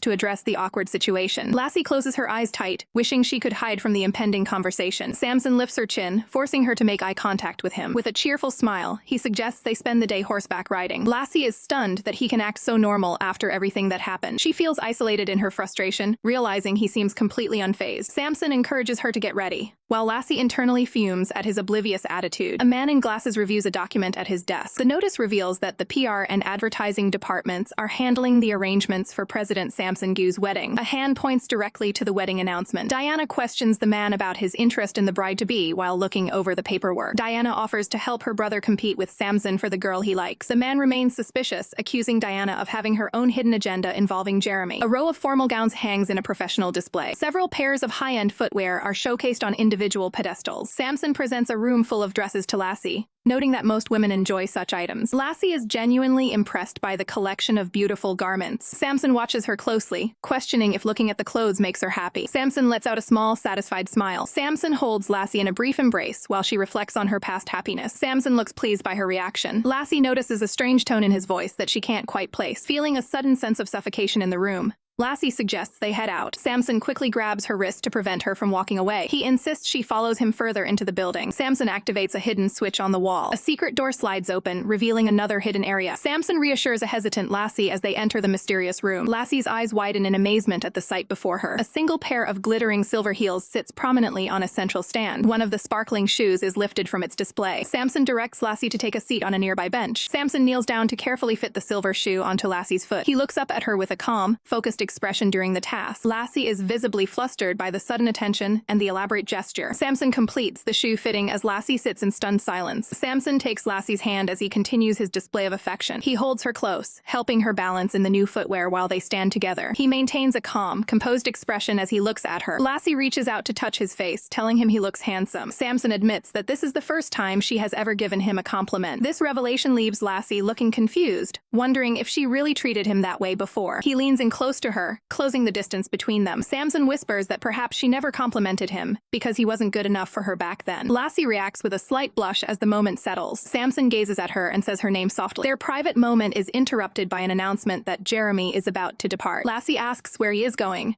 and Samson assumes he is simply heading back to the office. The mention of the company seems to trigger a sense of confusion for her. The scene shifts to the underground parking garage where rows of cars are parked. Inside one of the vehicles, a driver grips the steering wheel. Jeremy looks through the rearview mirror at the couple sitting in the back seat. Samson explains that they are currently at the main building, but promises to show her the true scale of the corporation. Lassie smiles and agrees to go along with his plan. Jeremy scoffs to himself, clearly annoyed by the interaction. Noticing his mood, Lassie asks him if something is bothering him. Jeremy questions the wisdom of Samson's transparency, but Samson dismisses the outdated traditions of the firm. He reaches out and firmly grasps Lassie's hand once more. Samson tells her that their current relationship is what defines the company now. Jeremy watches from the car as the two of them walk toward the building entrance together. Overcome with frustration, he slams his fist against the steering wheel. He sits in the driver's seat, looking completely exasperated by the turn of events. The scene shifts to a quiet, modern office hallway at the company headquarters. Jeremy stands alone in the corridor, looking deeply troubled by the recent events. A woman approaches Jeremy, questioning his long absence and asking where he has been. Diana Tang, the vice director of marketing, presents a professional and composed appearance. Jeremy offers a vague apology, claiming he was busy with urgent business matters. Samson and Lassie observe the interaction between the two from a distance. Samson identifies the woman as Diana Tang while Lassie watches with interest. Lassie focuses her attention on the office surroundings, her eyes scanning the area. She points to a photo of a man on the wall and asks if she should know him. Samson studies her reaction, curious about what she thinks of the man in the picture. Lassie finds the man's expression intimidating and doubts they had any prior connection. Samson wears a knowing smile as he suggests they pay a visit to the man's office. The man in question, the director of public relations, looks stressed while handling a phone call. He storms through the office, clearly frustrated by the demands of his clients. An employee attempts to stop the director to ask for help with an urgent matter. The director hangs up abruptly, muttering about how everyone around him is useless. He continues walking, completely ignoring an assistant who is trying to hand him documents. Entering his private office, the man complains about the exhausting morning he's had. Lassie suddenly speaks his name, Damien Tang, catching him completely off guard. Damien turns around in shock to find Lassie standing right in front of his desk. Lassie looks confused by his extreme reaction to her presence. Damien quickly masks his surprise with a smirk, mockingly addressing her as Mrs. Gu. Lassie notes that she probably didn't like him in the past, and he bluntly agrees. He stares at her intently, trying to determine if she truly remembers their history. Lassie gives a polite smile while confirming that her memories are indeed gone. Damien realizes that her memory loss is genuine as he stares at her in silence. He takes a seat at his desk, seemingly unfazed by her condition now that he's confirmed it. He immediately tests the new Lassie by ordering her to go pour him a cup of coffee. Lassie is taken aback, pointing to herself in confusion at the sudden demand. Damien glares at her through his glasses, making it clear that he expects her to obey. Lassie admits her confusion, stating she has no idea where to find the office coffee machine. Damien retorts with a harsh insult, questioning why she hasn't bothered to ask anyone for directions. He towers over her,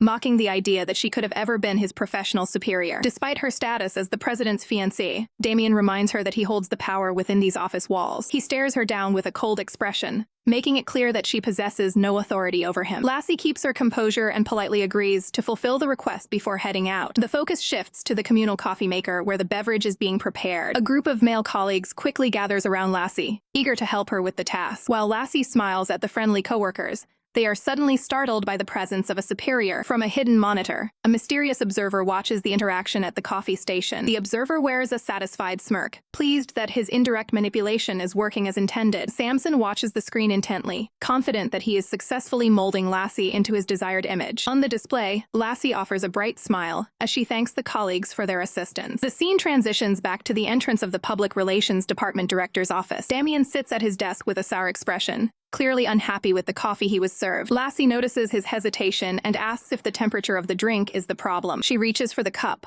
offering to help cool the beverage down for him. Damien loses his temper and violently swats the cup out of Lassie's hands. The cup smashes against the floor, sending ceramic shards and dark liquid flying everywhere. Lassie stands in shock, concluding that their past relationship must have been incredibly hostile. Without an ounce of remorse, Damien orders her to clean the floor and bring him another drink. Lassie finally stands her ground, telling him she has seen enough of his behavior. She turns to walk away, offering a sarcastic apology for bothering him with her presence. Damien stops her in her tracks, pointing out that she hasn't officially resigned from her position yet. He explains that according to her contract, she is forbidden from quitting unless he decides to fire her. Lassie walks back to his desk, acknowledging that her past self must have really bothered him to earn this much spite. She flashes a defiant smile, challenging him to just terminate her employment on the spot. Lassie leans in close, warning him that she'll only continue to disrupt his schedule if he keeps her around. Damien stares her down with pure annoyance, telling her that being fired is nothing more than a pipe dream. Lassie finds herself in a storage room filled with rows of stacked boxes. She stands alone, appearing uncertain about the menial tasks she's been assigned. Damien hands over a list of supplies, ordering her to deliver them to various departments immediately. Lassie questions if her previous life really involved this kind of delivery work. Damien mocks her, claiming manual labor is a better fit for her than mental tasks. He dismisses her importance while walking away, leaving her to deal with the heavy chores. Lassie resolves to remain true to herself despite the petty insults directed her way. A determined smirk forms as she prepares to handle the situation on her own terms. She informs Damien that she won't be his errand girl unless he uses force or fires her. Damien claims he has never had to coerce anyone in his life. Lassie suggests she will find someone else to handle the delivery instead of doing it herself. Damien suddenly reaches out and grabs her arm to prevent her from leaving the room. He sternly tells her she isn't allowed to go until the job is completed. Seeing no other immediate way out, she finally agrees to do the work. Lassie struggles under the weight of a massive stack of papers while Damien watches with suspicion. Damien notes that another ally disappeared recently, wondering what is really happening with this girl. He expresses his refusal to be used as a tool by Samson or Jeremy. Jeremy sits back and holds a cigarette, deep in thought about the current power play. He remains composed at his desk, contemplating his next move in the corporate rivalry. Lassie enters the office carrying the large stack of documents. She slams the heavy files onto the desk with a loud thud to get his attention. She stands there, visibly drained but focused on her objective. Jeremy asks if someone has upset her, noticing her obvious frustration. Lassie demands all the information he has on Damien Tang. A sense of déjà vu hits her as she remembers saying something similar to Samson before. Jeremy stands and asks what specifically she wants to know about her rival. He places a hand on her shoulder, encouraging her to ask anything she needs. Lassie immediately shifts her shoulder,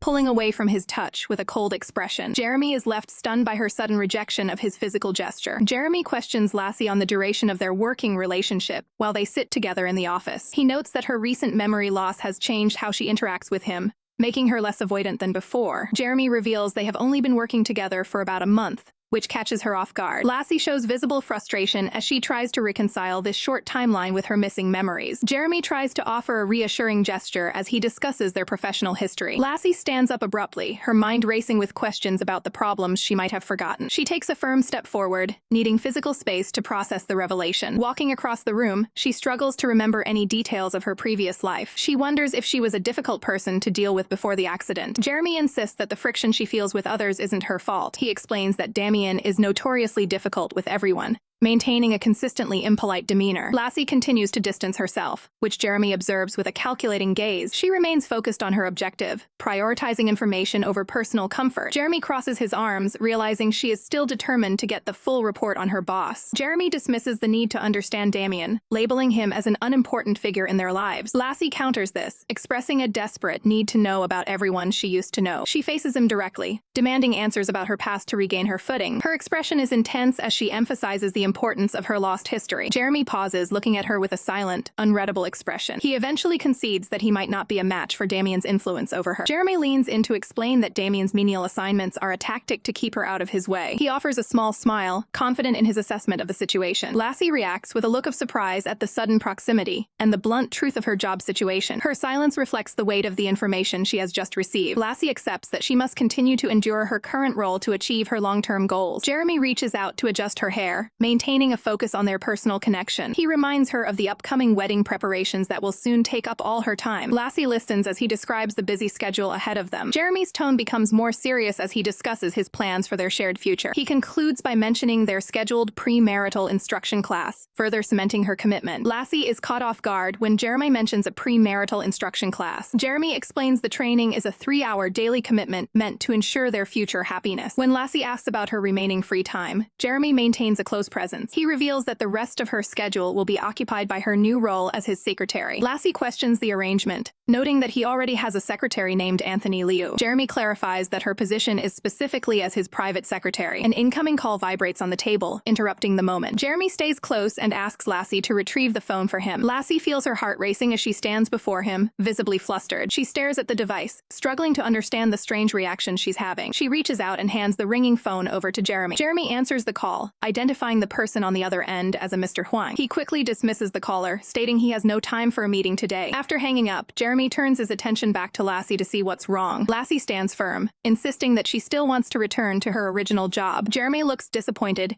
questioning why she is so resistant to working directly for him. Lassie looks away, determined to reacquaint herself with her past life. The setting shifts to a lavish banquet hall prepared for a major social event. Jeremy leads Lassie into the room, keeping a firm grip on her hand. The pair arrives at the gathering dressed in coordinated formal white outfits. A man in a suit greets President Go and welcomes the couple to the event. Feeling the pressure of the crowd, Lassie asks if they can find a place to sit down. Jeremy wonders if she is uncomfortable or simply dislikes these types of large gatherings. She admits her unease, explaining that she doesn't recognize anyone in attendance. Lassie encourages Jeremy to go socialize while she finds a spot to wait on the side. She gives a subtle nod as Jeremy jokingly warns her not to flirt with other guests. Samson stands at the center of the high society banquet, looking every bit the popular president in his white suit. From the sidelines, Lassie watches him with a growing sense of isolation as she realizes just how well-known he is. Her expression turns sour as she struggles with a sudden wave of jealousy while watching him socialize. Suddenly, someone approaches her, catching her completely off guard. A woman in a sophisticated pink dress watches Samson from across the room,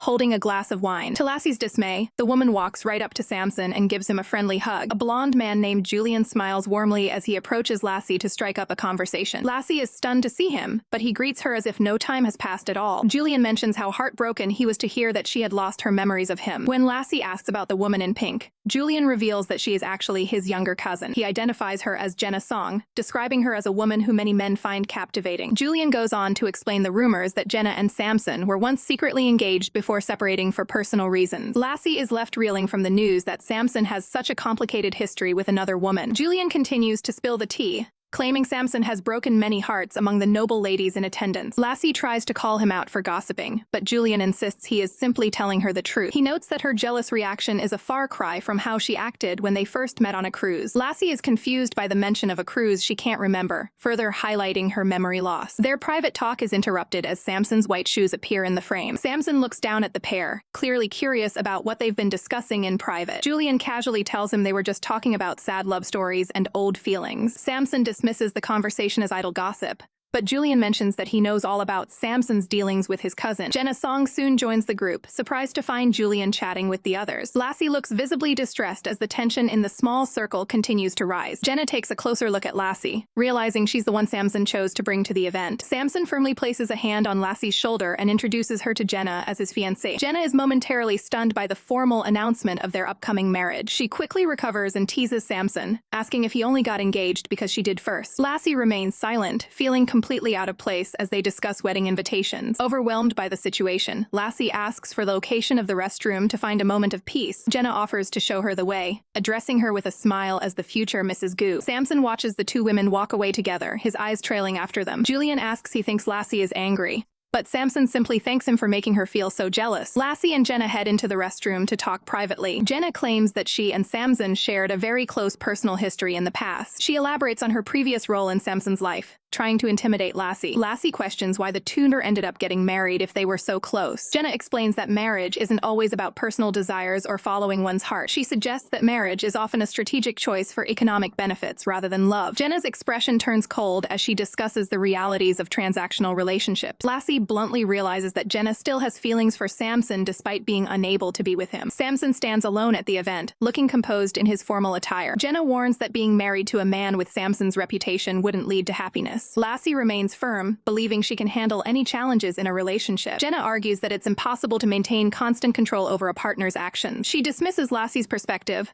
claiming she's simply too inexperienced to understand. Lassie retorts that avoiding marriage altogether is a simple solution to the problem Jenna describes. The comment leaves Jenna stunned and momentarily silent. Lassie walks away, leaving Jenna behind with a parting shot about her own empty marriage. The scene transitions to the kendo dojo located within the AmeriCorp building. Wooden practice swords strike one another during a high-energy training session. Lassie focuses all her energy into sparring, pushing her opponent to his limits. She stands ready with her sword, demanding that the practice continue immediately. An observer tries to intervene, noting that the instructor is clearly exhausted. Lassie refuses to stop, calling out her opponent's lack of fighting spirit. A phone rings nearby, providing a sudden break in the intense action. The instructor uses the call as an excuse to quickly retreat from the training floor. Lassie sheathes her wooden blade, still appearing visibly frustrated. A man watches from the side, analyzing her impressive combat skills. He walks through the dojo, marveling at how a young girl can fight so effectively. He approaches another man in the room, noticing his troubled expression. A man in a suit suggests a different way to handle the day's stress. A man in a white kendo uniform looks shocked as his wooden sword is knocked away during a match. Lassie stands ready with her sword over her shoulder while her opponent admits defeat. Taking a breather, Lassie wipes sweat from her face with a pink towel after the intense session. A man in a dark uniform leads Damien Tang into the training area to meet with her. Damien watches Lassie intently, his expression focused as he observes her technique. Lassie is surprised to see him and asks what he's doing at the facility. She sets her wooden sword aside in a rack as they begin to discuss her recent absence from work. Damien explains his plan to return to the office, but Lassie warns him not to bring up Samson. Damien asserts his authority over his department, claiming his employees must answer to him regardless of the CEO. Lassie laughs off his serious attitude and tosses her towel aside to resume practice. She lunges forward, forcing Damien to block her aggressive strike with his own wooden sword. Damien demands she stop, claiming he refuses to harm a woman even in a sporting context. Lassie refuses to back down, insisting she won't stop until she's beaten him to his knees. Determined, she vows to keep fighting until one of them is knocked to the ground and can't get up. Damien narrowly avoids another strike, clearly surprised by the intensity of her movements. He asks who her kendo instructor was while dodging her relentless and unconventional attacks. Lassie manages to grab hold of his wrist, attempting a close-quarters maneuver to gain the upper hand. Damien points out that her moves are against the rules,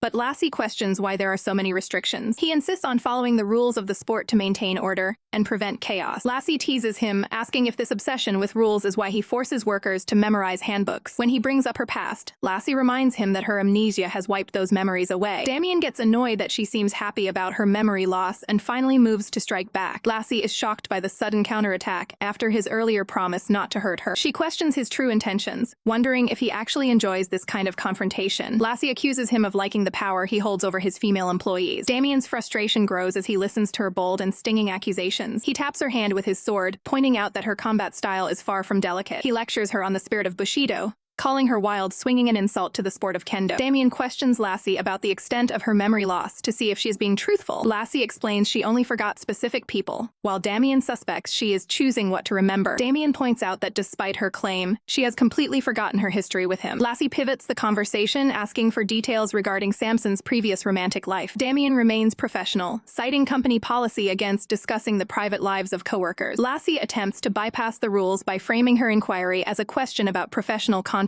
negotiations. Damien is visibly stunned by her bold and direct questioning style. Lassie continues to press the issue, arguing that the information is relevant to everyone at the office. Damien physically intervenes to end the discussion, dismissing her claims as mere rumors. He insists that he does not form opinions on matters where he lacks direct evidence. Lassie refuses to back down, noting that Samson's popularity makes the rumors believable. Damien suggests that if she wants the truth, she should ask Samson herself. Lassie confirms she plans to do so, but wants to gather more background information first. Damien ends the session, telling her to clean up before they go out for lunch. Alone with his thoughts, Damien wonders if Samson's plan regarding her memory loss was a mistake. Later that night, Lassie sits alone in a bedroom, waiting for Samson to arrive. She checks her phone while wondering where Samson has gone so late in the evening. Growing anxious, she clutches a pillow and continues to ponder his whereabouts. Samson finally enters the room, teasing her for staying up past her bedtime. Samson stands in the doorway, observing Lassie while he begins to loosen his tie. Lassie retorts with a sharp question, challenging his playful attitude. Samson approaches her, claiming that she is still someone who requires his protection. Lassie dismisses his words, suggesting he is the one who needs to learn proper conduct. Samson notices her obvious frustration and asks her what is truly bothering her. Lassie confronts him about the scent of cologne on his person and tells him to go wash up. Samson gives her a knowing look, asking if her reaction is actually driven by jealousy. Lassie looks away in annoyance, telling him to stop speaking to her in that tone. Samson agrees to go shower, instructing her to wait for him while he finishes up. Left by herself, Lassie's heart pounds as she tries to process her conflicting feelings. Lassie hides under the covers, blushing as she realizes her fiancé has become unexpectedly attractive to her. She sits up and clutches a pillow, wondering how she should handle her growing feelings and his popularity with other women. A sudden noise at the door catches her attention, making her look back in surprise. She stares wide-eyed and blushing as Samson enters the room after his shower. Lassie tries to regain control of the situation by pointing to the couch and ordering him to stay there. Samson watches her closely, noting how much her current attitude reminds him of a past acquaintance. He gives a subtle smirk, seemingly amused by her attempt to take charge of the conversation. The pair sit across from each other to begin a serious discussion about their relationship boundaries. Lassie lays down the law,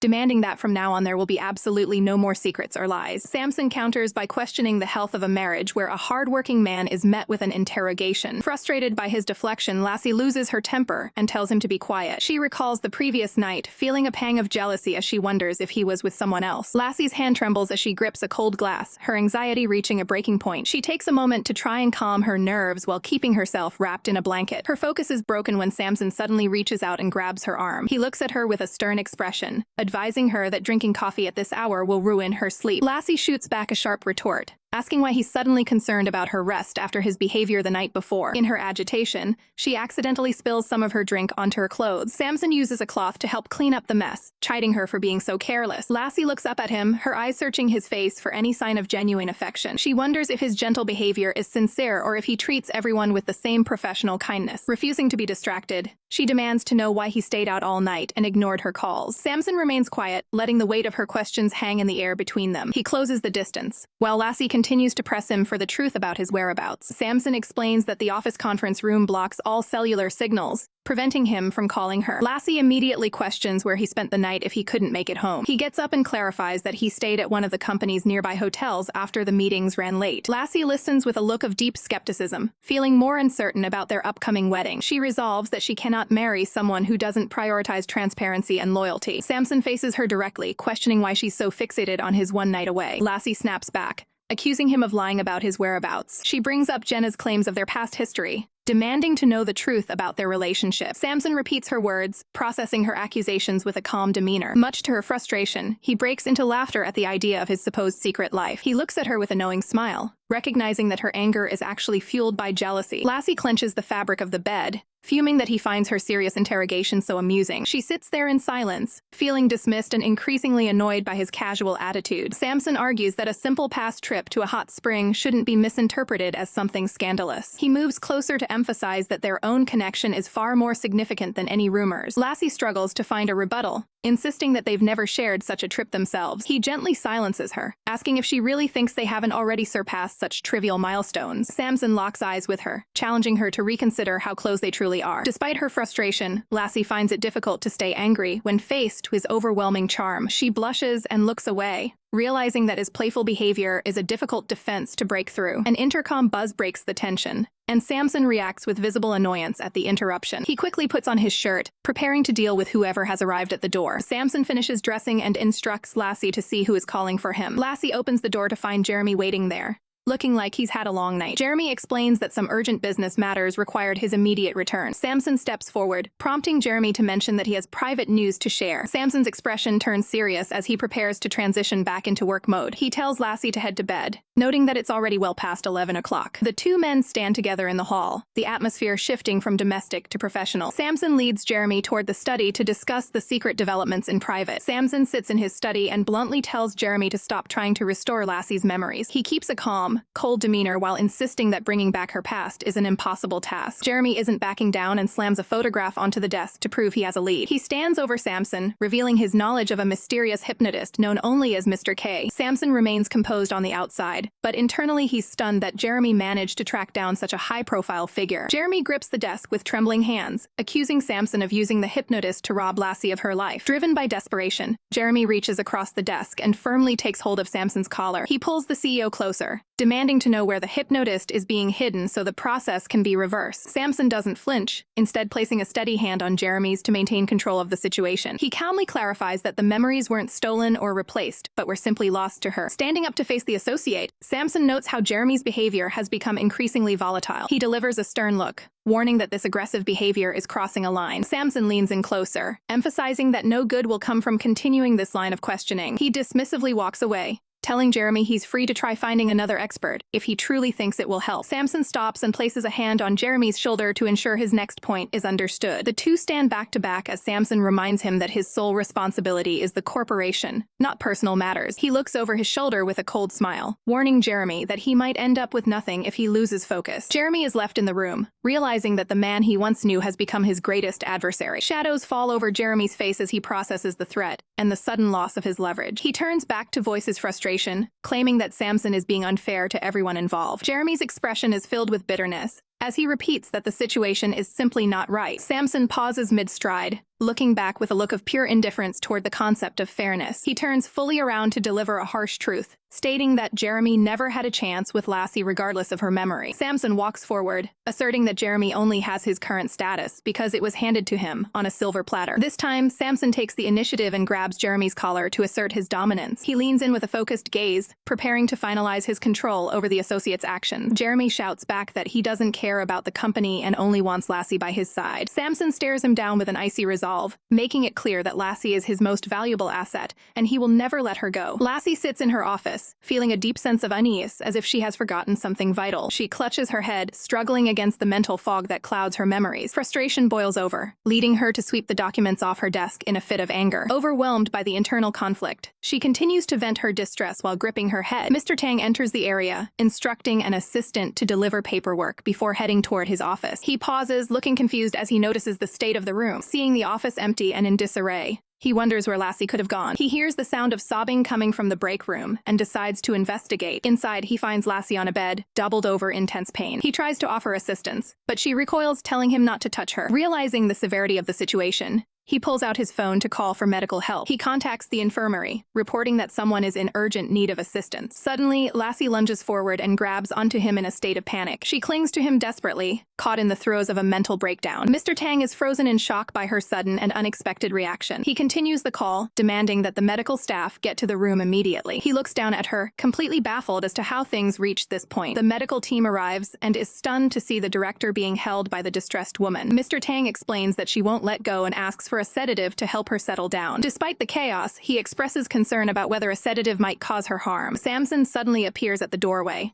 demanding an immediate explanation for the scene. Mr. Tang tries to explain her condition while Samson maintains a cold and calculated demeanor. Samson approaches and tells Lassie to let go of the director. A single tear falls from her eye as she remains locked in her emotional struggle. Samson firmly takes her hand, physically separating her from Mr. Tang. He dismisses the medical staff and the director, taking full control of the situation himself. As Mr. Tang turns to leave, Samson stops him to deliver one final order. He reminds the director to finish the wedding preparations within the next few days. Mr. Tang confirms that the plan is proceeding exactly as intended. Samson watches him leave, satisfied that his secret remains safe for now. Lassie leans into the embrace, a single tear escaping her closed eyes. Samson holds her close while questioning her feelings for Damien Tang. He admits Damien is a capable subordinate, but dismisses his potential as a partner. Lassie remains silent and wary as Samson continues to criticize Damien's workaholic nature. Later, the scene shifts to a quiet, modern reading room. Lassie sits alone with a book, letting out a heavy sigh of frustration. She reflects on the confusing dreams she forgets upon waking and Samson's constant busy schedule. Needing assistance, Lassie raises her hand to get the attention of a nearby staff member. She requests resources concerning human biology to better understand the people around her. The staff member looks taken aback by the sudden and specific request. As the librarian walks away, another woman watches Lassie from a distance. Diana Tang approaches with a smile, asking if Lassie is trying to gain insight into the male psychic. Lassie is startled to realize she is speaking with Diana Tang. Diana acknowledges the recognition with a polite and polished demeanor. Taking a seat, Diana suggests that books won't provide the real-world knowledge Lassie is seeking. Lassie quickly corrects her, asking to be called Lucy instead. Diana laughs gently, complimenting the name and its owner. Curious, Lassie asks why written materials aren't enough to understand others. Diana cryptically explains that certain people are only driven by the thrill of competition and risk. Seeking more detail, Lassie invites Diana to discuss the matter further over tea. She presents a high-level access card,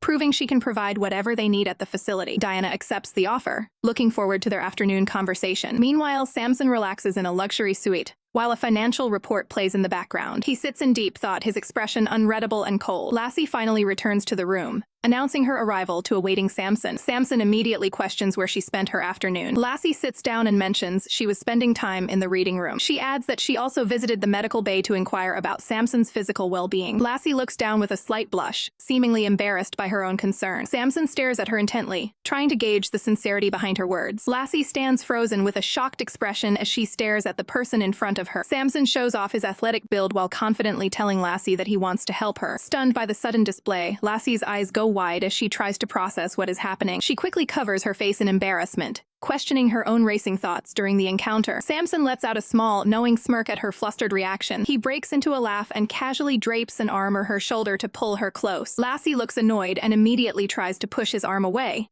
demanding to know what he finds so funny. Samson leans in with a calm gaze and tells her that he simply finds her behavior cute. Suddenly, he takes charge and pushes her back onto the sofa. He looms over her, firmly pinning her down and warning her not to make any sudden moves. Lassie looks up at him with a mix of surprise and defiance. Samson maintains his close proximity, speaking to her in a low, serious tone about his intentions. Instead of backing down, Lassie stares him down and tells him to go ahead with whatever he's planning. Samson looks at her with a clinical, observing gaze, calling her astray. He leans in close to her neck, sniffing the air to check for any unusual scents. He continues to hover over her, questioning who she met for tea and why she smells like another woman. Samson grips her chin to keep her focused on him during his interrogation. Lassie remains defiant, arguing that she's learned about the lack of loyalty in men from her reading. Samson moves even closer to her ear as she continues her lecture on betrayal. Finally losing her patience, Lassie pushes him back with both hands and demands that he stop touching her. Samson watches with a calm expression as Lassie turns her back and heads for the door. She looks back one last time to declare that she is done having dinner with him for good. The next morning, the sunlight pours into a quiet bedroom as someone begins to open the curtains. Lassie is still tucked under the covers, slowly starting to wake up from the light. She rubs her eyes groggily, trying to shake off the remnants of sleep. Anna stands by the window with a bright smile, announcing that it is already daytime. Lassie sits up in bed, surprised to find Anna in her room so early. Anna explains with a cheerful look that she is simply there to look after her. Still tired,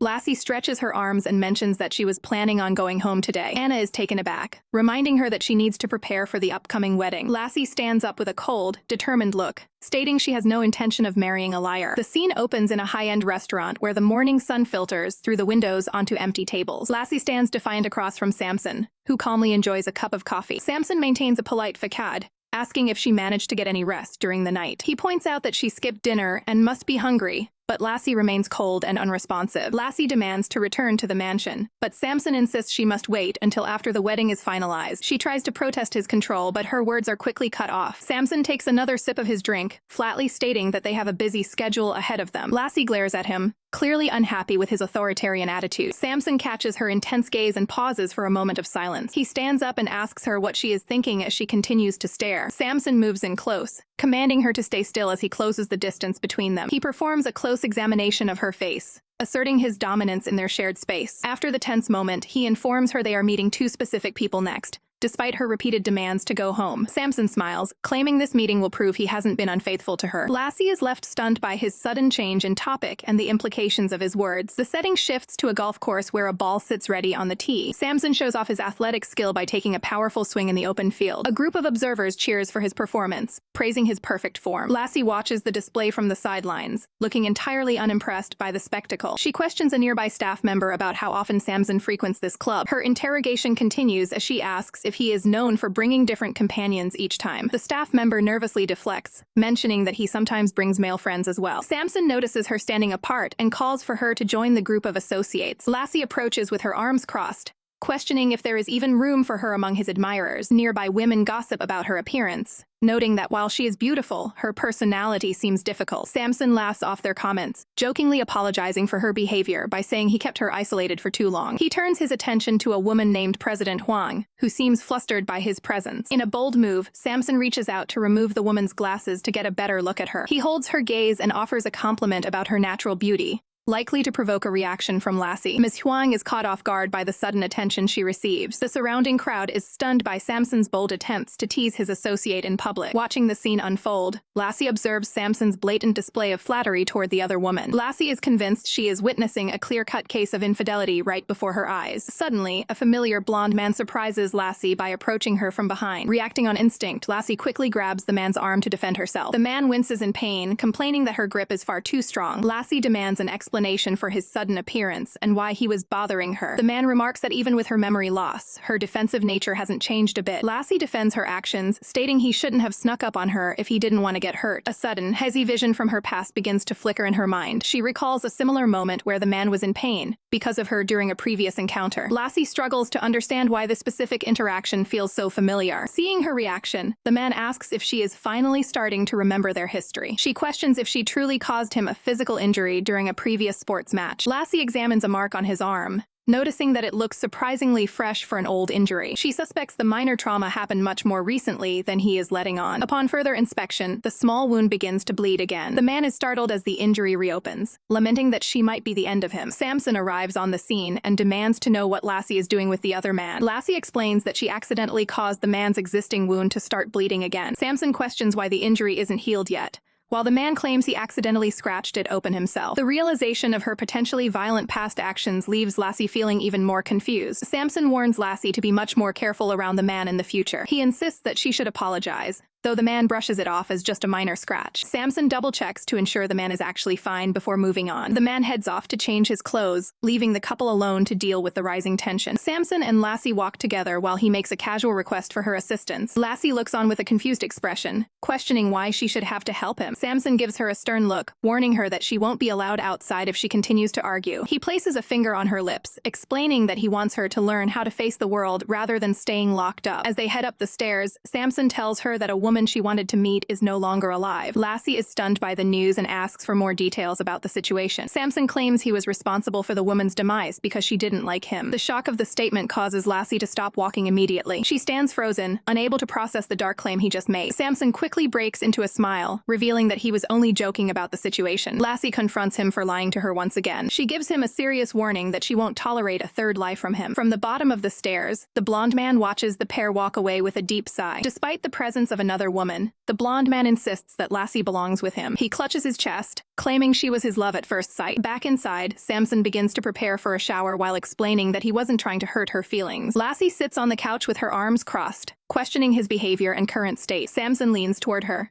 advising her to be more careful with how she speaks to other men. Lassie looks away in shock at the sudden proximity and his lack of a shirt. Samson calmly states his intention to wash up, while Lassie urges him to just go do it. He moves closer, asking her what is on her mind at that moment. Feeling overwhelmed, Lassie announces that she needs to step outside for some fresh air. Samson blocks her path, reminding her that she still hasn't helped him with his request. Lassie looks up at him and demands that he let her go. She tells him to find someone else to assist him if he needs it that badly. Samson holds her chin and warns her not to use such a tone with him. Lassie begins to retort with a defiant remark. Samson leans in closer to silence her mid-sentence. Samson initiates a sudden kiss, catching Lassie completely off guard as he asserts his presence. He maintains his position, looming over her while she struggles to process the physical proximity. Lassie stammers out a response, trying to maintain her composure, while clearly flustered by the intense situation. Samson reaches out and takes her hand firmly to ensure he has her full attention. He asks if his lack of a shirt is the primary reason she seems so intimidated by him. Lassie insists that he back away, arguing that they lack the formal relationship required to justify such closeness. Samson finds her defiance entertaining, while she desperately pushes against him to gain some personal space. He brings up her previous interaction with another man,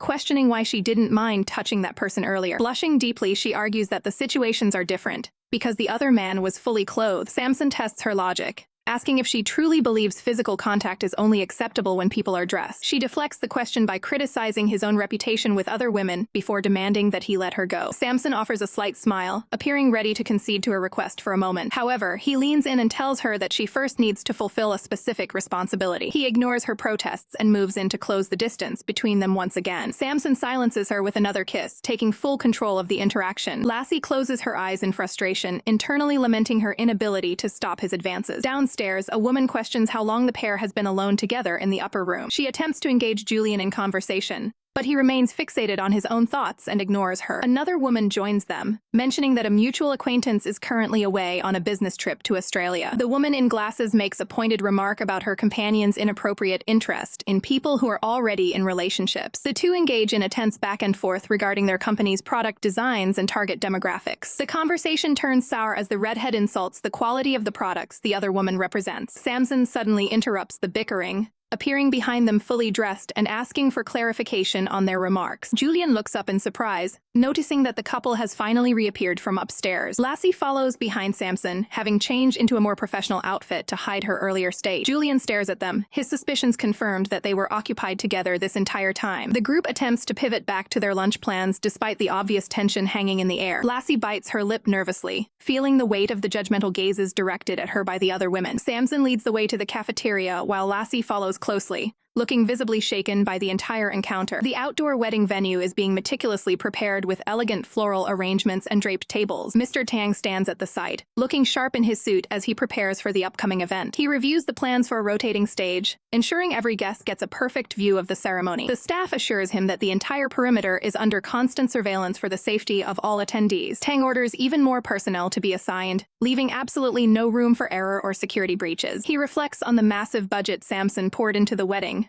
noting that every guest will be treated like royalty. An assistant interrupts his thoughts to hand him an urgent phone call. Tang takes the call to give a status update on the venue's progress. On the other end, Jeremy Mo confirms he'll be arriving on the island later that afternoon and expects a formal welcome. Tang listens intently to the request while maintaining his professional composure. In a high-end office, Jeremy asks if Diana will be joining him, while she casually enjoys a cup of coffee. Tang correctly guesses that Diana is already right there with him. Jeremy asks Diana if she has anything to say to her brother, but Tang simply ends the call. Diana reflects on how unexpected it is for her brother to show any sign of caring about her. Jeremy notes that the rumors are true and the siblings aren't particularly close. She describes her brother as an immovable glacier that no one has ever been able to melt. Jeremy stirs his drink, determined to find a way to break through that cold exterior. Diana warns him that such a task will be far from easy. He presses her for information, wanting to know more about the man's past. Diana is willing to talk, but she demands to know what kind of reward is in it for her. Jeremy promises her a much brighter future in exchange for her cooperation. She remains skeptical, having learned not to trust the empty promises of men. He suggests a fair trade of secrets to keep the partnership balanced. Diana steps closer, ready to negotiate the terms of their deal. She takes a seat on the edge of the desk and grabs Jeremy's tie, demanding the full story on Lassie Sue. Jeremy remains calm and asks if she really thinks his history is worth such a high price. Diana admits she is simply curious about how a man like him could be so invested in a girl like Lassie. He gives her a stern warning that curiosity can be dangerous when asking the wrong questions. Diana simply smiles, unfazed by the threat as she continues her interrogation. Lassie leans over the billiards table, focusing intently as she lines up a shot with her cue. With a sharp strike, the cue ball slams into the 8 ball, sending it speeding across the felt. The black ball hits the mark perfectly and disappears into the corner pocket. Exhaling a sigh of relief, Lassie stands up, satisfied with her performance. Suddenly, Jeremy Mo appears behind her, asking if she is finished with her display. He notes her impressive athletic ability, but Lassie remains defensive, demanding to know his true intentions. Jeremy pivots the conversation, questioning if a woman of her skill level is also proficient at swimming. Lassie confirms that she knows how to swim, but questions why he is bringing it up. Jeremy points out that she avoided the water during their first meeting by the pool, leading Lassie to claim she simply dislikes public swimming areas. He presses for a deeper explanation, curious about her specific aversion. Lassie explains that her reluctance stems from a concern regarding hygiene and the presence of germs. Jeremy labels her a fellow germaphobe, though Lassie begins to look visibly distressed. He pushes further, asking why her survival instincts failed when she fell into the ocean and suggesting she might have been willing to give up her life for love. The psychological pressure triggers a sharp pain, causing Lassie to grimace and clutch her head. She collapses onto the billiards table as Jeremy watches her sudden breakdown in surprise. Lassie groans in agony, complaining of an intense headache while struggling to maintain her composure. Dazed and weeping, she begins to question the very nature of her identity. Sometime later, she wakes up in a bed,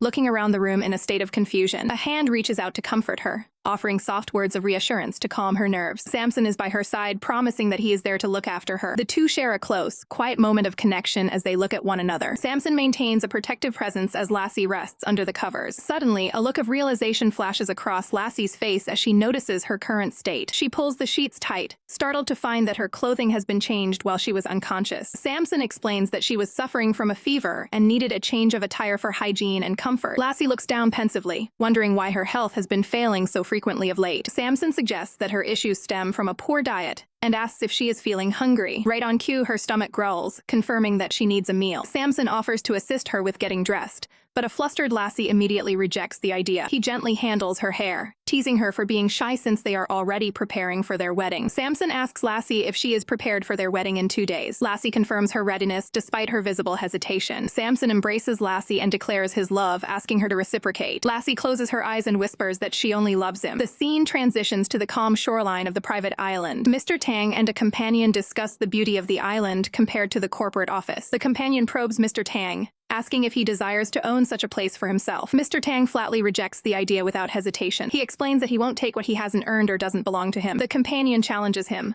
wondering why he hasn't tried to seize the opportunity. He expresses curiosity about how Samson turned a former risk-taker into a loyal employee. Mr. Tang remains silent and stoic under the scrutiny. Looking out at the horizon, Mr. Tang warns that a storm is on the way. Both men stand at the railing as the weather begins to shift. The companion directs Mr. Tang's attention toward the beach. Samson and Lassie walk along the sand accompanied by their security detail. The observer is surprised to see Mr. Huang arriving at the island as well. Inside the venue, the wedding guests begin to fill the tables. Rumors spread through the hall regarding Lassie's last name and her mysterious origins. Guests speculate if Lassie could be connected to the influential Su family. They argue over the logistics of her being Ryan's daughter versus just sharing a common surname. The conversation turns to why Ryan would have a godchild if he already had biological heirs. A blonde man observes that the entire crowd is fixated on Lassie's past. He tries to get information from Mr. Tang, who shuts him down by calling her the president's wife. The man refuses to back down, insisting that the name Su carries more weight than Tang is admitting. Mr. Tang dismisses the claim, pointing out how common the surname is within the company. The blonde man continues to tease Mr. Tang about his career choices and loyalty. He stares intensely at Mr. Tang,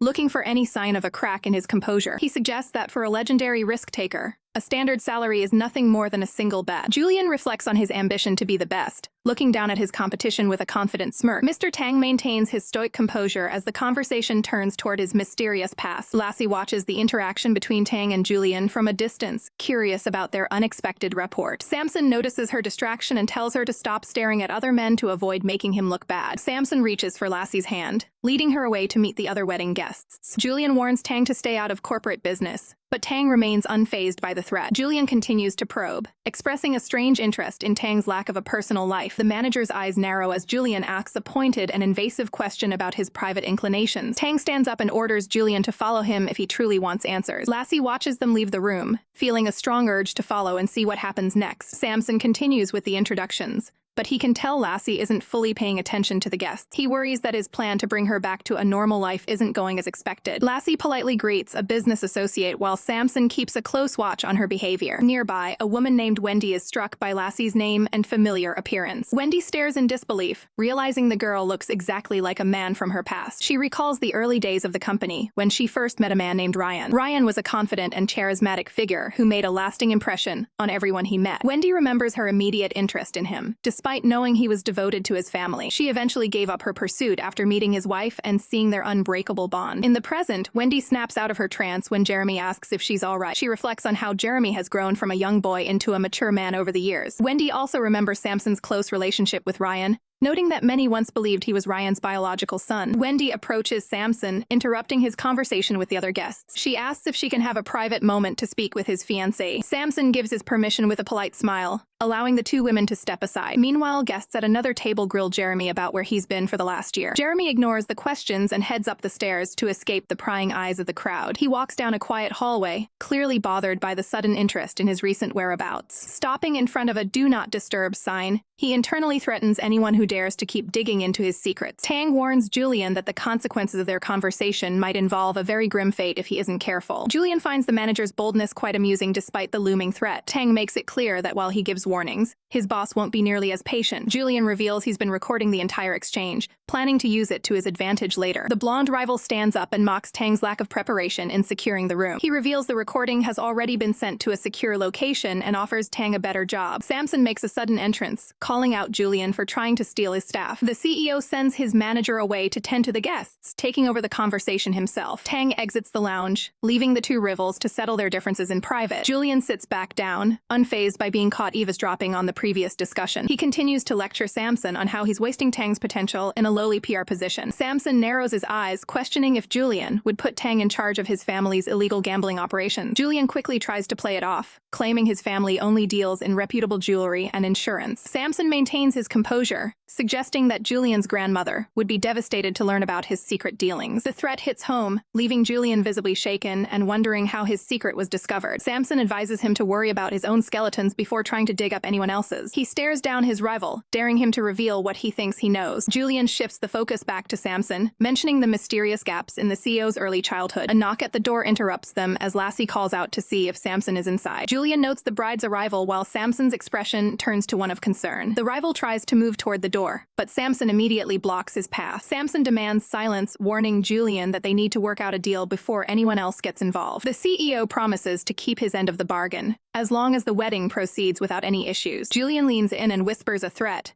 claiming he has footage that would make Lassie leave him instantly. Samson remains calm on the surface, questioning the existence of these supposed recordings. Julian smiles, boasting that his greatest talent is finding the things people want to stay hidden. He finishes by emphasizing that no secret is safe when he's the one doing the hunting. Samson stands his ground against Julian, claiming the only person he ever feared was his grandmother. The tense standoff is interrupted by Lassie calling out for Samson from the other side of the door. Lassie turns the handle and enters the room, apologizing for the intrusion. She pauses when she sees the two men locked in a silent, intense stare down. Lassie looks between them, wondering if they are having some sort of deep emotional connection. Later, Julian relaxes with a drink while Lassie stands by the window, looking troubled. Lassie expresses her doubts, mentioning the unsettling things Ms. Kin said about her father's past. Julian approaches her with a glass of wine, asking for the details of the conversation. He dismisses the claims, telling Lassie that people simply enjoy meddling in the affairs of others. Julian studies her closely, questioning if she is actually being swayed by these outside opinions. He gently touches her face and insists the wedding date is fixed for Valentine's Day and cannot be changed. Julian reminds her that her father valued keeping promises above all else. He leans in and explains that the inheritance of Imperacorp proves the depth of his relationship with her father. Julian offers to take a DNA test to settle her doubts, though he secretly notes how innocent she is. He places a hand on her shoulder and explains that local laws allow for much younger marriages than she realizes. Lassie is completely shocked by the information, reflecting on her own life at that age. Julian sets his glass down and tells her she needs to get plenty of sleep for the wedding prep. He gives her a brief hug, encouraging her to take a shower and rest after long travels. The two walk toward the exit of the room together. Julian gives her a quick, platonic kiss on the forehead before they part ways for the night. He reminds her one last time to head to the shower. Lassie reaches out and catches his sleeve, stopping him in his tracks. Julian turns back with a puzzled expression, wondering what she needs. Lassie looks away, feeling a bit disappointed that the interaction was so brief. She stands there awkwardly while Julian waits for her to speak. Julian lets out a small laugh at her hesitation. Lassie quickly tries to play it off, telling him to never mind. She tries to convince herself that a simple goodnight gesture is perfectly fine. Lassie looks flustered and confused as she processes the current situation. She eventually pushes Julian out of the room, stating she needs to take a shower. Julian looks back at the closed door with a thoughtful and calculating expression. He smiles to himself, finding the unfolding events increasingly interesting. In a living room, an assistant informs Julian that his rival is likely being dishonest. The assistant examines a tablet to confirm the discrepancies in the information provided. Julian calmly instructs his team to monitor the opposition's every move. Meanwhile, Julian's rival answers a phone call with a cheerful greeting. He stands on a balcony overlooking the water while continuing his conversation. The blonde man's expression shifts to shock as he receives unsettling news over the phone. He attempts to negotiate, offering a casino asset to ensure the wedding is canceled. He continues the call while looking out at the sunset, appearing deeply concerned. He grips the railing tightly before finally ending the conversation. Determined to stop the wedding, he vows to reveal the truth about Samson's identity the following day. Lassie is surprised to find Julian still waiting in her room and questions why he hasn't left. Julian mentions an outstanding social obligation regarding a formal goodnight gesture. Lassie walks past him, insisting there is absolutely no need for such formalities. She looks away with a visible blush, clearly unsettled by the lingering tension. Lassie retreats to the safety of her bed while Julian observes from a distance. Julian points out her previous mischievous expression of dissatisfaction, catching her completely off guard. Julian takes a seat on the edge of the bed to address her apparent mood. He offers to resolve her concerns and ensure her complete contentment before the night ends. Lassie reacts with surprise at his sudden proximity and direct line of questioning. Julian maintains a calm and confident smile as he maintains his close position. Lassie tries to deflect the situation by claiming she simply wants to get some rest. Julian initiates a formal goodnight gesture to finalize their interaction for the evening. Julian follows through on his demand for a mandatory goodnight gesture, maintaining a firm hold on a flustered Lassie. He ignores her hesitation and continues the physical proximity. After calling her cute, he maintains the close contact. He finally pulls back and informs her she is free to leave for the moment. However, Julian drops a bombshell by announcing he plans to stay in the room for the night. Before she can react, he pulls her back in for one more brief interaction. He leans in close once again to finish his point. By midnight at a formal gathering, guests enjoy drinks and conversation. Mr. Tang and Mr. Fang stand apart from the crowd to discuss business matters. Mr. Tang remains stoic, brushing off a compliment from his associate. Mr. Fang maintains a polite smile while observing the younger man. Mr. Fang reaches out to touch Mr. Tang's side, attempting a familiar gesture. Mr. Tang's expression shifts instantly as a loud crack echoes through the room. The sudden sound and a pained cry startle the nearby partygoers. Mr. Fang clutches his wrist in agony, while Mr. Tang stands by without showing a hint of remorse. A woman in a red dress quickly rushes over to assist the injured guest. She leans in to check on his condition and promises to find him medical help. Mr. Tang watches with a cold gaze as she begins to lead the man away. A blonde associate approaches Mr. Tang,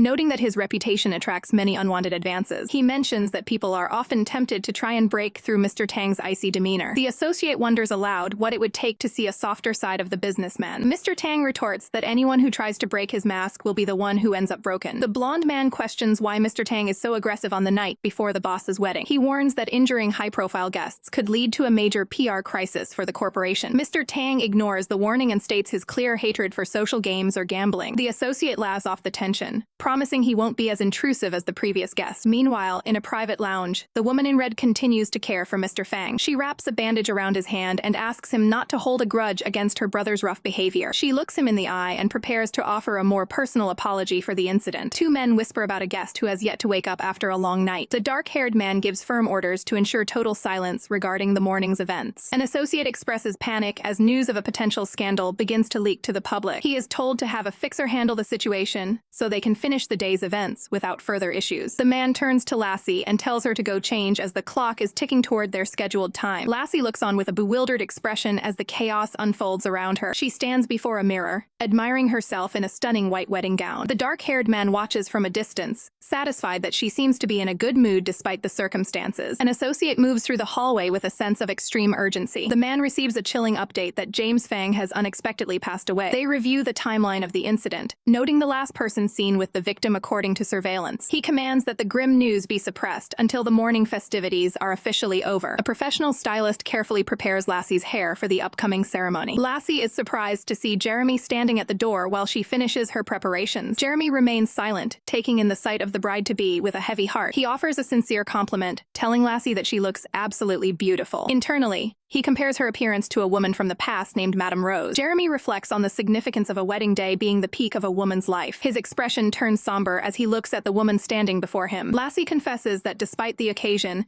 she feels a strange sense of mundaneness about the situation. Jeremy stares intensely, hinting that she hasn't witnessed the true, breathtaking reality of their world yet. Samson enters the room, prompting Jeremy to address him directly as the tension between them rises. Samson looks confident, noting that some exclusive sites are not meant for everyone to see. Jeremy cryptically mentions a chaotic location from their shared history. A dark memory surfaces of Rose in a wedding dress heavily stained with red. He realizes that Lassie remains completely oblivious to the secrets of both the past and the present. Jeremy notes that she doesn't truly understand the men she is currently dealing with. Samson maintains a cold distance while observing the interaction between the two. Frustration builds as Jeremy realizes Lassie is walking into a marriage without knowing any of the truth. Samson dismisses him, telling him to head out and take care of the arriving guests. He remains steadfast in his goal, determined to ensure nothing ruins his claim on Lassie during the wedding. Lassie stands in her wedding gown, her expression filled with visible nerves as the ceremony begins. Jeremy walks the bride down the aisle, admitting that his lack of nerves is actually replaced by a deep sense of sadness. The outdoor venue is perfectly decorated with flowers as the guests wait for the couple to reach the altar. Samson waits at the front, watching his bride approach with a calm and confident gaze. Jeremy looks away as he tells Lassie that his heart attack stems from the reality of her marrying Samson. The pair continues their slow march across the grass toward the waiting groom. Jeremy reflects on their complicated relationship, noting that they were never truly family. The wedding guests whisper amongst themselves, admiring what they believe to be a perfect match between the couple. Amidst the cheers, one guest remains silent, contemplating the fallout if Lassie ever discovered Samson's dark past. He eyes the scene with a devious intent, planning to drop a bombshell that could ruin the entire event. Jeremy grips Lassie's hand with an intensity that reveals his inner turmoil and reluctance to let go. Lassie feels the pressure of his grip, worried that his overwhelming emotions might actually hurt her. Upon reaching the altar, Samson greets them, noting how long it took for them to finally arrive. Jeremy demands a promise that Samson will treat her well, to which Samson coldly asserts his role as her husband. The weight of the moment is clear on Jeremy's face as he repeats his stern warning to the groom. Lassie tries to bridge the gap, insisting that Samson has already treated her with kindness. Samson ignores the tension and extends his hand, signaling for Jeremy to hand the bride over. The blonde guest watches the hesitation with amusement, noticing that Jeremy is struggling to complete the transfer. Looking Samson directly in the eye, Jeremy warns him one last time that he is not allowed to hurt her. Lassie watches Jeremy with concern, sensing the deep pain he's hiding behind his protective stance. An awkward silence hangs over the trio as the guests wait for the ceremony to proceed. Slowly, Jeremy begins to pull his hand away, finally yielding to the inevitable. His eyes reflect the internal struggle of losing the person he cares for most to a man he doesn't trust. Samson reaches out and firmly takes Lassie's hand, claiming her as his own. The transfer is complete as Jeremy lets go, standing back to allow the ceremony to continue. Jeremy reminds Samson of their shared history, pleading for her safety based on their long-term bond. Samson pulls Lassie closer to himself, officially taking her away from Jeremy's side. Jeremy watches from behind as the couple turns toward the officiant, feeling the finality of the moment. Samson looks back with a chillingly calm expression, simply stating that he understands the stakes. The wedding officiant begins the ceremony, welcoming everyone to witness the union of the bride and groom. Lassie steals a nervous glance at Samson as the beautiful service gets underway. Samson takes her hand and slides the wedding ring onto her finger, sealing their commitment. Lassie blushes intensely as Samson leans in close, overwhelmed by the charm of her new husband. In the audience, the blonde guest stands up with a cold, calculating look in his eyes. He starts to head toward the back, followed closely by a companion who questions his exit. The blonde man realizes he's being watched and narrows his eyes at the unwanted attention. He tells his companion to crack a smile, mocking the serious atmosphere of the event. He continues his taunts by pointing out that the wedding feels more like a funeral, since someone died earlier that morning. The other man sternly tells him to shut his mouth, clearly disturbed by the comment. At the altar, Samson takes the microphone to thank the guests and discuss the growth of Imperacorp. The two men in the back watch silently as the groom begins his unexpected address. Samson opens up about his 3 years as CEO and the challenges he faced while leading the company. The blonde guest looks on with suspicion, wondering why Samson is choosing this moment to speak his mind. Samson pulls Jeremy forward,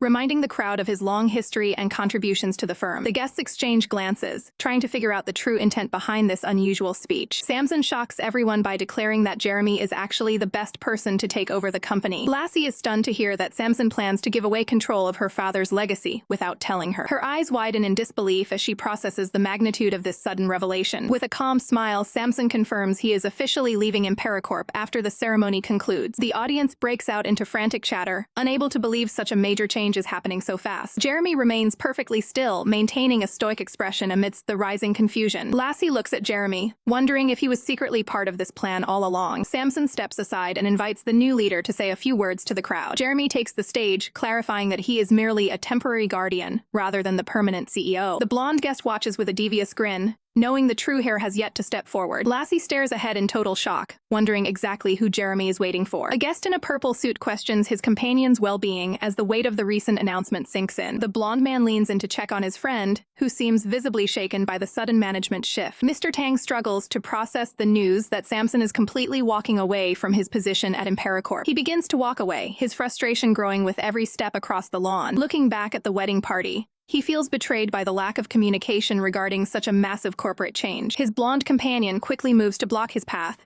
attempting to diffuse the tension with a lighthearted comment. A woman intercepts them, questioning why they are causing a scene during the ceremony. Mr. Tang dismisses her coldly, refusing to discuss the matter in public. He orders her to stay put, even as she brings up the suspicious circumstances surrounding the recent tragedy. She maintains her innocence, claiming she only approached him to offer a sincere apology. Back at the altar, the newlywed couple stands together in a moment of quiet reflection. Samson explains to Lassie that his decision to resign was driven by a desire to prioritize their relationship. Lassie's face flushes as she considers the implications of his grand romantic gesture. Samson leans in close, promising to dedicate his future to making her happy. The groom leads his bride toward a nearby hot air balloon for a celebratory flight. Jeremy watches them depart, his expression filled with a mix of concern and unspoken secrets. He internally grapples with the pressure of the situation and the hidden truths he must eventually reveal. Samson carefully assists Lassie as she steps into the basket of the aircraft. Jeremy's gaze follows the balloon as it begins its slow ascent into the bright sky. High above the wedding grounds, Samson asks Lassie if she is truly content with their union. Lassie admits her happiness but remains troubled by the timing of his public resignation. She worries that the entire event might be part of a larger, more dangerous conspiracy. Samson reaches out to offer a calming gesture, hoping to soothe her rising anxiety. He reassures her that his explanations were honest. Despite her lingering concerns about the company's fate, the couple shares a formal wedding seal to solidify their bond as they drift through the air. They remain close, momentarily forgetting the chaos of the corporate world below. The colorful balloon continues its path away from the reception area. Suddenly, Jeremy's eyes widen with a terrifying realization that something is horribly wrong. A violent explosion rocks the sky,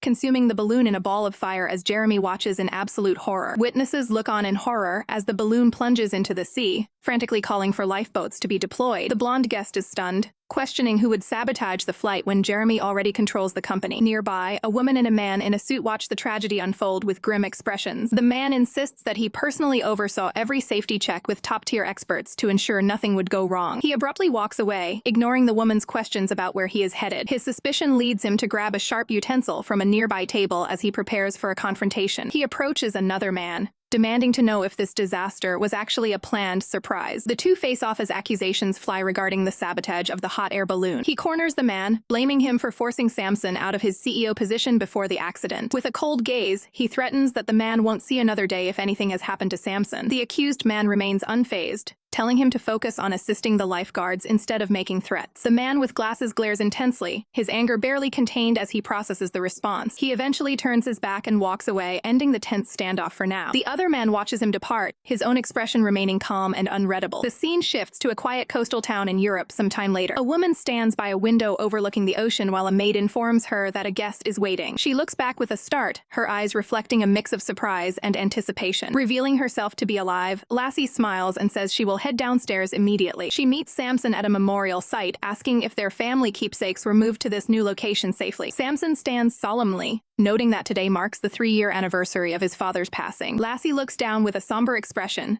feeling the weight of their hidden life. She questions why they had to flee and start over when it didn't seem necessary. Looking at him closely, she asks who exactly was trying to cause them harm. Samson pulls her into a protective embrace, warning her that the outside world is far more dangerous than she knows. He keeps his thoughts to himself, knowing she remains unaware of the dark secrets surrounding the corporation. Lassie presses him for the truth, asking why he really handed over the entire company to Jeremy. Samson claims he was simply exhausted by that lifestyle and wanted a fresh start. She searches his eyes for the truth, wondering why they still have to avoid Jeremy entirely. He deflects the question, suggesting that Jeremy is far too busy with corporate affairs to worry about them. Lassie isn't convinced, reminding him that Jeremy would never forget such an important anniversary. She confronts him directly, determined to understand the real reason behind their permanent disappearance. Samson stands with Lassie in the garden, mentioning that Jeremy will be visiting their supposed graves. Lassie argues that Samson is not just avoiding Jeremy, but completely isolating them from their old life. Samson remains composed, questioning if his previous explanations weren't enough. Lassie remains adamant about wanting to reach out and speak with Jeremy directly. Samson closes his eyes for a moment, clearly weighed down by the burden of his secrets. He opens his eyes with a renewed sense of focus and intensity. Samson leans in toward Lassie, asking her if she truly lacks faith in him. Lassie admits she's confused and still wants to uncover the truth behind the wedding explosion. Samson explains that many people are after the company and the wedding tragedy was only the start of the danger. He tells her that while he used to be invincible, having a wife has made him vulnerable to his enemies. A gentle smile crosses his face as he admits he can no longer be fearless now that she is with him. Lassie looks up at him, stunned by his sudden display of emotional honesty. He urges her to stay calm and focus on adapting to their new life in hiding. Samson gives her a brief, reassuring gesture of affection to seal their agreement. The two stand together, finally finding a brief moment of peace in their secluded environment. Samson remains determined to cut ties with the past and focus entirely on his future with Lassie. Meanwhile, a man in a formal suit appears on a screen,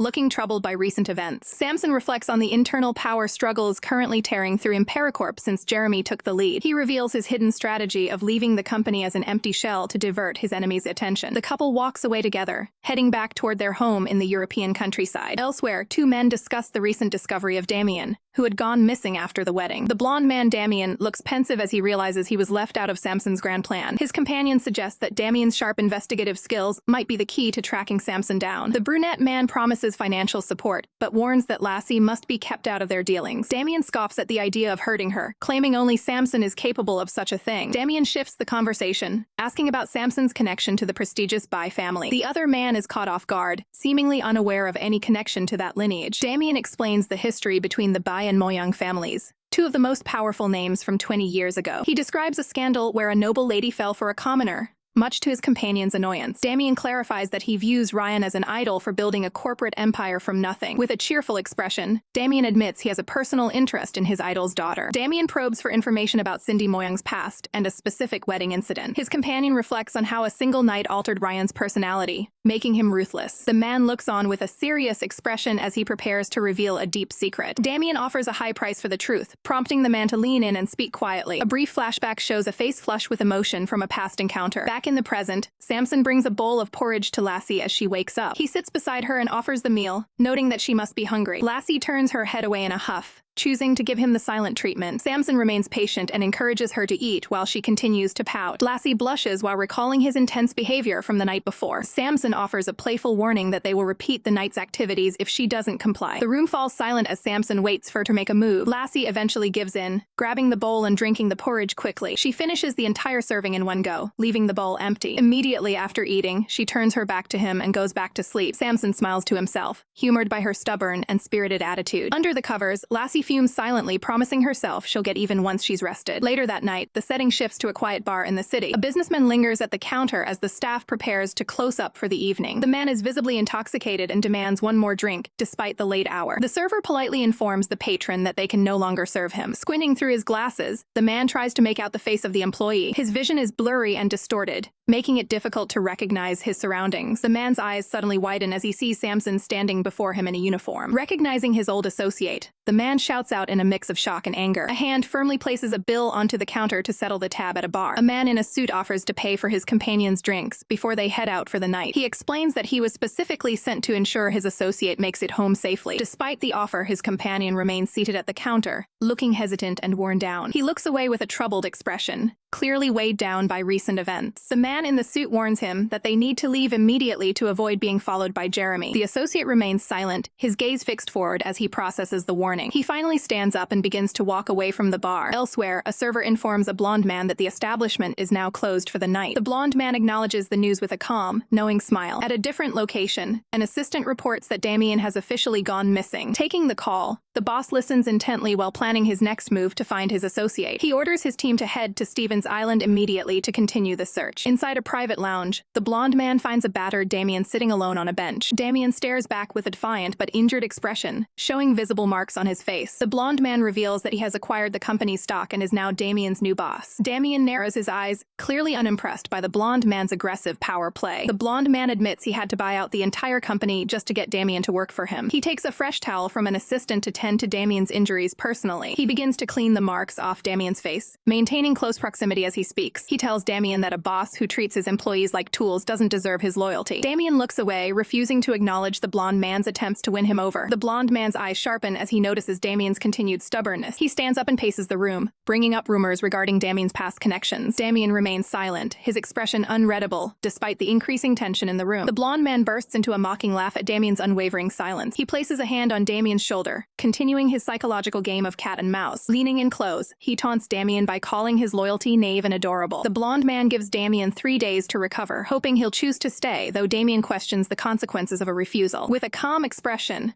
The blonde man suggests he might just imitate the response of the person Damien likes so much. A subtle, knowing smile plays across the blonde man's face as he keeps his intentions hidden. Damien remains speechless, his face showing a mix of confusion and mounting concern. Elsewhere, Lassie slowly wakes up, blinking away the remnants of sleep. She sits up in bed, immediately noticing the empty space where Samson should be. A maid enters the room to check on her, confirming that she is finally awake. The maid explains that Samson left early in the morning to handle urgent business matters. Lassie is shocked to learn it's already 1 o'clock in the afternoon, realizing she slept much longer than intended. She clutches her head in embarrassment, feeling guilty for her late start to the day. On a call with Samson, Lassie is taken aback when he mentions he might be away for an entire week. Samson reassures her, explaining that he wanted her to stay home and get some much-needed rest. Standing before a massive skyscraper, he claims to be closing a deal on the south coast of the Atlantic Ocean. After hanging up, Samson looks down at his phone with a softening expression. He gazes at a cherished photo of Lassie that he keeps on his screen. A gentle smile crosses his face as he finds motivation in the image of the woman he left behind. Inside the Imperacorp penthouse, Julian expresses surprise at how easily their guest decided to show up. Julian continues to stir the pot, though Jeremy quickly tells him to keep his mouth shut. Laughing off the tension, Julian notes that Jeremy is no fun and mentions that a big brother figure is arriving soon. Damien bristles at the taunts, his frustration clearly visible behind his glasses. Julian leans in close, mocking Damien's past habits and his increasingly crass attitude. Outside the office, Samson waits as the elevator slowly makes its way up. Samson makes his entrance, catching the attention of everyone waiting inside the room. Taking a seat, Samson immediately notices the dark circles under Jeremy's eyes and comments on how the company is wearing him down. Damien watches Samson with a heavy heart, wishing his friend hadn't come to this meeting. A heartbroken Cindy faces the reality of a loveless marriage into a high-status family just to satisfy social expectations. Ryan manages to trick the captors and rescue the young boy, offering a moment of relief in a dangerous situation. The boy is sent away to a secret location for protection while Ryan survives numerous attempts on his life. Following a night of chaos and disappearances,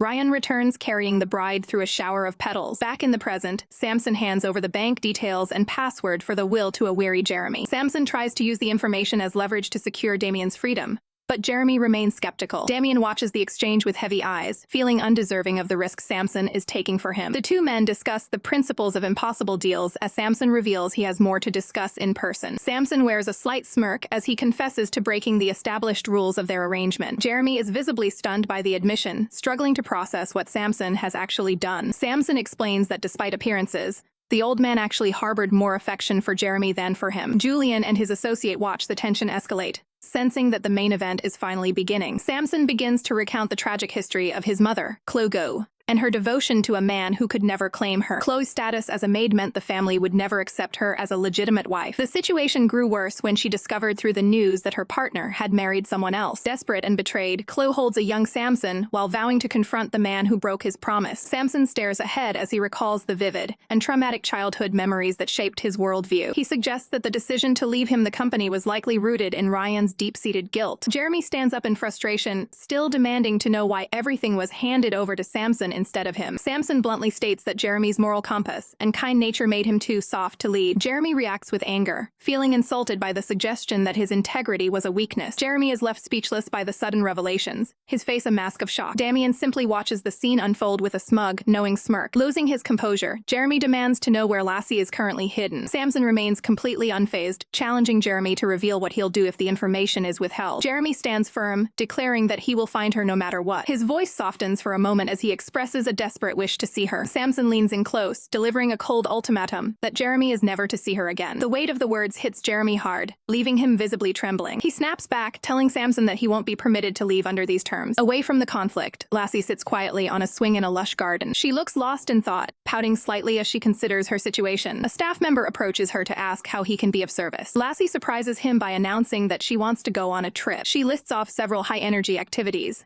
including rock climbing and exploring a rainforest. The attendant tries to steer her toward a safer, more relaxing destination instead. Lassie finally admits that her true desire is to find Samson. She reflects on how empty her nights feel without him there. Growing more anxious, she worries about why he isn't answering any of her phone calls. The staff member tries to calm her down by explaining that Samson is just busy with work meetings. Despite the reassurances, Lassie remains adamant that she needs to speak with him right now. Back at the lounge, the atmosphere remains thick with unresolved tension between the three men. Damien reaches out to poke Samson while making a comment about his physique. Samson immediately intercepts the gesture, grabbing Damien's hand to stop the contact. Jeremy takes a large gulp of his drink, trying to steady his nerves. He sets the glass down with a heavy thud, determined not to let Samson go. He remains deeply conflicted, weighing the contents of the will against a request to be more forgiving. Samson grips Damien's shoulder firmly, causing the blonde man to wince in pain. Samson leans in with a cold stare, warning Damien that reaching for things he shouldn't will have severe consequences. After the confrontation, Samson heads for the exit, leaving a stunned Jeremy behind. Jeremy realizes too late that a substance was slipped into Samson's drink while he was distracted. Damien notices Samson's hurried departure and questions the nature of the drink. Jeremy observes the subtle shifts in Samson's breathing, confirming the substance is taking effect. Damien quickly gets on the phone, ordering his associates to track Samson's every move. Damien mocks Jeremy's hesitation, explaining that Samson's physical condition will lead him straight to Lassie. With a calculating smile, Damien plans to document Samson's actions to use against him later. Jeremy reflects on his father's will, questioning if he was being protected or sidelined. A black sedan speeds down the road as Samson attempts to reach his destination. Inside the car, Samson struggles with his composure and vows to retaliate against those who crossed him. His companion expresses deep regret, feeling unworthy of Samson's loyalty. Samson dismisses the apology, telling the man to prove his worth through continued service. The driver remains steadfast, pledging his absolute commitment to Samson's cause regardless of the cost. Samson gazes out the window, his expression growing more strained as time passes. Elsewhere, Lassie wakes up abruptly from a vivid and startling dream. She sits up in bed, trying to make sense of the strange visions she just experienced. Samson's face appears flushed as he struggles to maintain his focus. Lassie hides her face in her hands, feeling overwhelmed by her own wandering thoughts. The sound of a door clicking open catches her attention, and she turns toward the entrance. She spots Samson standing in the doorway and immediately calls out to him. Samson looks exhausted as he stands there, waiting for her to acknowledge his return. Lassie rushes to greet him with a close, physical welcome after his long absence. She looks up at him with relief, glad that he finally made it back safely. The two share a brief, supportive embrace as Lassie expresses how much she missed him. Lassie remains close, her expression full of concern and affection for Samson. Samson looks down at her with a soft expression, though he clearly seems unwell. Suddenly, Samson's strength gives out, and he begins to collapse forward onto Lassie. Lassie catches Samson as he collapses and screams for help. Damien hears her and rushes over to provide assistance. A doctor checks on the unconscious Samson, while the others watch with bated breath. The medical professional concludes that Samson is merely suffering from extreme exhaustion. Lassie is left feeling guilty and worried about his condition. A staff member suggests Lassie take a break and get some breakfast. She agrees and invites Damien to join her downstairs. Damien remains cold and distant, offering no response. Lassie feels the tension and wonders why Damien is acting so differently now. She decides to call him out on his strange behavior immediately. The two of them sit down at a cafe to talk things through. Lassie demands to know the truth about her forgotten past. Her interrogation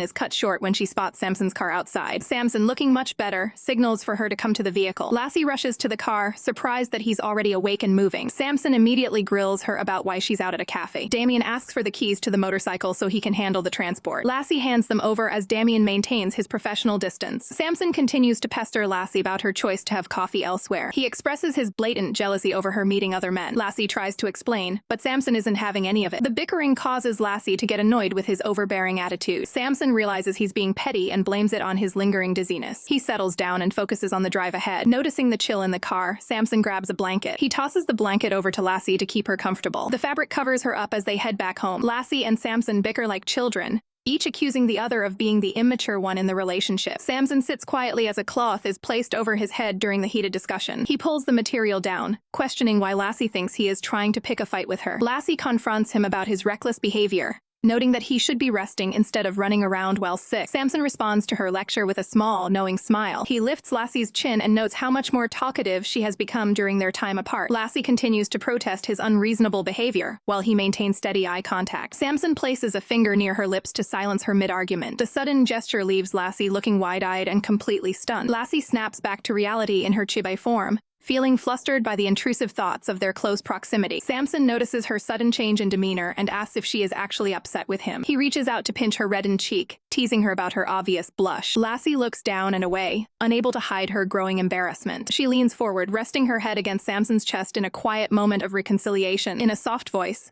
Lassie finally admits that she truly missed him. Samson closes his eyes, acknowledging her feelings with a gentle and calm expression. He places a brief, reassuring kiss on her forehead to comfort her. Lassie checks his temperature by placing her palm firmly against his forehead. Samson makes a joke about her remarrying if his health fails, which immediately draws a sharp rebuke from her. He hides a smirk behind his hand, clearly amused by her protective and annoyed reaction. Samson eventually settles into bed to get the rest the doctor ordered. Lassie watches over him as he falls asleep, reflecting on how much her life has changed. She realizes that she is no longer alone and now has a family to care for. Samson remains fast asleep, finally resting peacefully under the covers. A cat nearby meows to get Lassie's attention toward a package on the counter. Lassie tells the pet to be quiet and play elsewhere so it doesn't wake the patient. Her eyes widen as she focuses on a specific box sitting on the furniture. She picks up the mysterious container, wondering what is hidden inside. Lassie decides to open the mysterious box in her own room to avoid waking the sleeping Samson. She quietly tiptoes away, careful not to make a sound. Entering her room, she shuts the door behind her with a soft creak. She carries the container over to a table, wondering what secrets might be inside. Upon lifting the lid, she finds the box filled to the brim with colorful paper cranes. As she picks one up, she realizes there is handwriting on them that looks suspiciously like her own. Back in the other room, Samson finally opens his eyes after his long rest. He sits up and immediately realizes that Lassie is nowhere to be found. Outside in a field of blooming roses, the sound of soft sobbing fills the air. Lassie kneels by a small memorial, overcome with emotion as she processes her memories. Tears stream down her face while she tries to stifle her cries,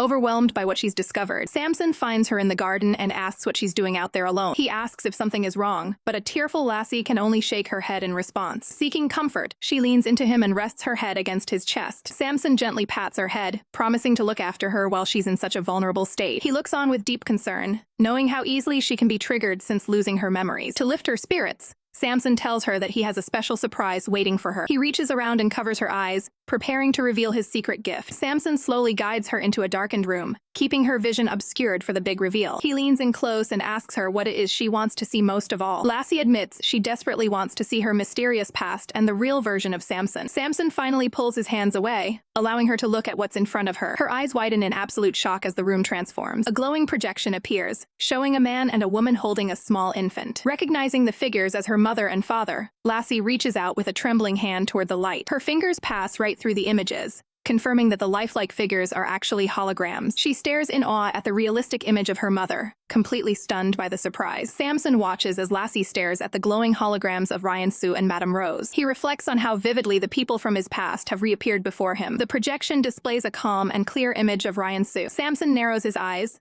lost in thought about the man who raised him for a decade. A sudden beep echoes through the room as the device is switched off. The holographic figures vanish instantly, leaving Lassie reaching out in total shock. Her eyes well up with tears as she realizes the images of her parents are gone. She extends her hand into the empty air, pleading for them not to leave her again. Lassie cries out in desperation, unable to cope with the sudden disappearance. Samson looks on with a pained expression, worried about her emotional state. Her legs give way as she stumbles forward, calling out for her mother and father. She collapses to the floor, overwhelmed by the weight of her lost memories. Samson steps closer and apologizes, explaining he only wanted to give her a birthday surprise. Lassie leans into him for support, seeking comfort during her breakdown. Tears continue to fall as she begs him to help her recover everything she has forgotten. Samson holds her firmly, reminding her that it is her birthday and she shouldn't cry. He feels a deep sense of regret for upsetting her when he only wanted to make her happy. The scene shifts to the grand exterior of the Rose Garden estate. Two men stand outside, discussing Ryan's intentions regarding his final will. One of the men loses his temper and violently swipes a vase off the table. His companion urges him to stay patient, promising they will find what they are looking for soon. The frustrated man complains about the lack of progress and Samson's recent departure. The other man retorts that it was a wise move not to leave the company to someone so impulsive. He points out how easily his associate gets aggravated compared to their rival. Turning to walk away, he notes that Ryan knew how to win people's hearts. He tosses a final insult back, calling Samson ungrateful for the kindness he was shown. The man left behind realizes that the corporation would have been destroyed without the current leadership. He concludes that if things had gone differently,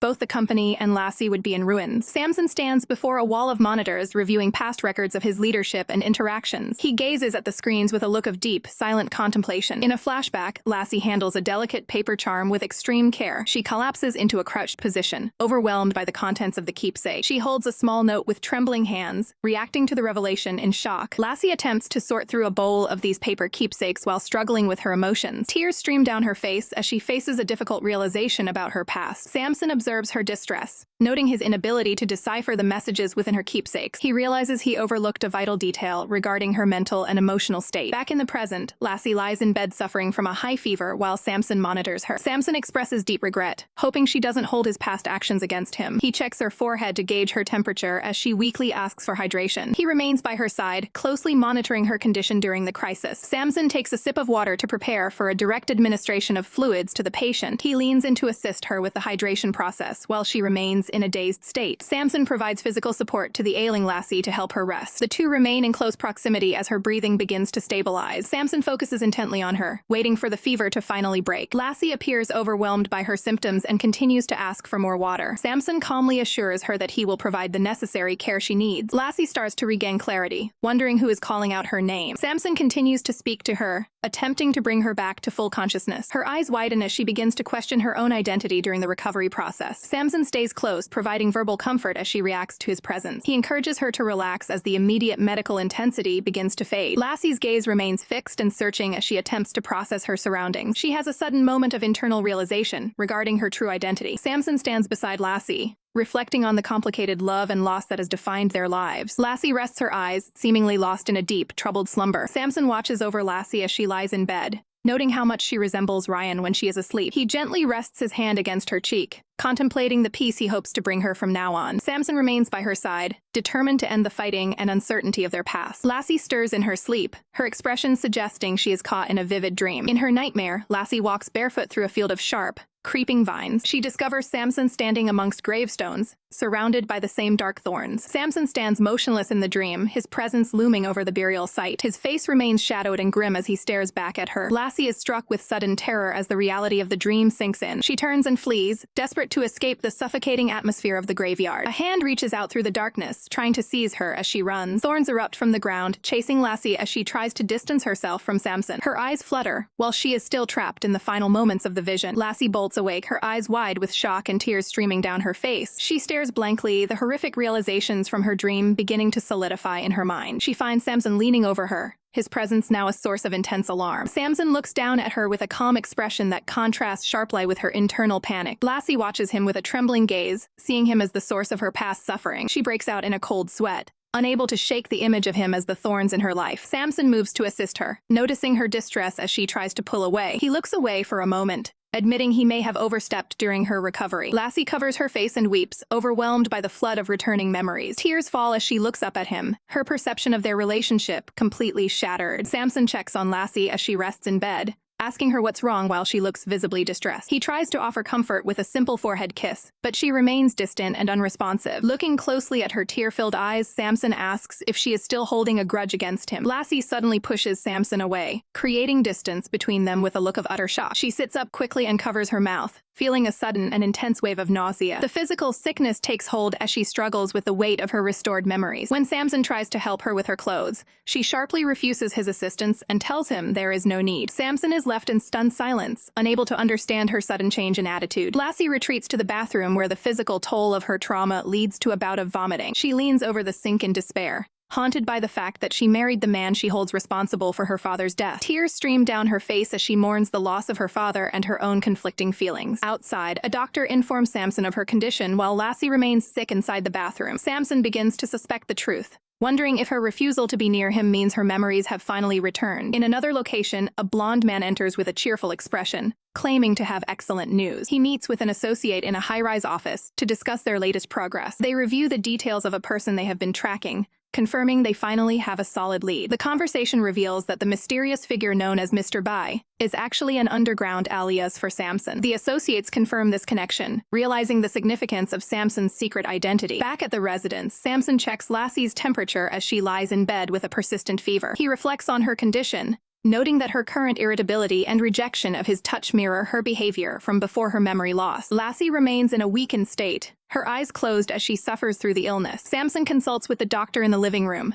concerned that her fever isn't breaking. The doctor explains that the specific person they are searching for has been very effective at hiding their tracks. He warns Samson that they must find this individual soon, or Lassie's life will be in serious danger. Lassie struggles against thorny vines in a distressing nightmare, pleading to be released from the dark vision. She snaps awake to find Samson leaning over her, relieved that she has finally opened her eyes. While the doctor stands by, Samson checks Lassie's forehead and notes that her fever hasn't broken yet. The doctor prepares a thermometer to monitor her condition as she remains dazed and weak. After reviewing the results, the doctor explains that one more IV session should be enough to stabilize her. Samson watches intently as the doctor carefully inserts the needle into Lassie's hand to begin the treatment. Lassie sits motionless on the bed, staring blankly as the medicine begins to drip into her system. Her eyes reveal a deep, lingering sorrow and a growing sense of defiance against her situation. situation. In a sudden act of rebellion, Lassie reaches down and rips the IV line straight out of her arm. Samson is caught completely off guard, shouting in alarm at her reckless and dangerous behavior. He tries to hold her steady, reminding her that the treatment is necessary for her survival. Lassie turns a cold shoulder to him, flatly stating that she is well and needs no further help. Samson stands in stunned silence, unable to bridge the emotional gap that has formed between them. Sensing the tension, the doctor suggests switching to oral pills if she refuses the intravenous line. Lassie ignores the medical advice and simply asks for porridge, leading Samson to quickly order the kitchen to comply. The two share a heavy, silent moment, the air thick with the resentment Lassie now feels. Samson finally gives in, telling the doctor to remove the medical equipment and leave them be. Later, Samson retreats to the balcony, looking out over the city as he ponders his next move. He watches Lassie from a distance while she sits alone on a swing in the garden below. His assistant arrives with bad news, reporting that the mystery person they need to find still hasn't been located. Samson turns to his subordinate, asking for an honest assessment of Lassie's current mental state. Downstairs, Lassie finds a small moment of peace while cradling a cat on the garden swing. The assistant observes that adulthood often brings a sense of isolation that even wealth cannot cure. He suggests that Lassie is lonely and needs real human connection rather than just the company of animals. Samson's obsession flares as he thinks that every emotion she feels, even hatred, must belong to him. He questions the assistant about the ethics of erasing Lassie's memories to keep her by his side. The assistant remains professionally detached, refusing to judge Samson for the extreme measures he took. Samson stares into the distance with a grim expression, justifying his actions as a necessity forced upon him. The assistant wonders who could possibly make Samson do something against his will. Samson remains silent, his expression unreadable and cold. He commands his subordinate to prioritize the search for the missing savior above all else. Lassie sits outside on a swing, looking pale and deep in thought. She is suddenly startled when she hears her name. Samson appears behind her, maintaining his constant watch. Lassie immediately demands to go horse riding, ignoring his attempt to touch her hair. He brushes a leaf from her head while dismissing her request due to her health. She refuses to back down, staring him down with a stubborn expression. Samson observes her quietly, seemingly measuring her resolve. He attempts to pivot the conversation by suggesting a much calmer boat ride. Lassie recognizes this as a manipulation tactic and looks away in annoyance. She stands up firmly to signal that the conversation isn't over. She repeats her demand for horse riding, making it clear she won't be swayed. The two stand in the yard, locked in a silent battle of wills. Samson relents with a faint smile, agreeing to take her to the stables. They prepare to head out on a large brown horse. He sits behind her on the saddle to maintain his control over the situation. With a quick snap of the reins, Samson urges the horse forward. The horse gallops across the open track at a high speed. Lassie clenches her eyes shut as the pace becomes too much for her to handle. Samson keeps a firm grip on her as she leans forward, visibly overwhelmed by the ride. The horse's hooves come to a halt right at the edge of a massive cliff. Samson and Lassie look out over the vast drop from their high vantage point. Looking down, Lassie questions if there is any chance of surviving such a fall. Samson watches her silently as she considers the danger they are in. She realizes that if the horse gets spooked, they will both face a grim end. Overwhelmed by the thought, she closes her eyes to regain her composure. Lassie eventually asks to get down, claiming she is too tired to continue riding. Samson lifts her off the saddle and carefully places her back on the ground. He holds her hands for a moment to make sure she is steady. Lassie looks at their joined hands with a deeply conflicted expression. The two share a brief, quiet moment of contact before she moves away. She pulls her hand back and clutches her chest, trying to create distance between them. Lassie walks toward the ledge while Samson watches her from a distance. Samson reflects on the difficulty of reliving a past that offers no happiness. Standing alone at the edge, Lassie feels isolated in her struggle. She kicks a small stone off the cliff and watches it disappear into the void. She resents how he took her memories and forced her to feel things she didn't want to. Closing her eyes, she recalls a significant memory of her father. In the flashback, her father asks her how it feels to clench her fists. A young Lassie explains to him that holding a tight grip is actually quite tiring. In the present, she opens her eyes with a look of profound sadness. She remembers her father's advice about knowing when it is time to let go. Lassie stands still with a shadowed face while Samson remains right behind her. Samson watches her intently, trying to read her emotions. Lassie clenches her hand into a tight fist before slowly relaxing her grip. Samson walks up and takes her hand, determined to never let her go. Their fingers interlock firmly as he makes a silent, unwavering promise. He looks at her with a soft gaze, showing his absolute resolve. A luxury cruise ship cuts through the ocean waves as it nears its destination. On board, a blonde man in a polka dot shirt listens to an update about entering a specific territory. He lowers his sunglasses, appearing intrigued by the news of their progress. The massive vessel continues its steady approach toward the distant shoreline. Inside the ship's bar, a brown-haired man sits alone, disconnected from the surrounding festivities. A stranger approaches him with a friendly gesture to break his concentration. The man leans in close to whisper a specific instruction about heading for the shore. The news causes the brown-haired man's eyes to widen in sudden realization. Later, he meets the blonde man on an upper deck where they discuss his striking resemblance to someone else. The blonde man questions him further, comparing his long-term loyalty to that of a faithful faithful companion. He offers to help fulfill the man's dreams, claiming to be a generous person. The brown-haired man remains silent, processing the weight of the offer. Under a crescent moon and a clear starry sky, the night remains quiet. Lassie stares out a window, feeling a deep sense of homesickness despite the familiar decor. Her expression is heavy with exhaustion as she struggles with her current situation. Samson approaches and gently drapes a garment over her shoulders to keep her warm. He stands behind her, placing his hands on her shoulders in a show of support. The two stand together in silence, though the tension of their situation remains palpable. Lassie eventually turns to the bed and pulls up the covers to rest. She closes her eyes, seeking an escape from her thoughts through sleep. Samson makes sure she is comfortable, carefully adjusting the blanket over her. He quietly exits the room, leaving her alone in the dark. Once the door clicks shut, Lassie opens her eyes, revealing she was only pretending to be asleep. Outside in the garden, Samson walks toward a small dog waiting on the grass. He reaches down to pet the animal, wondering if it also dwells on memories of the past. He reflects on the impossibility of competing with those who are no longer living. The dog gazes back at him with a simple, quiet stare as the night continues. Lassie stares longingly at a framed keepsake in her hands. The image captures a happy moment with her family from years ago. Samson suddenly appears behind her,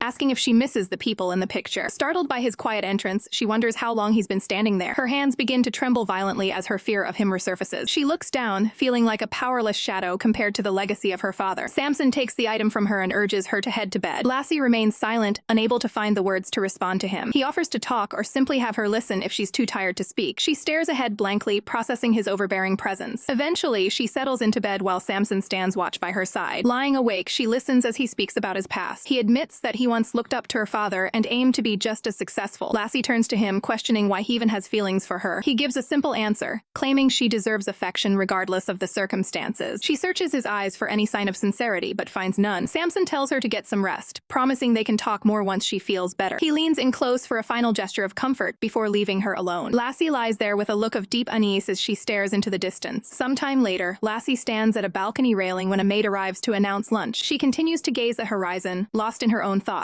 She sharply corrects the maid, telling her to stop using formal titles. The maid is taken aback by the sudden change in her tone. Lassie begins to recount specific childhood memories they shared, proving her memory has returned. The maid is stunned to realize that Lassie finally remembers her past. Lassie's expression hardens as she vents her frustration about being kept in the dark. The maid tries to defend her loyalty, but Lassie questions if anyone would care for her without her family name. Looming over the scene, Lassie asks for one final favor to settle the score. The maid stands paralyzed, her expression filled with disbelief as she realizes the power dynamic has completely shifted. Lassie takes control of the situation, holding a protective charm firmly while addressing the maid's confusion. She leans in close, reminding the maid that with the master gone, she has a limited window of opportunity to act. Her eyes sharpen with a new sense of purpose, fully committed to her plan of self-defense. Lassie stands her ground in the foyer, brandishing her charm toward the butler while demanding he get the jet ready. She keeps the pressure on, making it clear that she won't be easily swayed or intimidated anymore. Suddenly, the silence is broken by the persistent ringing of an old-fashioned rotary phone. A voice comes through the receiver, delivering an unexpected and chilling update that the master will be back in 10 minutes. Lassie's face pales as the realization hits that her window of escape is much smaller than she was led to believe. Despite her trembling hands, she keeps her charm aimed at the butler, desperate to maintain any leverage she has left. She hardens her gaze, refusing to go back to a life of being handled like a mere object. Meanwhile, Samson sits in the back of a luxury vehicle, listening as his subordinate offers empty reassurances. He reveals his cunning nature, admitting that he never actually left for the island and was just circling the mansion to test her. He remains calm and calculating, confident that the activated security systems will prevent any real escape attempt. The car comes to a screeching halt outside the entrance, signaling the end of her brief moment of freedom. Lassie watches from the window, her heart sinking as she sees the familiar vehicle return far too soon. She realizes that outsmarting a man as devious as Samson is going to be much harder than she anticipated. Samson strides back into the mansion with an air of absolute authority, ready to reclaim his control over the household. The maid immediately greets him, confirming the news that the mistress has indeed regained her memories. His expression remains unreadable, though a hint of intrigue flickers in his eyes at this sudden development. He confronts Lassie directly, mocking her for thinking she could ever be left alone for even a minute. He leans in close, his presence overwhelming as he tries to manipulate her sense of reality once more. Samson wears a confident smirk, seemingly unbothered by her sudden rebellion or her restored memories. Lassie drops all pretenses and demands the truth about her father's passing, suspecting foul play. Her gaze burns with a mixture of grief and pure hatred as she stares him down. She levels her charm at him,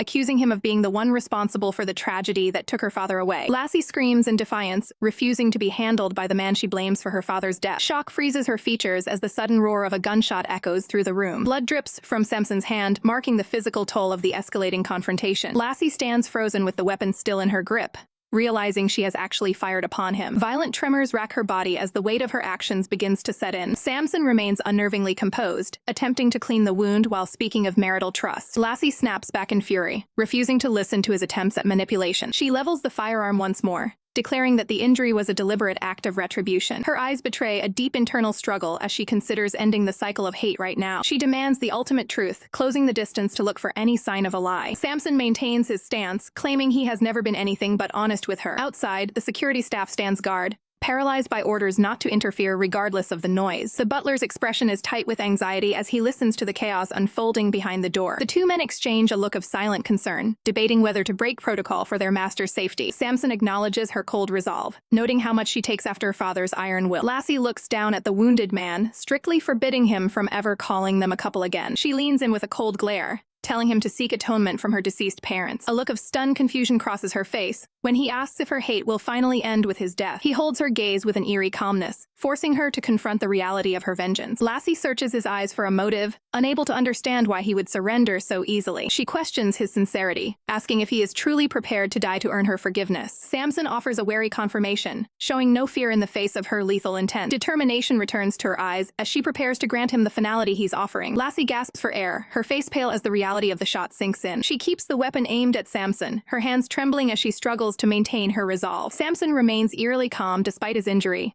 urging Lassie to hold on to her hatred for him. Lassie's expression softens as she admits that the hatred she once felt has finally vanished. She stares at him with confusion, questioning why a man so calculating would simply let her pull the trigger. Samson reaches toward the weapon, claiming this moment of confrontation brings him a sense of relief. He looks up at her with a faint, weary smile, feeling as though his heavy debts have finally been paid. Startled by his sudden move, Lassie reflexively pulls the gun away from his reach. Samson speaks his truth, confessing that despite everything, he truly does not want to leave her side. The confession leaves Lassie stunned, her eyes wide as she processes his unexpected words. She turns her back on him, closing her eyes as she tries to distance herself from the emotional weight of the situation. Samson softly calls out her name one last time, his voice filled with a quiet desperation. He explains his plans to return control of the company to her, offering guidance on who she can trust for help. Lassie stands firm, listening to his final instructions with a distant and somber expression. Samson closes his eyes and wonders what the future holds for the woman who has become his entire world. Lassie turns and begins to walk away, her white sneakers clicking against the floor as she exits. As she leaves the office, the anxious staff members outside are left frozen in shock at her sudden appearance. She walks past the staff with a hollow gaze, still clutching the weapon by her side. The butler's face contorts in horror as he realizes the severity of the situation inside the room. Without a second thought, the staff member rushes past Lassie to attend to his fallen master. The room erupts into chaos as the staff frantically call for a doctor to save Samson's life. Lassie continues her lonely walk away from the estate,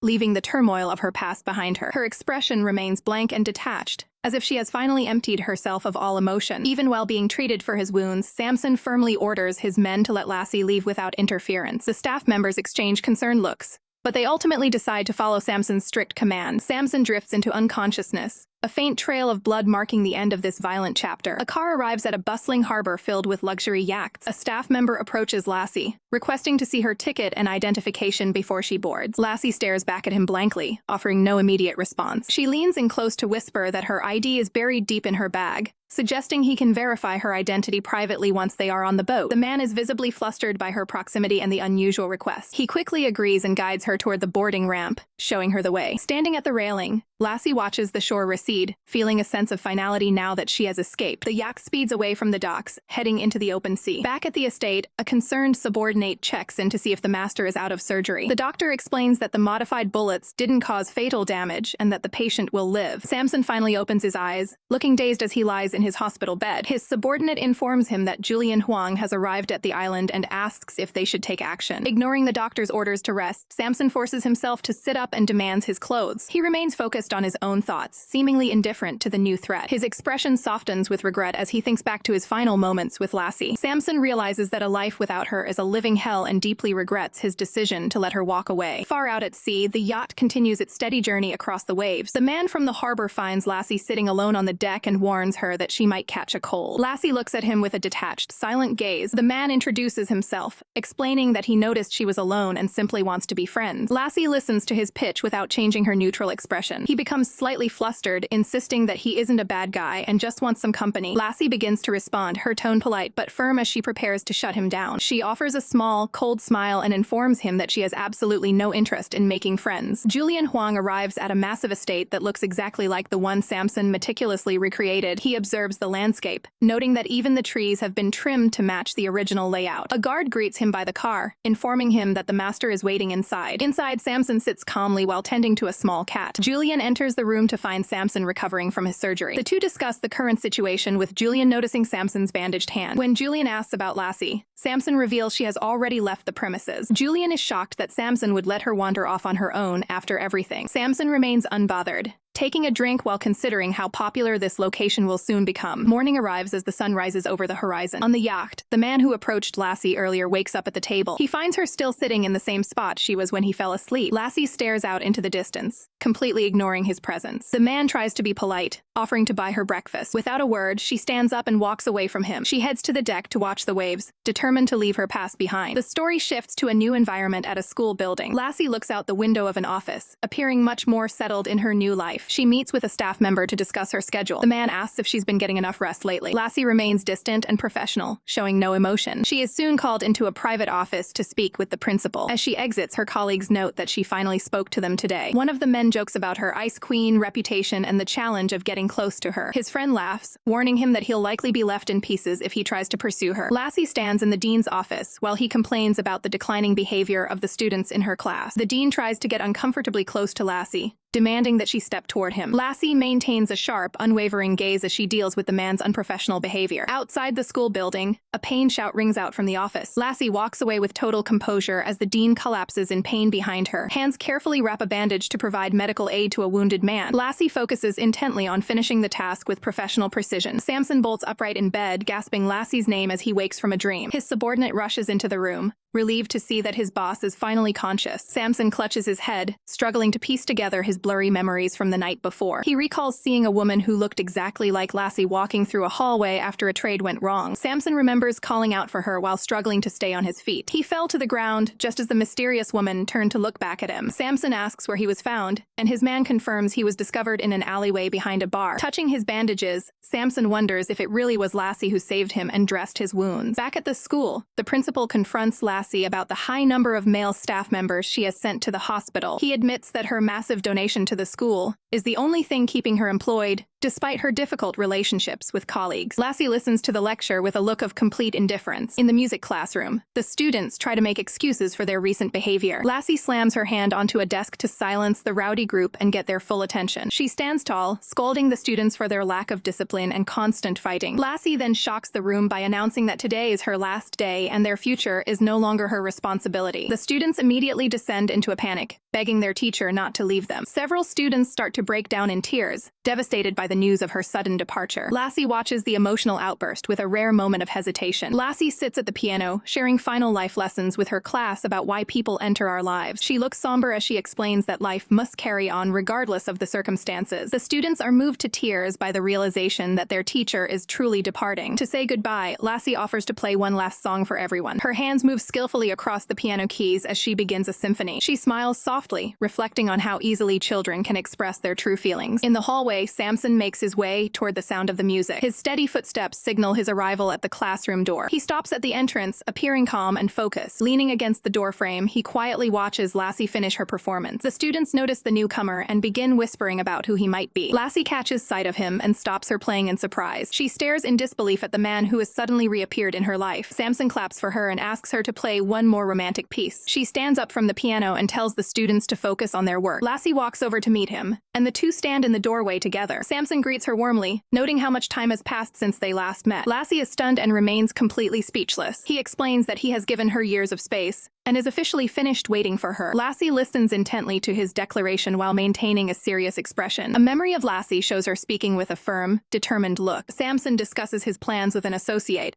mentioning a specific timeline regarding a past acquaintance. He ensures that their evening will remain uninterrupted as they move forward with their agenda. Meanwhile, the scene shifts to a bustling underground casino filled with various players. A man identifies a target, questioning if this is the person they have been searching for. He observes the table closely, noting that one of Samson's subordinates is present in the crowd. Mr. Tang remains composed at the table, focused on the game in front of him. Nearby, a frustrated gambler storms off after losing his stakes at the table. The observer approaches Mr. Tang, greeting him with a hand on his shoulder. He takes a seat, inquiring about Mr. Tang's well-being after a long absence. They engage in a tense conversation, questioning the true purpose of their meeting at the casino. The man's gaze softens as he asks about a specific woman's current location in the city. Elsewhere, the camera captures the grand exterior of a prestigious building. Guests gather in the lobby, surprised by the high-end venue arranged for the farewell event. Lassie stands amidst the crowd, looking somewhat overwhelmed by the sudden attention. A firm hand grips the railing as someone begins their descent to the main floor. Samson walks down the staircase, addressing the guests who came to say goodbye to Lassie. Lassie watches him with wide eyes, clearly caught off guard by his sudden appearance. He offers a calm smile while addressing her directly in front of the crowd. Extending his arm, Samson asks Lassie to give him her hand. She remains hesitant, her expression filled with internal conflict. Despite her doubts, Lassie eventually reaches out and touches his hand. The two stand side by side, sharing a formal drink during the social gathering. Lassie firmly states she has no intention of returning with him,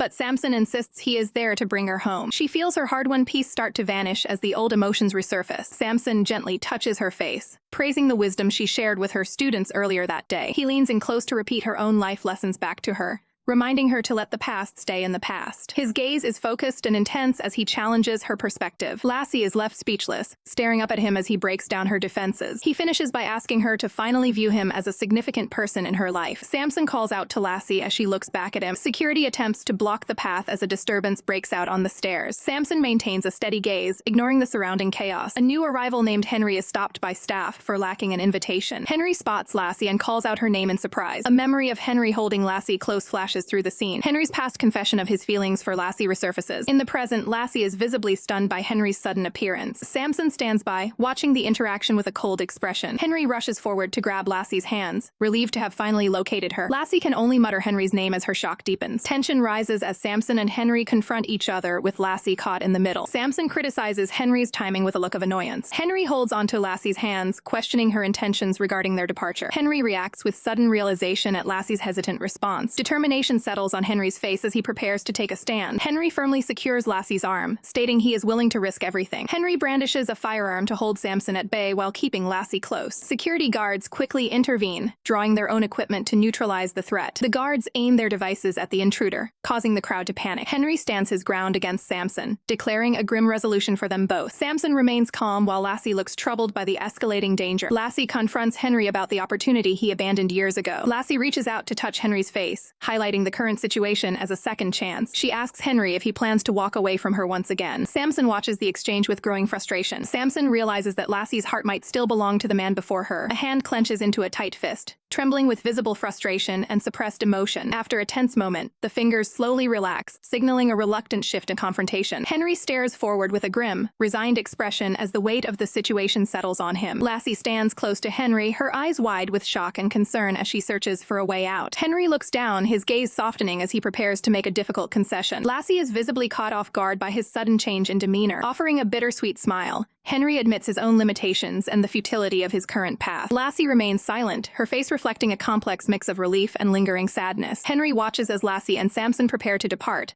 with Lassie holding a small device at her side. Lassie stops suddenly, her hair caught in the breeze as she hesitates one last time. Henry calls out to her, gesturing with an open hand while Lassie turns back to face him. Henry speaks with a calm, persuasive tone, trying to explain his perspective. Lassie looks away, clearly conflicted by the weight of his words. Samson interjects with a shout, accusing Henry of using emotional tricks to manipulate the situation. Samson stands protectively behind Lassie as they both face off against Henry's final plea. Henry narrows his eyes, focusing intently on the choice that Lassie must now make. Lassie stands firm, clutching a small item as she prepares to state her final decision. Samson watches the exchange with a serious and wary expression, waiting for the resolution. Henry and Lassie stand face to face, locked in a final, tense emotional standoff. Lassie places a hand on Henry's chest, acknowledging the gravity of their shared history. She confronts Henry about his physical reaction to her presence, noting his rapid heartbeat. Henry looks at her with a steady, intense gaze, refusing to back down from his desires. Lassie questions his past actions and challenges the sincerity of his current plan. Henry lowers his head slightly, acknowledging the precariousness of their situation. Henry reaches out and gently tilts Lassie's chin up to maintain eye contact. Henry's eyes reveal a deep, internal longing that he can no longer hide. Lassie looks up at him, her expression a mix of defiance and utter shock. Henry suddenly bridges the physical distance between them for a brief, intense encounter. Lassie's eyes go wide with surprise as she is caught completely off guard by the sudden move. Lassie attempts to walk away, but Henry calls out for her to stop her retreat. Henry reaches out and firmly catches her arm to halt her progress. He demands to know why she didn't take the chance to end the conflict when she held the advantage. Lassie pushes Samson back, ordering him to release her while she maintains a grip on a firearm. Henry leads Lassie away while Samson watches them from a distance. Henry tries to manipulate Lassie's perspective by accusing Samson of past betrayals. Lassie looks down with a troubled expression, visibly exhausted by the drama. Henry makes physical contact with Lassie's chin, pleading with her to start a new life with him elsewhere. Lassie avoids his gaze, showing her clear discomfort with the physical proximity. Henry maintains a close position, questioning if her feelings for him have completely vanished. Henry's face falls as he realizes he is losing his influence over her. Lassie offers a blunt apology, signaling her final refusal of his offer. Henry uses a sudden physical strike to catch Lassie off guard. Lassie loses consciousness instantly, and Henry catches her as she collapses into his arms. The scene shifts to a wide shot of the city skyline during the day. Master Gu sits on his bed with bandaged arms as a blonde associate enters the room. The associate admits he is only relieved Master Gu is alive so their business transactions can continue. Master Gu listens with a knowing expression, acknowledging the man's selfish honesty. The two men discuss the current whereabouts and behavior of their partners. The blonde man looks annoyed at the mention of his impending marriage. Miss Tang enters the room to check on Master Gu's condition after hearing about his accident. She explains that she is visiting on behalf of her father,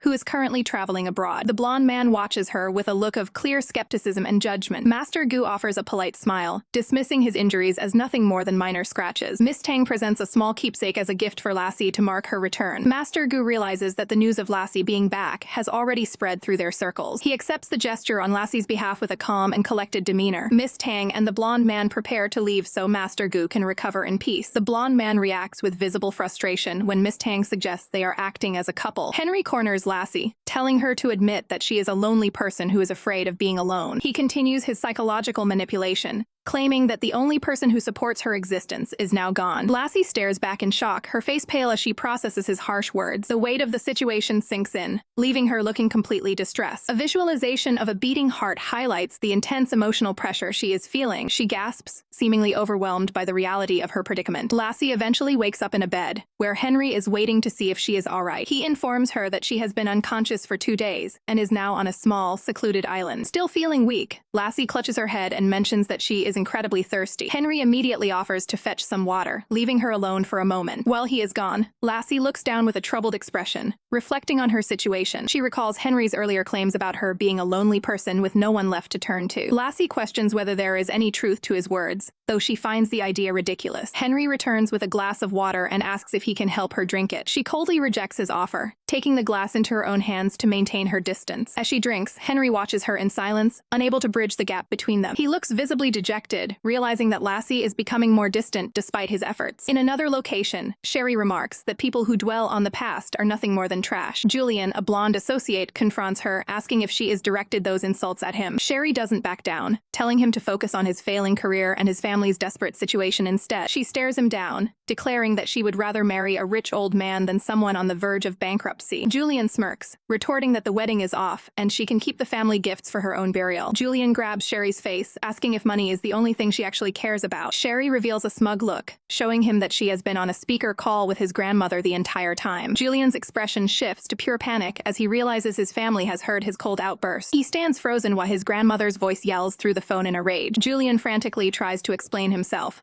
But Sherry simply watches with a satisfied smile. She looks pleased with herself for successfully putting Julian in his place using his own family's influence. Julian panics on a phone call as he realizes his family's standing is in jeopardy while Sherry watches him with a smug expression. He is stunned into silence when the person on the other end mentions the whereabouts of Mrs. Gu. After the call ends, Julian demands to know why Sherry kept Lassie's location a secret from him. Sherry remains calm under pressure, revealing that Lassie is currently being held by Henry Ling. Julian can't believe Henry is involved. As he was supposed to be out of the picture, Sherry casually sips her drink, explaining that Henry has set himself up as a ruler on a secluded ocean island. Julian argues that even with a new identity, Henry shouldn't be able to keep Lassie away from her husband. Sherry looks on with a cynical gaze, unimpressed by Julian's assessment of the situation. She notes with a smirk that men's intentions are far easier to read than those of a woman. The scene shifts to a luxurious tropical island where Lassie is being held captive. Henry looks devastated as he realizes his efforts to win her over are failing. Lassie stands her ground, demanding to be released and insisting that he cannot force her to stay. Henry's internal monologue reveals his despair,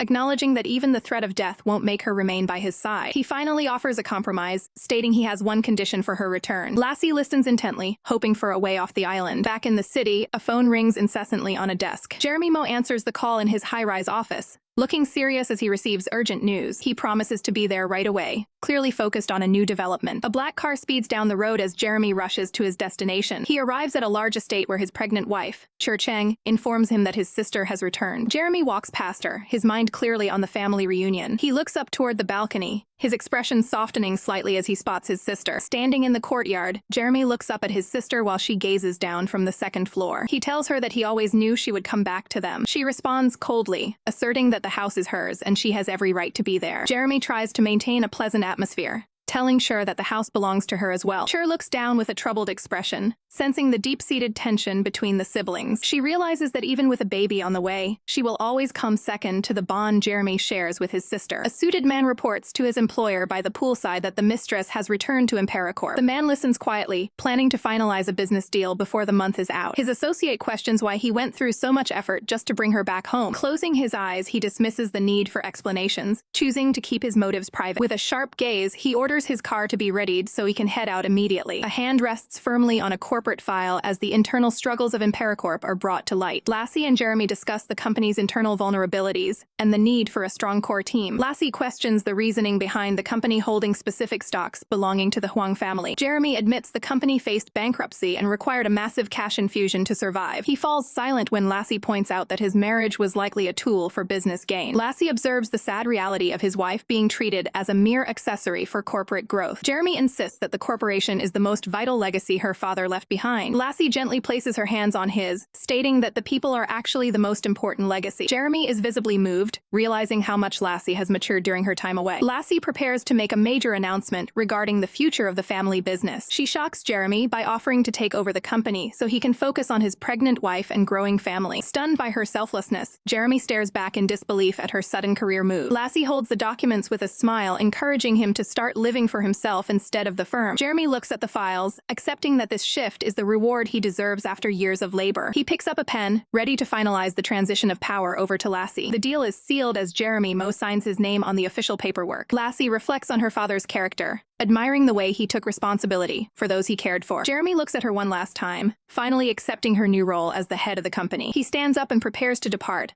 offering a final goodbye to his sister. Pausing at the door, Jeremy hesitates as he considers the weight of leaving her behind. He turns back slightly to ask Lassie if she will be lonely managing the massive empire on her own. Lassie confidently tells him she will not be lonely while he walks out of the office. Alone at last, she looks ahead, determined to make her own world exciting enough on her own terms. Julian steps into the room, finding Lassie already settling into her new role as the head of the company. Lassie wasted no time, telling Julian that he should follow Jeremy's lead and make his exit as well. Julian stands his ground, reminding her that he only promised to stay until she returned to Imperacorp. He makes it clear that he isn't Jeremy and has no intention of following every order she gives. Lassie looks on with a cold, unimpressed expression as Julian continues his defiance. Julian suggests that she needs a partner to stabilize the company, and even goes as far as offering himself for the position. He brings up her past history with Samson, questioning why she didn't handle the situation more permanently when she had the chance. Julian rants about how her past choices led to the company falling into the wrong hands. Lassie remains silent, staring him down with a hollow gaze as he critiques her leadership. Her eyes narrow as she processes the weight of his accusations regarding her past failures. Realizing he may have pushed too far, Julian quickly backpedals and claims he simply misspoke. Lassie doesn't break her composure, keeping her eyes fixed on him with a steady, unreadable look. Julian doubles down, declaring that no one can force him to leave if he doesn't want to go. The scene shifts to the towering skyscrapers of the city where the corporate power struggle continues. Jeremy arrives at a private office to meet with an associate who is lounging on a sofa. Jeremy confirms the news that Lassie has officially taken full control of Imperacorp. The man smiles, suggesting that Jeremy finally stepped back to protect the bond they once shared. A close-up reveals the man's calm and calculated gaze as he listens to Jeremy's update. Jeremy loses his cool, grabbing the man's tie and confronting him about his secret dealings with major partner groups. The man remains unfazed,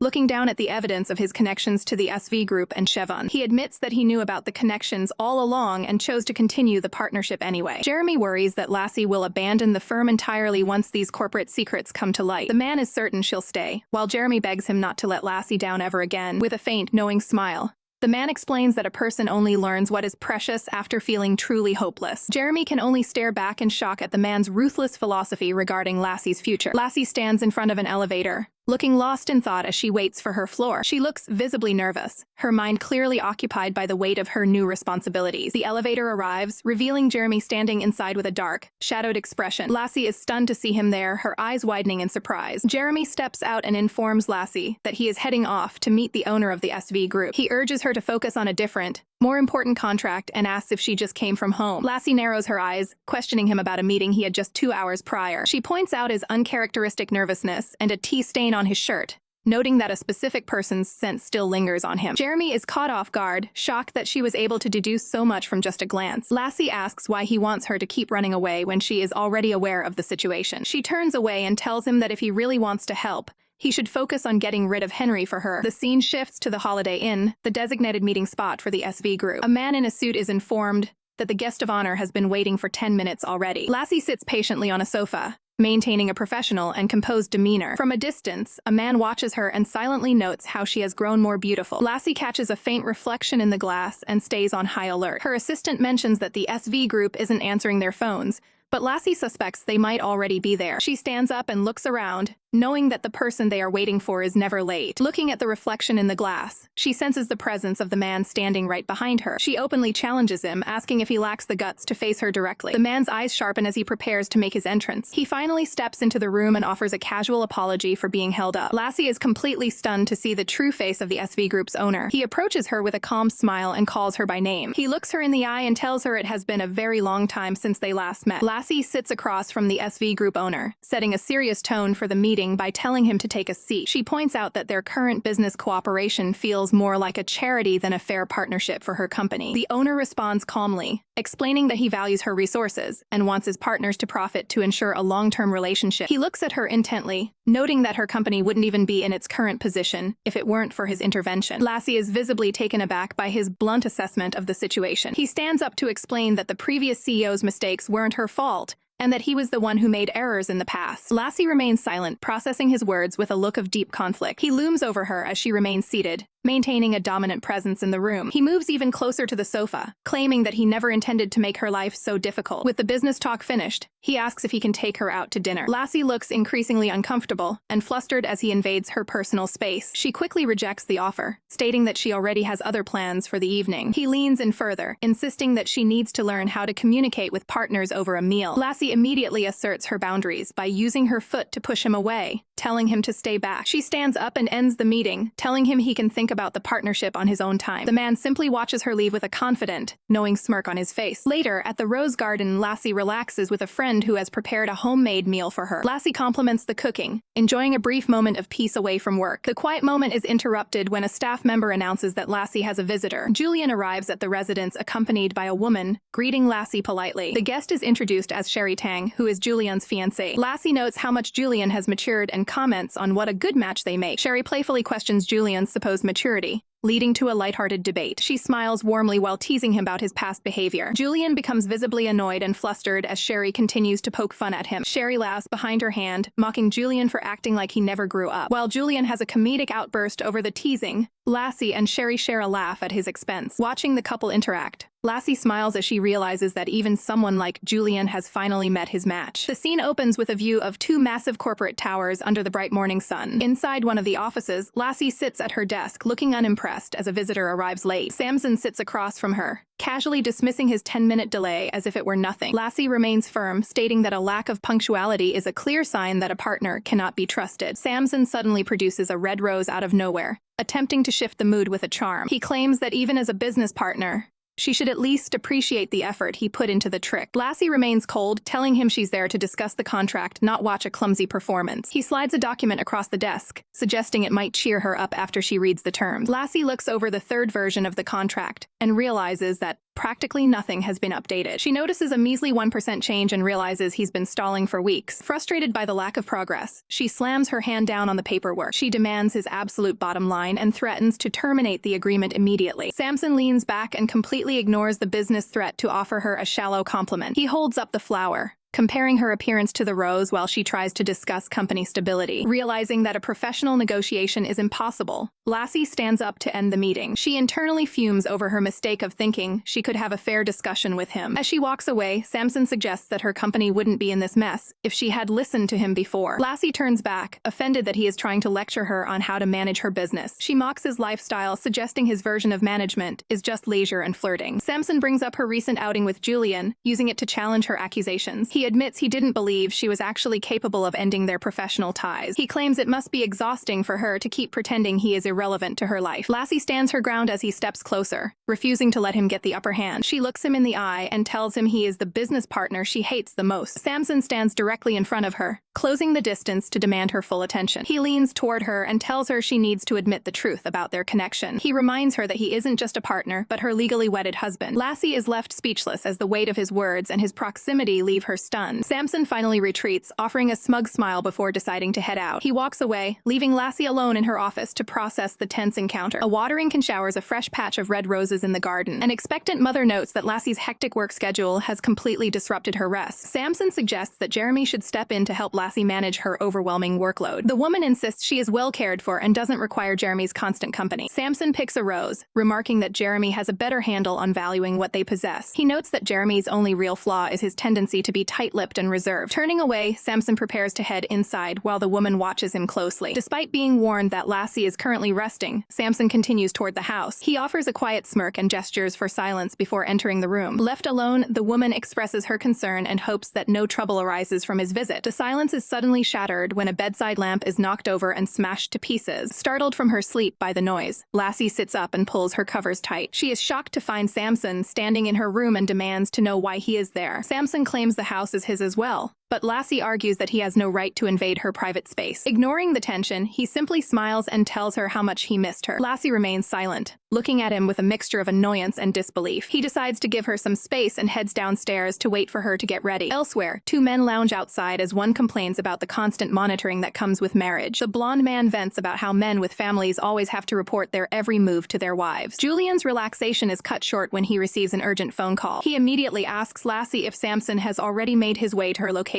Holding the rose Samson left behind, Lassie asks Julian if he was aware of the secret all along. Julian admits he kept quiet because he wasn't sure if the information about the inheritance was legitimate. He explains that he didn't want to disrupt her life with a document that might even be real. Julian listens intently as the conversation takes a serious turn regarding the family's legal matters. Lassie drops a bombshell, revealing that she has finally seen the contents of her father's will. Julian looks visibly shaken on the phone as he questions Lassie about the discovery of her father's will. Lassie explains that she found a hidden copper box beneath her mother's tombstone. Inside the box were old poems and letters exchanged between her parents, along with the actual will. While holding a single red rose, Lassie reflects on the unfairness of life and death during the call. Julian falls into a pained silence, unable to find the right words to comfort her. Lassie asks if he's coming home for dinner, trying to move past the heavy subject. Julian confirms he is heading back immediately. Later, the atmosphere is heavy with silence as the group gathers around the dinner table. Julian and Sherry try to break the ice, noting how long it's been since they all shared a meal. Samson leans in toward Lassie, bringing up memories of their wedding to provoke a reaction. Lassie looks at him with disbelief, questioning his sudden interest in her regaining her memories. Samson offers a smooth smile, claiming it would be unfair for her to remain in the dark. Lassie sits in simmering rage, disgusted by Samson's audacity to talk about fairness. She abruptly lifts her soup bowl, her movements sharp with irritation. Her eyes flash with anger as she mentally brands him as shameless. The sudden movement causes a pause at the table, drawing concerned looks from the others. Lassie grips the bowl so tightly her knuckles turn white, barely restraining herself from throwing it. Eventually, she puts the bowl down and claims nothing is wrong to ease the tension. Seeing Sherry look pale, Julian suggests she get some rest and helps her away from the table. A door slams shut as the others leave, leaving Samson and Lassie alone. Samson immediately shifts the conversation to business, mentioning a release event at Imperacorp. He claims his only intention is to help her, but Lassie flatly rejects his interference. Samson's gaze hardens as he prepares to push further. He quotes her father, suggesting that true strength comes from a soft heart rather than a forceful one. Lassie's face shadows over as she refuses to be manipulated by his words. She clutches her chest and snaps back, declaring that he has no right to even mention her father. Lassie confronts Samson and Jeremy, the tension thick in the room as they discuss the fallout of the will. Jeremy appears visibly shaken, rubbing his head as he takes the blame for the family's past tragedies. Seated around the table, the group listens as Jeremy explains the true intentions behind the father's final wishes. Lassie remains cold, turning away to tell Jeremy she has no interest in old business affairs. She lashes out, declaring that she would rather be free and independent than live in a restricted environment. Turning her anger toward Samson, she strictly forbids him from entering her personal quarters without consent. Samson remains silent, his face unreadable as he absorbs her harsh ultimatum. Refusing to stay any longer,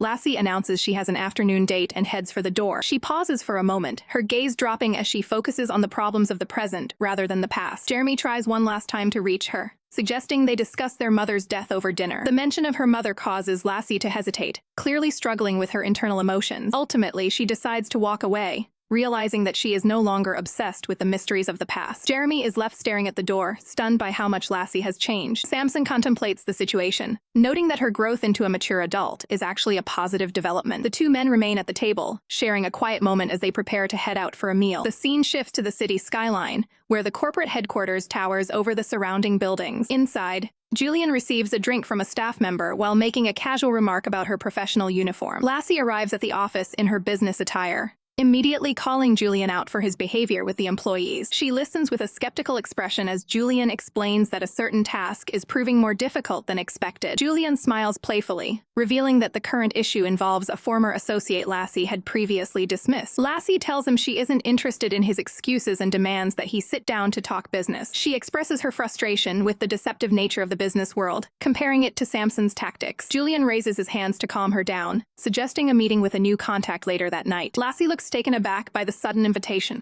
wondering what this evening meeting could entail. Night falls over a large estate, setting the stage for the next phase of her plan. Samson and Jeremy sit down at a coffee shop to discuss the current state of Imperacorp. Jeremy looks at his drink, reminiscing about the days when Ryan was in charge and the company held much more power. Samson admits he actually prefers the company's current, simpler management style. Jeremy questions if Samson is just trying to comfort him during this transition. Jeremy reflects on how Ryan trained Samson, while gradually growing distant from his own family over the years. Samson acknowledges that Lassie likely resents the favoritism Ryan seemed to show him. Jeremy finds it strange that Ryan was so public about the resources he gave to Samson. Jeremy starts to realize that Ryan might have kept his distance specifically to protect him from the darker aspects of the business. Samson remains quiet, taking a slow sip of his coffee while the weight of the past hangs in the air. He claims he was nothing more than a tool Ryan used to manage his own guilt. Jeremy is stunned by this revelation, unable to comprehend the idea of Samson being used that way. A flashback reveals Ryan's internal struggle between wanting a peaceful family life and the difficult path he felt he had to walk to protect them. He began training a young Samson to handle the darker side of the corporation so his family could stay in the light. Back in the present, Jeremy stands up in shock, struggling to accept the harsh reality of Ryan's plan. Jeremy refuses to believe the story, arguing that Ryan would never let his daughter marry someone he viewed only as a tool. Samson counters by suggesting Ryan may never have intended for that marriage to actually happen. This realization hits Jeremy hard, leaving him visibly shaken. Jeremy lashes out in anger, but Samson remains perfectly composed with his drink in hand. Samson dismisses the idea that anyone could have forced Ryan to write a will against his wishes. Jeremy is left frustrated, feeling like he's being toyed with during the explanation. Samson explains that Ryan simply ran out of time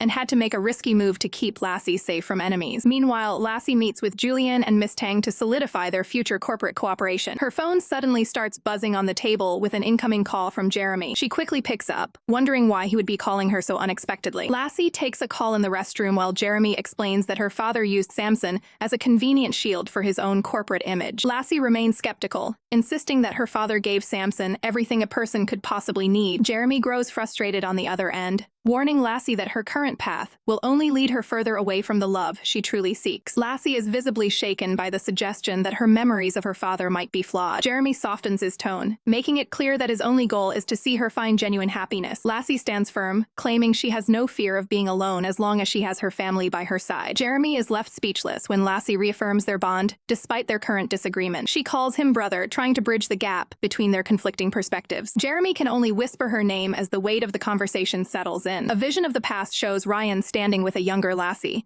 highlighting how much she has grown to resemble his strength. Later that night, Lassie tries to unwind on a sofa in the penthouse lounge while watching television. Her relaxation is cut short when a sudden noise in the room catches her off guard. Samson suddenly appears behind the couch, telling her to stay calm as he reveals his presence. He explains that he respected her wishes by avoiding the rose garden, yet he still felt the need to find her. Lassie immediately grows defensive, threatening legal action for his unauthorized entry into the corporate building. Samson ignores the threats and sits down, hoping to share a moment of quiet conversation over a drink. He pours a beverage into a glass, attempting to set a more relaxed tone for their talk. Lassie lashes out about the past, but Samson drops a bombshell regarding the location of her parents' remains. The revelation leaves Lassie completely stunned as she processes the news. Samson reveals that he carried out the specific instructions left in the will to ensure her parents stayed together. Lassie feels a wave of sadness, realizing she was kept in the dark about her own family's secrets. She admits to being jealous of the close relationship and trust Samson shared with her father. Lassie voices her long-standing resentment over how her father constantly praised Samson's abilities over hers. Samson counters her jealousy by asking if she truly understands the level of suffering he went through to earn that praise. A glimpse into Samson's past shows him as a young boy forced into brutal,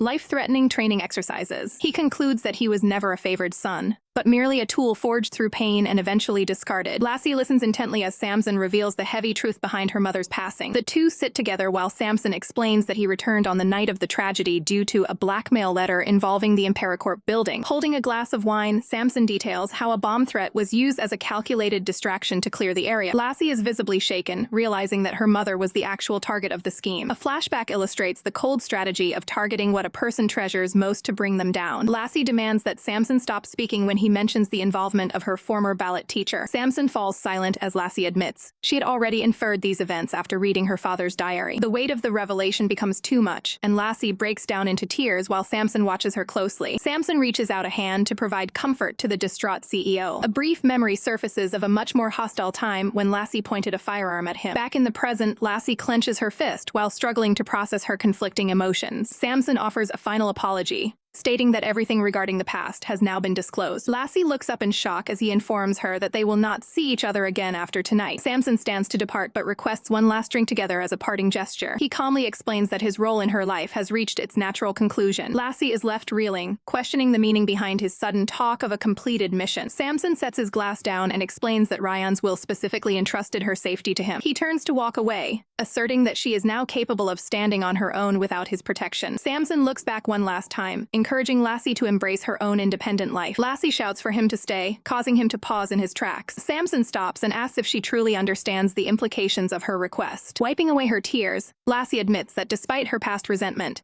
the thought of his permanent absence is unbearable. Samson maintains a steady gaze as she confesses the depth of her emotional conflict. He steps forward to offer a platonic, supportive embrace from behind to steady her. Lassie questions how it is possible for her feelings to shift so drastically after everything they have been through. The two sit together on the sofa as Lassie finally absolves him of the guilt surrounding her parents' fate. Lassie leans into the support and asks him to remain by her side as a protector. Samson smiles softly with tears in his eyes, agreeing to stay and fulfill her request. Lassie looks up at him with newfound resolve, deciding to entrust the path of her future to his continued guidance.